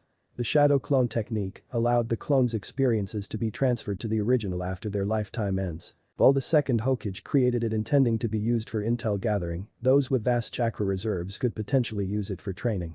He didn't doubt that only Naruto, with his massive Uzumaki reserves alongside being the Kyuubi Jinchuriki, could use this technique to its full potential. As if sensing Kakashi watching him from a distance, Naruto stopped what he was doing and looked up. A single black eye and two blue eyes met. As Kakashi studied Naruto closer, he could see that although Naruto dropped his guard after seeing him, the boy was still displaying some signs of wariness. Kakashi-sensei? Naruto tilted his head curiously, wondering why his Jonin instructor was watching him. He was a little irked by the man's lack of self-preservation. He was continuously moving around, even though he should have been resting to recover from his injury. Kakashi dropped down in front of Naruto. His mouth was dry, but he croaked out, how long were you tied to the post for? Naruto looked confused for a moment before realizing what Kakashi was talking about. He grimaced and turned his head away from Jonin. I was there for about 14 hours. Hearing this, regret struck Kakashi. He had left his student tired and hungry while tied to a log for almost 14 hours. He wanted to laugh at his past self, who had given a speech about not abandoning any of his comrades before doing exactly that. I am so sorry, Naruto. Kakashi apologized, hoping the boy would forgive him. Although their relationship had eased over the past 2 months, the instinctive guarding that the boy displayed in his presence weighed down on his mind. Why did you leave me there? Naruto glared at the apologetic Jonin. It was the one thing that had always played on his mind. He knew that Kakashi was perceptive, the man had always checked on him whenever a civilian had ignored him.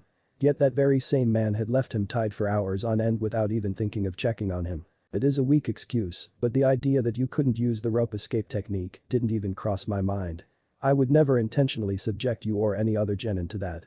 It was an oversight on my part and I apologize. Naruto calmed down after hearing Kakashi's explanation as it was what he had expected. The man had just made a mistake. Learning about this and the fact that Kakashi had given him an apology on his own accord and the attention that the man provided him during missions caused Naruto to cave in and forgive him. After obtaining Naruto's forgiveness, Kakashi felt startlingly relieved. He never expected just hearing the boy's acceptance of his apology to take such a heavy weight off his shoulders. Am I more attached to these kids than I thought? The moment this thought fluttered across his mind, Kakashi came to a realization. He enjoyed being the leader of Team 7. Arriving late to see all 3 genin staring disgustedly at him, their reactions to his terrible excuses, and the pride he felt when Hayate reported their progress. Hayate was right. These genin aren't his old Anbu team that he didn't need to protect, they were still fledglings that needed to be protected. If he had to put aside his pride and start using the seal, if only to ensure their safety is more guaranteed, he would do it in a heartbeat. Although it hurt to know that Obito would see all of his failures, he would once again use his best friend's eye to protect his team. After coming to this understanding, he instinctively activated the seal, which sent a pulse of chakra to the in his left eye. Pulling up his forehead protector, Kakashi couldn't help but smile as he saw that both sides of his vision were exactly the same. Minato-sensei's sealing capabilities never failed to astonish me, Kakashi thought to himself, taking in Naruto's shock at the appearance of both eyes. Well then, Sanami-san should have just finished preparing dinner, so let's head back, shall we? Okay, Kakashi-sensei. Naruto nodded his head in affirmation and the duo strolled back toward Tazuna's home. Chapter 16. Easier said than done. Inari and the Fox. It had been a few days since Kakashi's apology and Naruto could see that the man had changed for the better. For one, Kakashi kept his left eye uncovered at all times.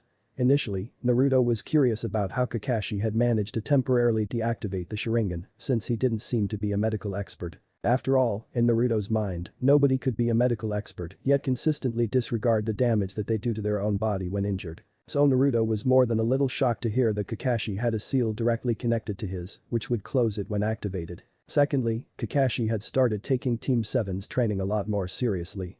The man tried his best to create a different training plan specifically tailored to each genin, improving their strengths while working on their weaknesses. Of course, Kakashi was still a little green to teach. There were multiple holes in his explanations, and some answers used knowledge too esoteric for them to understand. However, his teaching skills were improving at a rapid rate and Kakashi's teaching style was nice. A good mixture of theory and practical applications. During this time, Naruto had also spent a lot of time learning Kenjutsu under Hade. It turned out that he was the Crescent Moon swordsman that the blonde had heard about. Kakashi had also openly admitted that he was more than happy for Naruto to take time out of their training to learn from Hade, as the man's Kenjutsu was above his. Kakashi had changed for the better, so why was he still stuck in the past? Naruto couldn't help but wonder as he stood in an open clearing, running through the stances that Hade had been teaching him. There weren't any problems that Naruto expected after accepting Kakashi's apology and forgiving the man. It was instinct at this point, likely conditioned by his lack of social life, that he would cling to any form of acknowledgement. Of course, Naruto never had any problems with this mindset before. In the past, whenever he would receive an apology from one of the few people in his life, he would quickly drop any lingering resentment he felt against them. Naruto cared for them. So if he had to put down his dislike towards one of their past actions to mend their relationship, it was an easy decision to make and it wasn't all that hard to put into action either. Yet, even though the silver-haired Jonin had apologized and he had accepted, Naruto's and Kakashi's relationship hadn't been the best. They weren't openly antagonizing each other, far from it.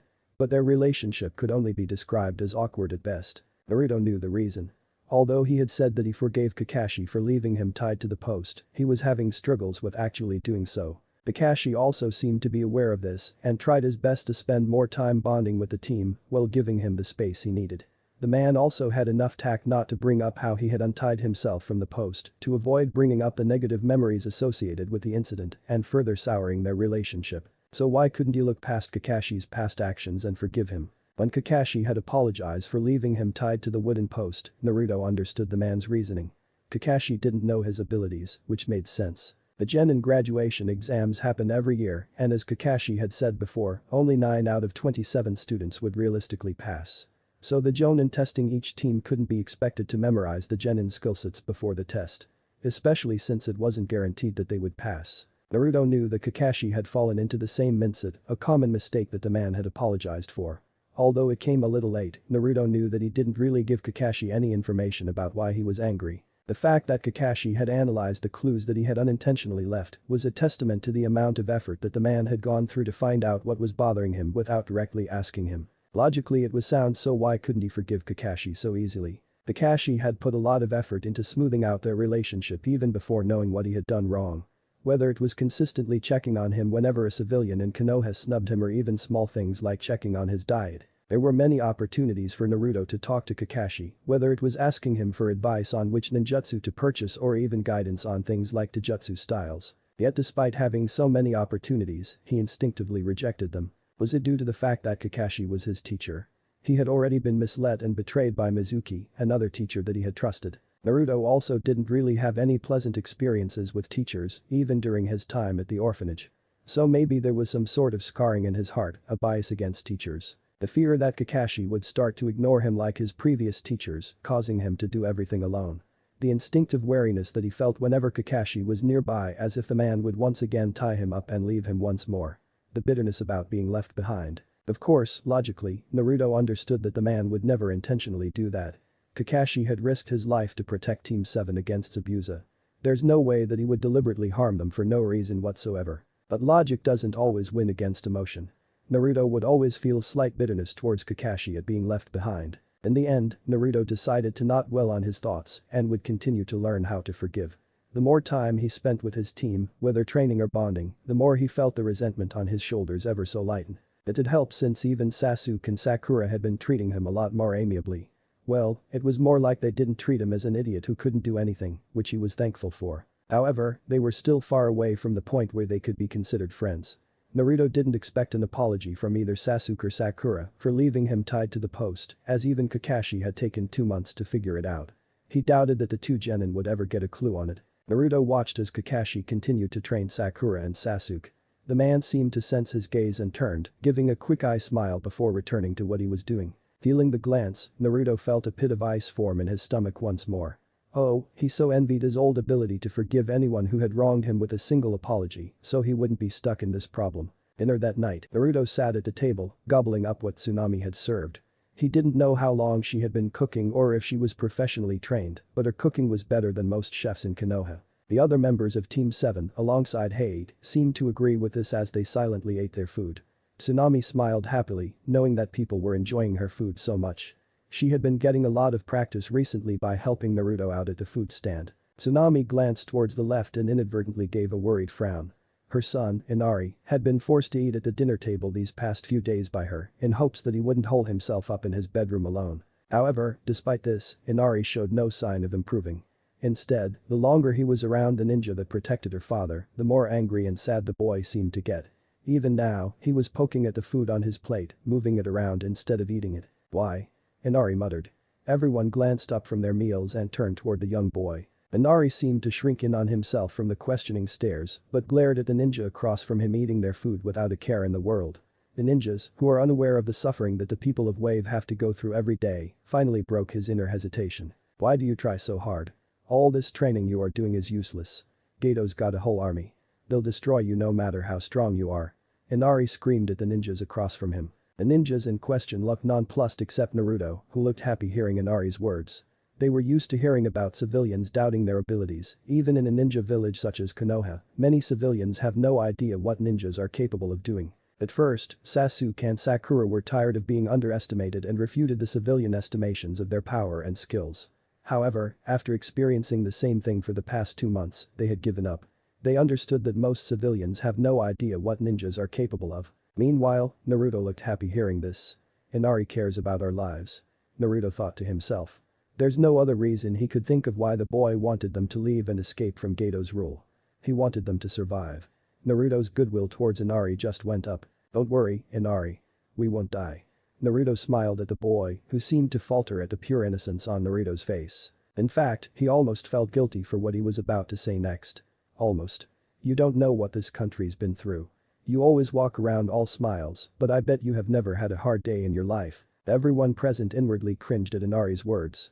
While at normal times, a young, grieving boy's words wouldn't affect them, almost everyone's scabs had been ripped off recently and were a little sore to touch. Naruto's smile seemed to wither ever so slightly, understanding what the boy was coming at.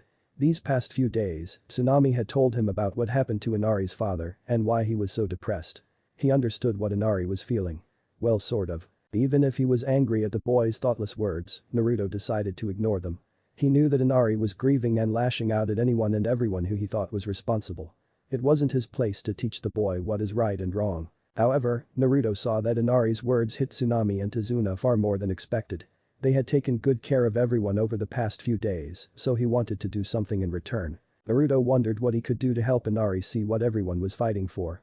Empty words such as "we are fighting to free Wave from Gato's tyrannical rule" definitely wouldn't help and instead would make the matter worse. Suddenly, an idea came to mind. Naruto stood up from his seat and walked toward Inari, shocking everyone.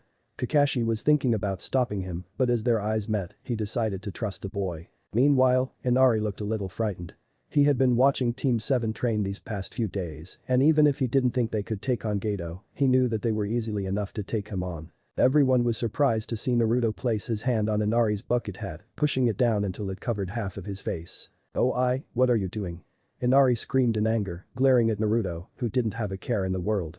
How dare Naruto touch his hat? That was his hat. "How about you come with me for a quick trip?" Naruto asked, but his tone was anything but that as he dragged the boy out the door. "Tsunami-san, I will take him to that place. Feel free to join us if you want." Tsunami stood up and quickly followed, shutting the door behind her, leaving the remaining occupants bar Kakashi confused. "Where are they going?" Sakura asked curiously. She was a little worried that Naruto would harm the boy, knowing that he could get a little hot-headed. Well, Kakashi trailed off. He had seen Naruto often send a clone with Tsunami to the town these past few days. After asking the boy about it, he had learned that he had set up a food stand for the hungry civilians of Wave. Naruto set up a food stand to give food to the hungry civilians of Wave. Tsunami-san has also been helping him operate it. Kakashi explained, shocking the others in the room. Naruto is so kind. Sakura had known the boy for several years and not once had she seen him show such a caring side to anybody. Kakashi sighed, noticing that Sasuke seemed to share similar thoughts. This had gone on long enough. He decided to end their prejudice against Naruto right here. I want you guys to throw away everything you think you know about Naruto, since you clearly know nothing about him. Eh? What do you mean, Kakashi-sensei? Sakura asked in shock. What did he mean that they knew nothing about Naruto? They had been in the same class for several years and the boy had hounded her for dates every week. There's no way they don't know anything about him. Then tell me what you know about him. Well, he likes oranges. He also likes to prank others. And Sakura trailed off, thinking of what else she knew about Naruto. That was all she could really remember of the boy, to her confusion. Sasuke didn't voice anything, but inwardly that was all he knew about Naruto too. Except for the fact that despite his boisterous facade, Naruto was as lonely as he is. And that's what I mean. Despite all these changes that Naruto has shown since the Genin exams, your understanding of him still remains back to when he was at the academy. Kakashi explained. Sasuke inwardly nodded in agreement. While he knew that Naruto had changed since the Genin exams, he didn't know what catalyzed these changes, nor did he care to know exactly how Naruto had changed. All he knew was that Naruto seemed to gain a sudden boost in skill, strength and speed. I am not telling you that you have to be best friends with Naruto. However, if you keep looking at him through the lens that you did in the academy, you will miss any opportunity of becoming friends with him that you could have had. Just like I almost did, Kakashi inwardly finished off. Inari silently walked next to his mother, frowning. He didn't want to follow the blonde, but his mother told him that he should listen to Naruto just once. As they continued to walk, Inari looked even more upset at the state of the wave. The streets were practically empty, devoid of any of the happy civilians that he used to see before Geto had arrived. How could these ninjas have any idea of what their life is like? However, Inari was confused by the lack of people on the side of the streets. Usually, there would be multiple people, adults and children alike, begging for food. His unvoiced question was soon answered as Naruto took them down a small alleyway which led to a rather large clearing. Inside this clearing were several makeshift huts, with people bundled together eating food. On the right, there was even a small puppet show surrounded by many children who smiled with joy as they watched it under the warm eyes of the nearby adults. The man or boy responsible for all of this had several clones stationed in various areas in the clearing. Some were cooking, and some were doing funny actions using puppets. While others had opted to clean up some of the nearby residents, shaving their beards or cutting their hair with a kunai. What's going on? Inari asked in confusion. The waves shouldn't be like this. Just a few days ago, he was met with the soulless eyes of people begging on the street, yet adults and children in front of him were smiling in joy and hope. This is what I wanted to show you. Naruto smiled at the scene in front of him. The two children a few days ago had led his clone to this clearing, which had multiple other children sleeping in boxes. Originally, Naruto planned to only feed them, but seeing their sleeping conditions, he used his limited construction knowledge to make insulated huts. Word quickly spread amongst the others on the street that there was a kind young boy who was making and serving hot food and shelter for free, and soon the homeless adults and elderly also turned up. It didn't take long for the clearing to be filled with civilians who were once empty, to be filled with hope and joy. Look in front of you, Inari. This is what your mother and grandfather are fighting for. This is what we are fighting for. Naruto and Inari walked around the different areas, and the grateful civilians all smiled whenever they saw Naruto. Some had even handed him home-knitted gloves, scarves and socks, which Naruto gladly took. Inari was amazed. He thought that the ninjas were just training to take down Geto, even if it was futile, and never knew they were helping people. Naruto knelt down in front of Inari, drawing the boy's attention to him. Listen, I know you are sad over Kaisa's death and believe me, nobody is telling you that you can't be sad. We all understand the feelings of pain behind losing someone. But instead of doing nothing but focus on his death, keep his memories close to you and fight against Geto. You can't change the past, but you can always look towards the future. What can I do? I am weak. I can't stand against Geto or his army. Inari cried in sadness and fear. Leave the fighting to us. That's our job. Naruto smiled, pointing at his chest. But fighting isn't the only thing that can be done. Why not help out here? We could use a helping hand. Inari once again looked around, seeing everyone's smiles. At some point during their arrival, Tsunami had entered the food stand, smiling while conversing with an elderly man while cooking. It didn't take long for some sort of impulse to help fill him as he nodded his head, deciding to do what he could to help the people in Wave. It might not be much in the grand scheme of things, but for Inari, it was enough. Chapter 17. 2 weeks later. The beginnings of a plan. 2 weeks later, it had been 2 weeks since the night of Inari's outbreak, and everything had changed for the better.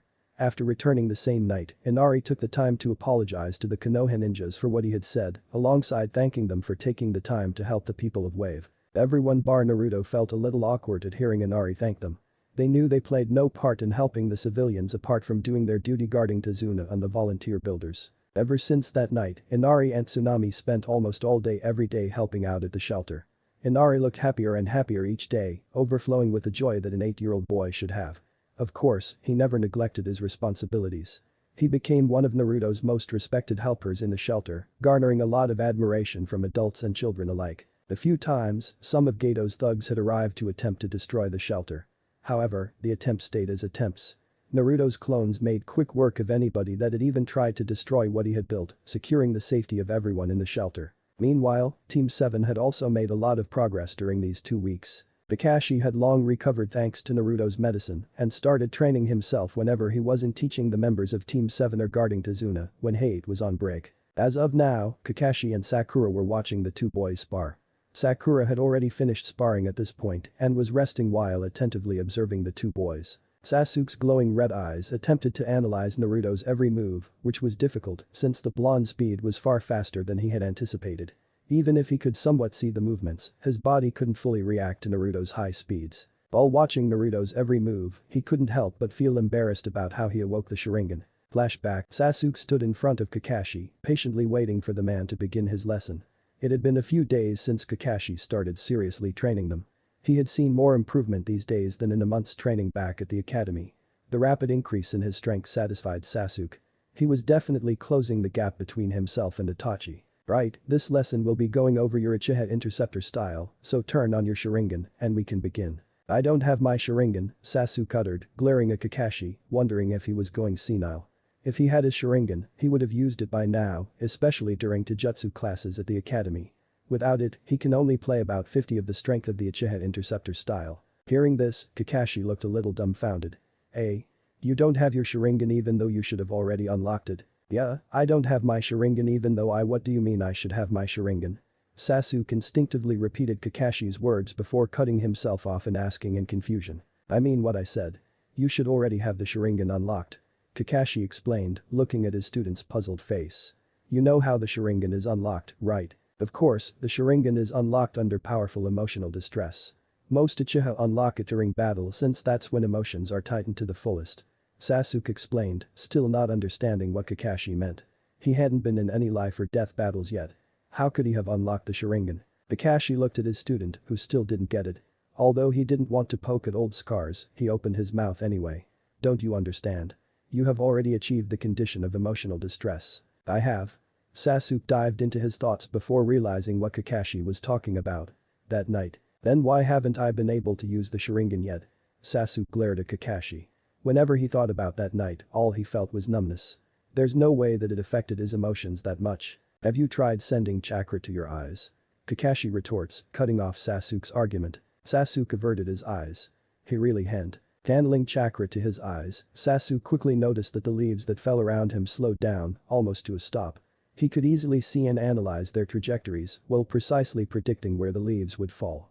Sure enough, as they touched the ground, they were exactly where he expected them. Kakashi stared at Sasuke, who was analyzing everything moving around him in childlike wonder and coughed.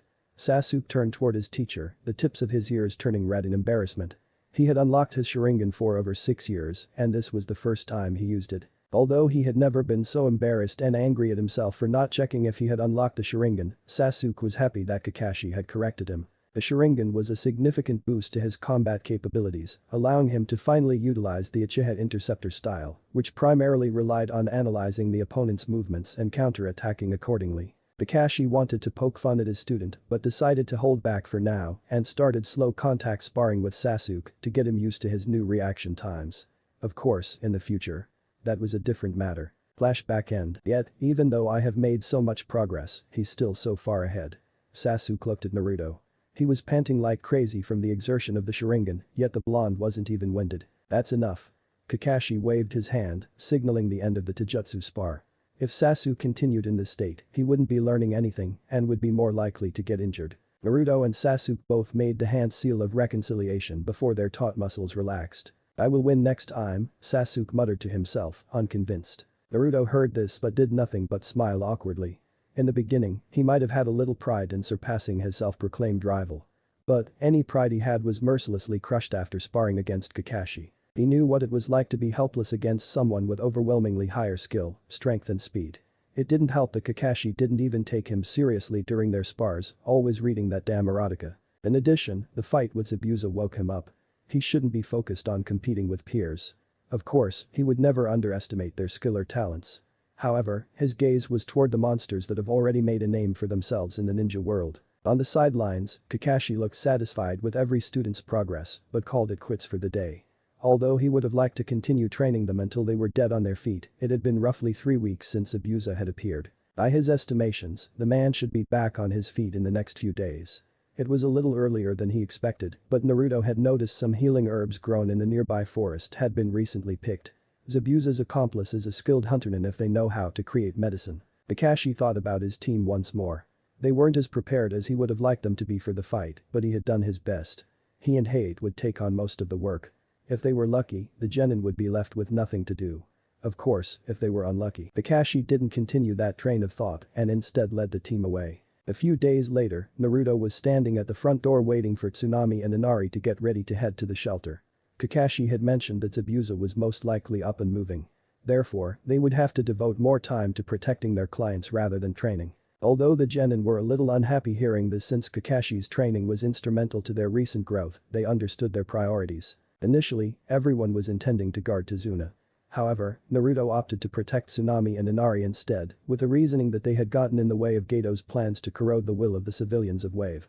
There was a chance they may be targeted too. Kakashi planned on leaving the other members of Team 7 to guard Tsunami and Inari too, but changed his mind when Hate said that the main target was still Tazuna. If Gato was to target the Tsunami, he would most likely send thugs at best. "Give me a second. I am almost," Inari called from upstairs, staring blankly at the two hats in front of him. Red. Or blue. It was a tough decision. While Inari was making the most challenging decision of his life, Naruto suddenly felt an influx of information. A clone that he had stationed in the nearby perimeter saw 2 armed men arrive at the nearby dock. After boarding the land, they started making their way to Tazuna's house. Due to working at the shelter for the past 3 weeks or so, Naruto learned a lot of information about Gato's underlings. 2 men stood at the top of the hierarchy, just below Gato. This was the samurai, Waraji and Zori, who were Gato's bodyguards. Just by knowing who they were, Naruto had already drawn several conclusions about why they were here.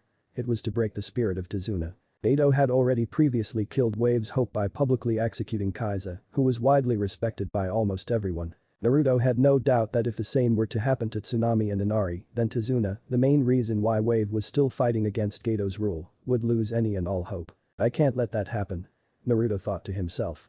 Of course, it wasn't just because of his mission, but over the past few weeks, he had grown quite attached to the trio they had been protecting. Not many people treated him like an ordinary boy, and Tazuna, Inari and Tsunami had fulfilled all criteria. "Naruto-san, is there a problem?" Naruto turned around to see Tsunami standing behind him, holding a small backpack containing the hand puppets, spices alongside some cooking tools. "Yeah, I need you two to hide for a bit. Just trust me and don't look outside," Naruto softly ordered. Hearing this, Tsunami and Inari looked frightened, quickly understanding that someone was there to harm them. But their fears were alleviated after looking at Naruto. After the number of thugs they had seen him easily dispose of, they believed he would protect them. Giving a soft nod to Naruto, Tsunami moved part of a rug before lifting up a trapdoor. She then took Inari and hid inside the basement, waiting for Naruto to return. Naruto closed his eyes, entering his newly dubbed hyper-awareness mode, and watched the presences. Sure enough, the samurai moved closer, glowing a slight tinge of red, before finally reaching the door. With his sensitive hearing, Naruto could hear some faint voices whispering from the other side. "Is this the place?" "Yeah, do you want to do it?" "Sure." There was a shuffling of movement before someone knocked on the door. Already knowing that they weren't here for a chat, Naruto opened the door before instantly sending 2 heavy kicks to the men in front of him, launching them across the front deck. Upon doing so, Naruto prepared himself for a battle, yet was confused the moment the 2 samurai were groaning in pain on the floor, not having any intention to get up. "Eh?" Naruto inwardly questioned, looking down at his foot. He had just unleashed a rather normal kick with his rather normal foot. So why had his opponents gone down as quickly as they did? He was expecting a more dangerous battle. The stories that he had heard from the civilians in Wave portrayed Waraji and Zori as highly dangerous characters that were able to cut stone walls like cutting butter. Maybe they are faking their injuries, so I will let my guard down. Naruto couldn't help but think. If they could, they were terrifying characters who could deceive even his hyper-awareness, just like Zabuza's accomplice was able to do. They needed to be treated with the utmost seriousness. Not deceived by the samurai's plots against him, Naruto summoned several clones, which cautiously moved toward the downed samurai, waiting for them to unleash their surprise attack. Naruto had no words at the scene before him. The clones encountered no resistance as they tied the samurai up. In fact, calling them samurai was an insult to all samurai. They were civilians with very little skill in kenjutsu at most. Now how about you tell me why you are here? Naruto questioned. The two samurai looked at each other and remained silent. Even if the brat in front of them had managed to beat them with ease, there's no way they would spill their objectives. If they betrayed Geto and the man found out about it, with his vast-reaching connections, there's no way they would be able to escape. Naruto looked at them and scratched his head. Extracting information from prisoners wasn't something he was familiar with. He was a frontline hitter, so why would he dabble in such things? He made a mental note to add it to the Naruto Uzumaki's ultimate ninja training plan. Step 1: If more than one person is being interrogated, then separate them. Naruto mentally went over the basics he had learnt at the academy, creating a clone and separating both samurai until they were out of earshot of each other. Step 2: Threaten them. Naruto looked at the samurai in front of him, who he knew to be Zori. The man was still tight-lipped despite his desperate appearance earlier. He didn't believe that the boy in front of him would do anything to him. Now, I want you to tell me everything you know. If your story is different from your partner's, well, Naruto smiled innocently, making a snipping gesture with his hand. In Zori's eyes, that innocent smile was the devil's. Be damned, he didn't want to be tortured by such a terrifying boy. You promise you won't kill us if what we say is true? Yeah, Naruto Uzumaki never goes back on his word. Although he didn't exactly trust what the blonde in front of him said, it was the only chance of survival that he had. Therefore, Zori split everything. Easily betraying Geto despite his adamant appearance earlier. After all, he wouldn't be able to live if he was dead. To Naruto's expectations, they planned to kidnap Tazuna's family and publicly execute them to make enough. However, as Zori continued to spill everything he was tasked to do, he had also mentioned that Geto had the intention of betraying Zabuza, causing Naruto to widen his eyes at the idiocy of the plan. He was again reminded that civilians have no idea about the difference in strength between ninjas, even more so for a higher-ranking ninja such as Zabuza, who was a mid-rank shinobi. Of course, suppose his team, alongside Zabuza and his accomplice, were on the verge of exhaustion, either physical or chakra. In that case, Geto's plan could work. Even if it didn't fully work, it still could lead to some casualties. Naruto instinctively wanted to head down to the bridge to notify his team and maybe convince Zabuza to stop targeting the bridge builder, but his eyes brightened as a better idea came to mind. Tell me everything you know about Geto and his army. Chapter 18: Naruto's plotting something again. Zori's mouth was dry after talking for more than 20 minutes, he had spilt everything he knew about Geto. Their meeting location, the number of mercenaries he had hired, and the location of all his bases. He laid out everything he knew about Geto from following the man for over 3 years. At this point, Zori even hoped that the ninja would kill Geto. So he wouldn't have to suffer the man's wrath after he inevitably finds out they had betrayed him. Naruto was satisfied with everything he had learnt and dispelled the clone, receiving an almost identical confession from Zori's partner, Waraji. After hearing everything he needed, Naruto brought the two samurai together and checked if their ropes were secured. What are you doing? You said you would let us go. Waraji screamed in anger, while Zori just sighed at his partner, who had muscle for brains. What are you saying? I said I wouldn't kill you, but you can't leave just yet. I don't need you disrupting my plans. Naruto smiled after tying the final knot in the rope. Plan? Zori questioned, looking fearful about what the demon in front of him was planning. Naruto ignored the question and made a clone sign, summoning several shadow clones. You know what to do? Yes. The clones nodded simultaneously as they were enveloped in a puff of smoke. As the smoke dispersed, the samurai noticed that the clones had transformed into the bridge builder's family. But after turning to the left, their hearts were chilled. The Ayu. Waraji screamed in fear as he looked at one of the clones, who now looked identical to him.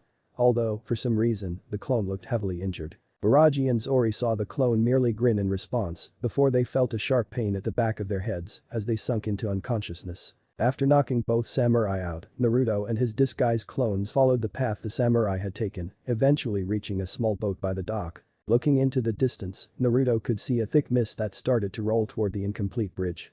Zabuza. The blonde thought to himself, hoping his team would be okay until he finished his part of the plan. Panicking and rushing over would do no help. Even with the past few weeks of training, he couldn't even be considered a fighting force against Zabuza. After traversing the lake, Naruto familiarly navigated the area like the back of his hand, using his hyper-awareness and all the information he received from Zori and Waraji. As they moved closer to the hidden base, the disguised clones were met with several tents and campfires, surrounded by mercenaries sharpening their weapons. "Waraji, you're injured. What happened?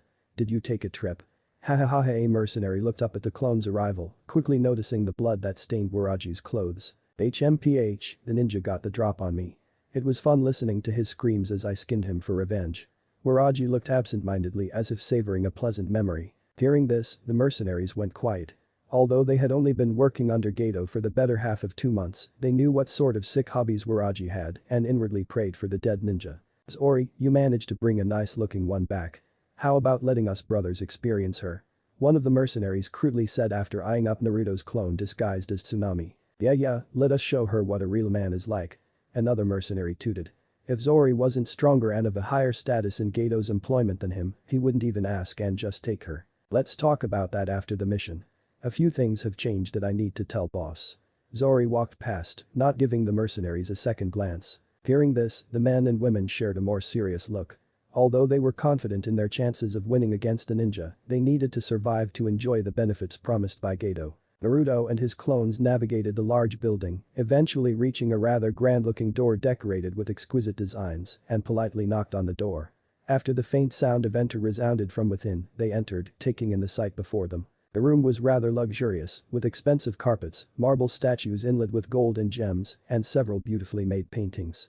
Gato stood by a wall in the corner with his hands crossed behind his back, seemingly admiring a painting. However, Naruto knew that Gato wasn't paying attention to said painting, but envisioned the safe underneath. From the information he obtained from the samurai, Naruto knew that Gato was practically defenseless right now. It would be easy to capture the vicious businessman, hold him hostage and stop all of Gato's operations in wave. However, if Zabuza isn't presented with hard evidence that Gato was planning on betraying him, Naruto guessed that he would do all he could to kill him. If only to prevent his reputation from being sullied. This needs to be planned carefully. What took so long? Gato asked, interrupting Naruto's thoughts. As he turned around, his eyes widened in shock as he took in the state of his trusted bodyguards. In front of him, there were a total of 5 people. Zori and Waraji, and what Gato assumed to be the bridge builder's family as he noted that they were tied in a rope. However, what shocked him was that Waraji was injured. "Sorry boss. A ninja was protecting the targets, he managed to get the drop on us before we swiftly killed him." Waraji apologized, looking ashamed for being tricked. "HMPH, leave this room and get yourself cleaned up. You need not attend today's events." Gato commanded. Waraji obeyed, silently leaving the room. From an outsider's perspective, it would look like Gato cared for his subordinates. But if you looked closely, you could see the faint disgust that colored the man's eyes. "There better not be blood on my carpet." Gato turned his attention away from the floor and inspected the hostages, his eyes roaming greedily over the Tsunami. "So you are the man's family that has caused me so much trouble. How should I repay you, I wonder?" Tsunami gave him a glare of disgust but couldn't speak due to her mouth being covered by tape. "Boss, we also managed to obtain news from the ninja protecting the bridge builder's family that the Konoha Jonin are still injured by Zabuza. Even the backup is seriously ill and essentially put himself on a suicide mission, which confirms the reports about a coughing man guarding the bridge builder. Those ninjas are slippery. I advise moving sooner than planned to prevent them sneaking away early when things become unfavorable to them," Zori suggested. "Silence. I must think." Gato cut off Zori, sinking into his thoughts. He didn't want to change his plans, but if what Zori was saying was true, it would be the perfect opportunity to wipe all ninjas out. "Very well, gather everyone, and we'll move out in 5 minutes." Gato's interest in the Tsunami had diminished as he waved Zori and the hostages away. Nothing was more important than his conquest of Wave. While Gato was preparing, Naruto gathered Gato's army, slipping in a few more clones disguised as mercenaries. Due to the sheer number of people present, nobody suspected 2 new faces they had never seen before. After Gato and the mercenaries had made their way toward the bridge, Waraji's eyes snapped open and a grin stretched across his face. Sensing the surrounding area, Waraji noted that it was practically empty except for a few guards that Gato had stationed around. After visually confirming, Waraji dropped his disguise, revealing a blonde in an orange tracksuit, Naruto. Naruto created several shadow clones, chucking a storage scroll to each one. After catching said scrolls, the clones dispersed. Some snagged valuables in the current base, while others moved towards the other hidden bases. While Naruto was sneaking around, he was spotted by one of the surrounding guards. "Who are you?" That was all the guard managed to utter before Naruto blurred toward him, unleashing a heavy punch to his chest.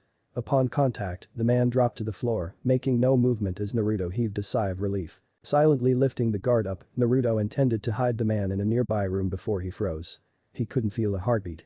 The blonde paled in the realization that he had just made his first kill, as he barely withheld the urge to vomit. This isn't the time, Naruto repeated inwardly like a mantra, pushing down all his feelings to the depths of his mind. He only had a set amount of time before his actions would be discovered and had to make the most of it. Taking a deep breath, Naruto barely calmed down and hid the man's body. He would deal with his feelings later. Meanwhile, at the bridge, two forces were fighting against each other. Kakashi was facing off against Zabuza, doing far better than he was faring in their first fight. Faintly overwhelming the man, thank God I removed some of the rust over the past few weeks, he thought. On the other hand, Hate was in a stalemate against Zabuza's apprentice. He was currently surrounded by ice mirrors which were so durable that it took several hits of his sword to cut through. However, Hate quickly noticed that sustaining this technique was taking a toll on the ninja's chakra reserves.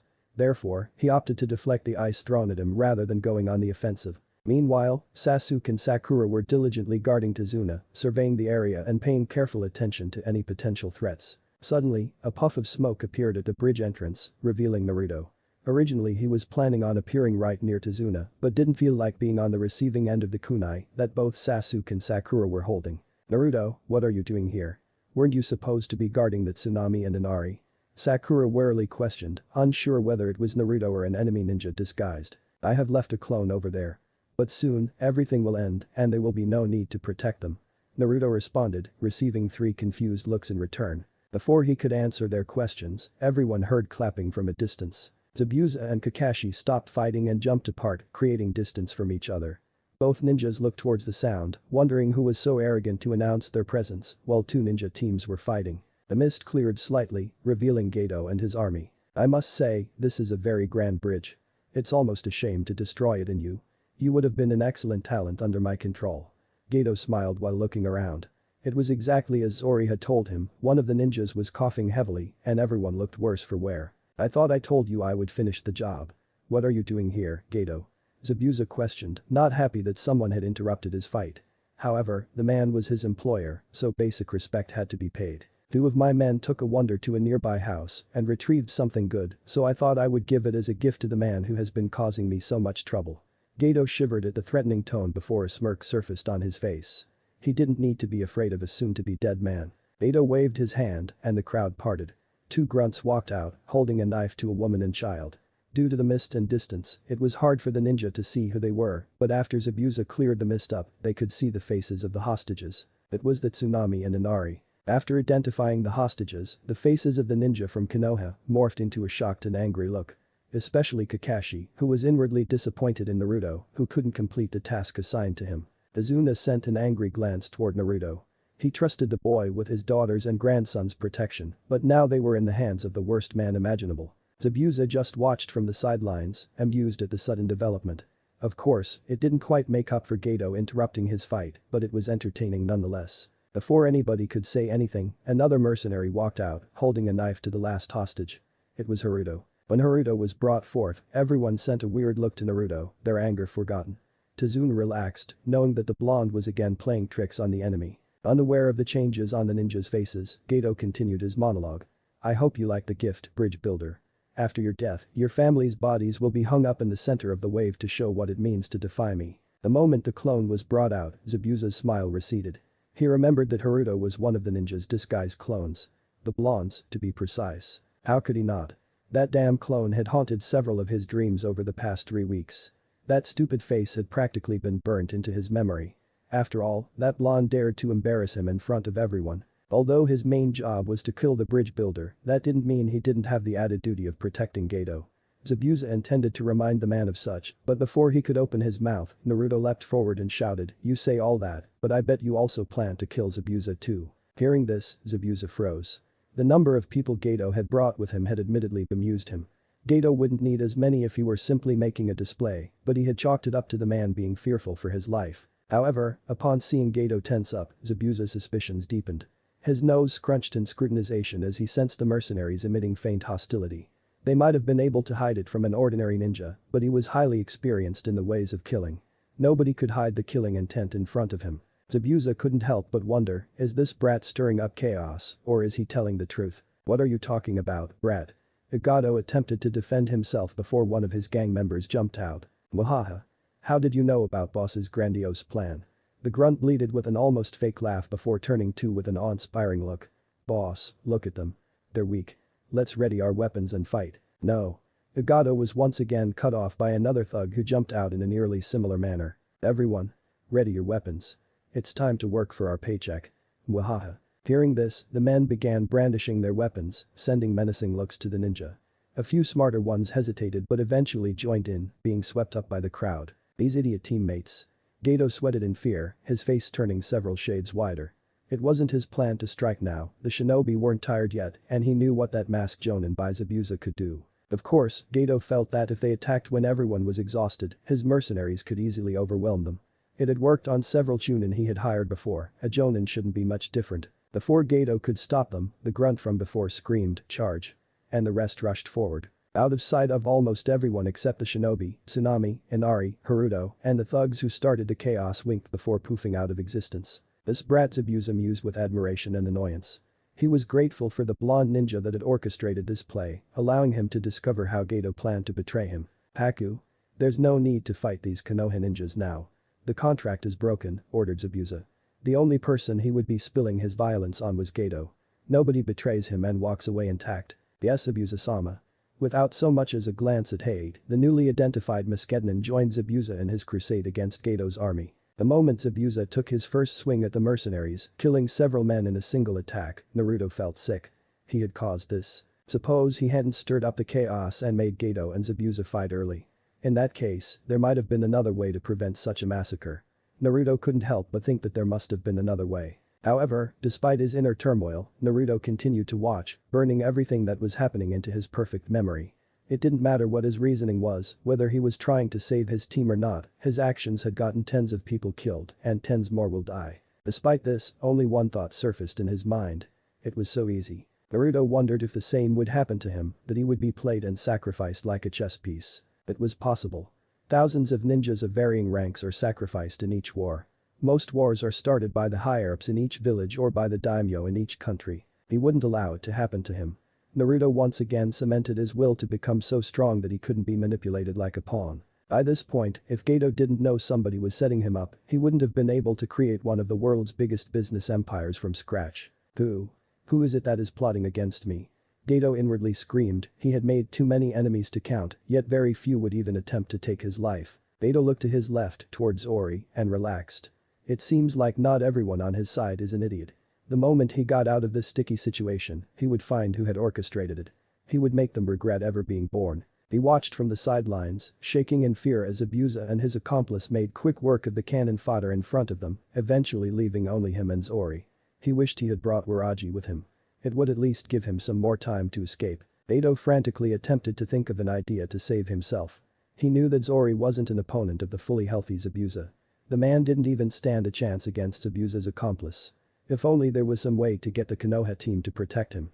Something like a hostage. Hostages. The flash of light hit Gato's mind. He quickly scanned the area around him, looking for the bridge builder's family. Zabuza might not care about them, but judging by the Konoha ninjas' reactions, they did.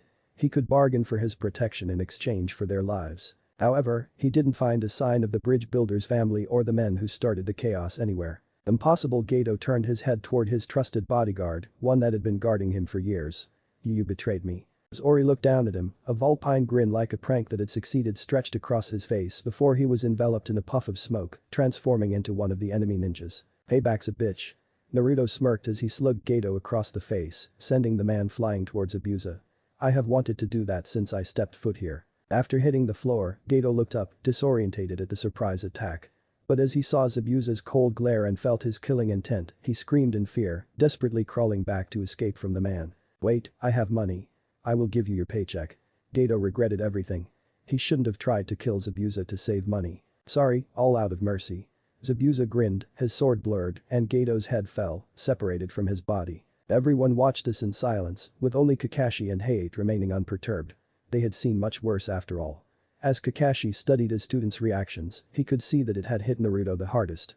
Which made sense since he had indirectly caused the deaths of everyone present. Naruto Kakashi started, looking at his student's smirk drop into a somber face as he looked at the bodies on the floor. If he didn't realize that Gato's early arrival and demise had something to do with his student, he wouldn't have made it into Anbu. However, he couldn't really say anything to comfort his student. He didn't know how. Let's talk about this later, eh? Kakashi patted Naruto on his shoulder, receiving a small smile in return. Thanks for all the help, brat, Zabuza said, flicking the blood from his sword onto the bridge. Naruto, Sakura and Sasuke instinctively raised their guards as Zabuza turned toward them, expecting the man to once again attack. Whoa, no need to raise your guards. I have no reason to fight against you now that my employer attempted to betray me, Zabuza grinned ferociously, enjoying the fear wafting from the three genin. Of course, if you spread word of what happened 3 weeks ago, that's a completely different story. Zabuza threatened, giving an evil eye toward Naruto before slowly walking away. He had a couple of bases to raid. After Zabuza and Haku left the bridge, rumor quickly spread throughout Wave that Gato had been killed. At first, many civilians didn't believe such a thing was possible. But after several influential people had confirmed it, the rumor became true and the morale of Wave's citizens was at an all-time high. Now that Wave's symbol of fear had been removed, more and more civilians volunteered to help build the bridge. Despite their previous cowardice, Tazuna held no ill will against anyone and accepted their help. He understood that not everyone had the determination to stand up and fight against Gato. Some people had families and others were just scared. It was natural. They are only human. But the addition of more volunteers, the original estimated bridge completion date was shortened from 1 week to 3 days. During this time, civilians in Wave treated the ninja from Konoha, especially Naruto, as heroes. They often handed them homemade snacks and gifts, leaving the three genin feeling flattered. Thank you for everything, Konoha no. Kakashi-san, Hayate-san, Sasuke, Sakura and Naruto. Tazuna deeply bowed toward the ninja, tears streaming down his face. The bridge was finally built. Wave was finally free. Hayate sympathized as he had been the one guarding Tazuna the most. He knew how much blood, sweat and tears the man put into building the bridge. No worries, it was an eye-opener for my genin and me. Kakashi waved Tazuna off. He was inwardly thankful that they had accepted this mission. He had sorted out some of his inadequacies in teaching and with a Sharingan. He doubted it would have happened if they didn't continue after encountering Gozu and Maizu. Before Tazuna could respond, the group heard sniffling from behind Tsunami. It was Inari. What you crying for? Naruto grinned, once again pushing down Inari's bucket hat until it covered half of his face. Inari's hand shot up to his hat, pushing it up and sending a teary glare toward Naruto. I'm not crying. Yeah, Naruto smirked, pulling a scroll from his pocket. I've got a little leaving present for you. After sending some chakra into the scroll, Naruto released a small box filled with puppets, cookware, and a small handwritten certificate. Inari first picked up a certificate, reading the words aloud. Ownership of the helper shelter. Inari. Well, I won't be around to help, and I know that some adults and children still need help. So why not give management of the shelter to you? Of course, if you don't want it I do. Inari cut Naruto off, his sadness forgotten as he stared dreamily at the certificate. Everyone around smiled at the heartwarming scene. That's that then. Let's go back to Konoha then. Kakashi ordered after everyone had said their goodbyes, turning around and leading the way. I'll come back at some point to check on the shelter, so you better do a good job taking care of it. Naruto yelled from a distance, dashing away before he could hear Inari's response. Stupid dust in my eye makes them water. Naruto rubbed his eyes in his sleeve before joining his team as if nothing had happened. Meanwhile, Zabuza was standing at the entrance to the last of Gato's hidden bases in Wave. By this point, he had already rummaged through everything but was disappointed with what they had found. What did I miss? Why is nothing here? Did Gato secretly move his things again? Impossible. Zabuza paced up and down inwardly muttering to himself when Naruto, with his cheeky grin, flickered across his mind. I take back what I said. I will never share the same sky as you, brat. Zabuza roared to the sky, realizing that Naruto had already explored the bases when he had infiltrated Gato's army. He had been tricked again. Should we hunt them down, Zabuza-sama? Haku asked. He didn't want to since they already had enough for what they needed, but Zabuza's orders were absolute. I really don't want to have to fight him. Hearing this, Zabuza suddenly calmed down, as if he didn't want to kill every blonde he saw. No. There's no point in chasing after them since they are likely already near Konoha now. We've got enough for what we need, let's head back to Kiri. You wait, Yaguri wait. Thanks for listening. I do hope you enjoy it. If you want the next part of this video, turn on that bell notification. Like, subscribe and comment down below. And also check out the others' videos I have created and enjoyed it. See you guys next video. Till that, take care.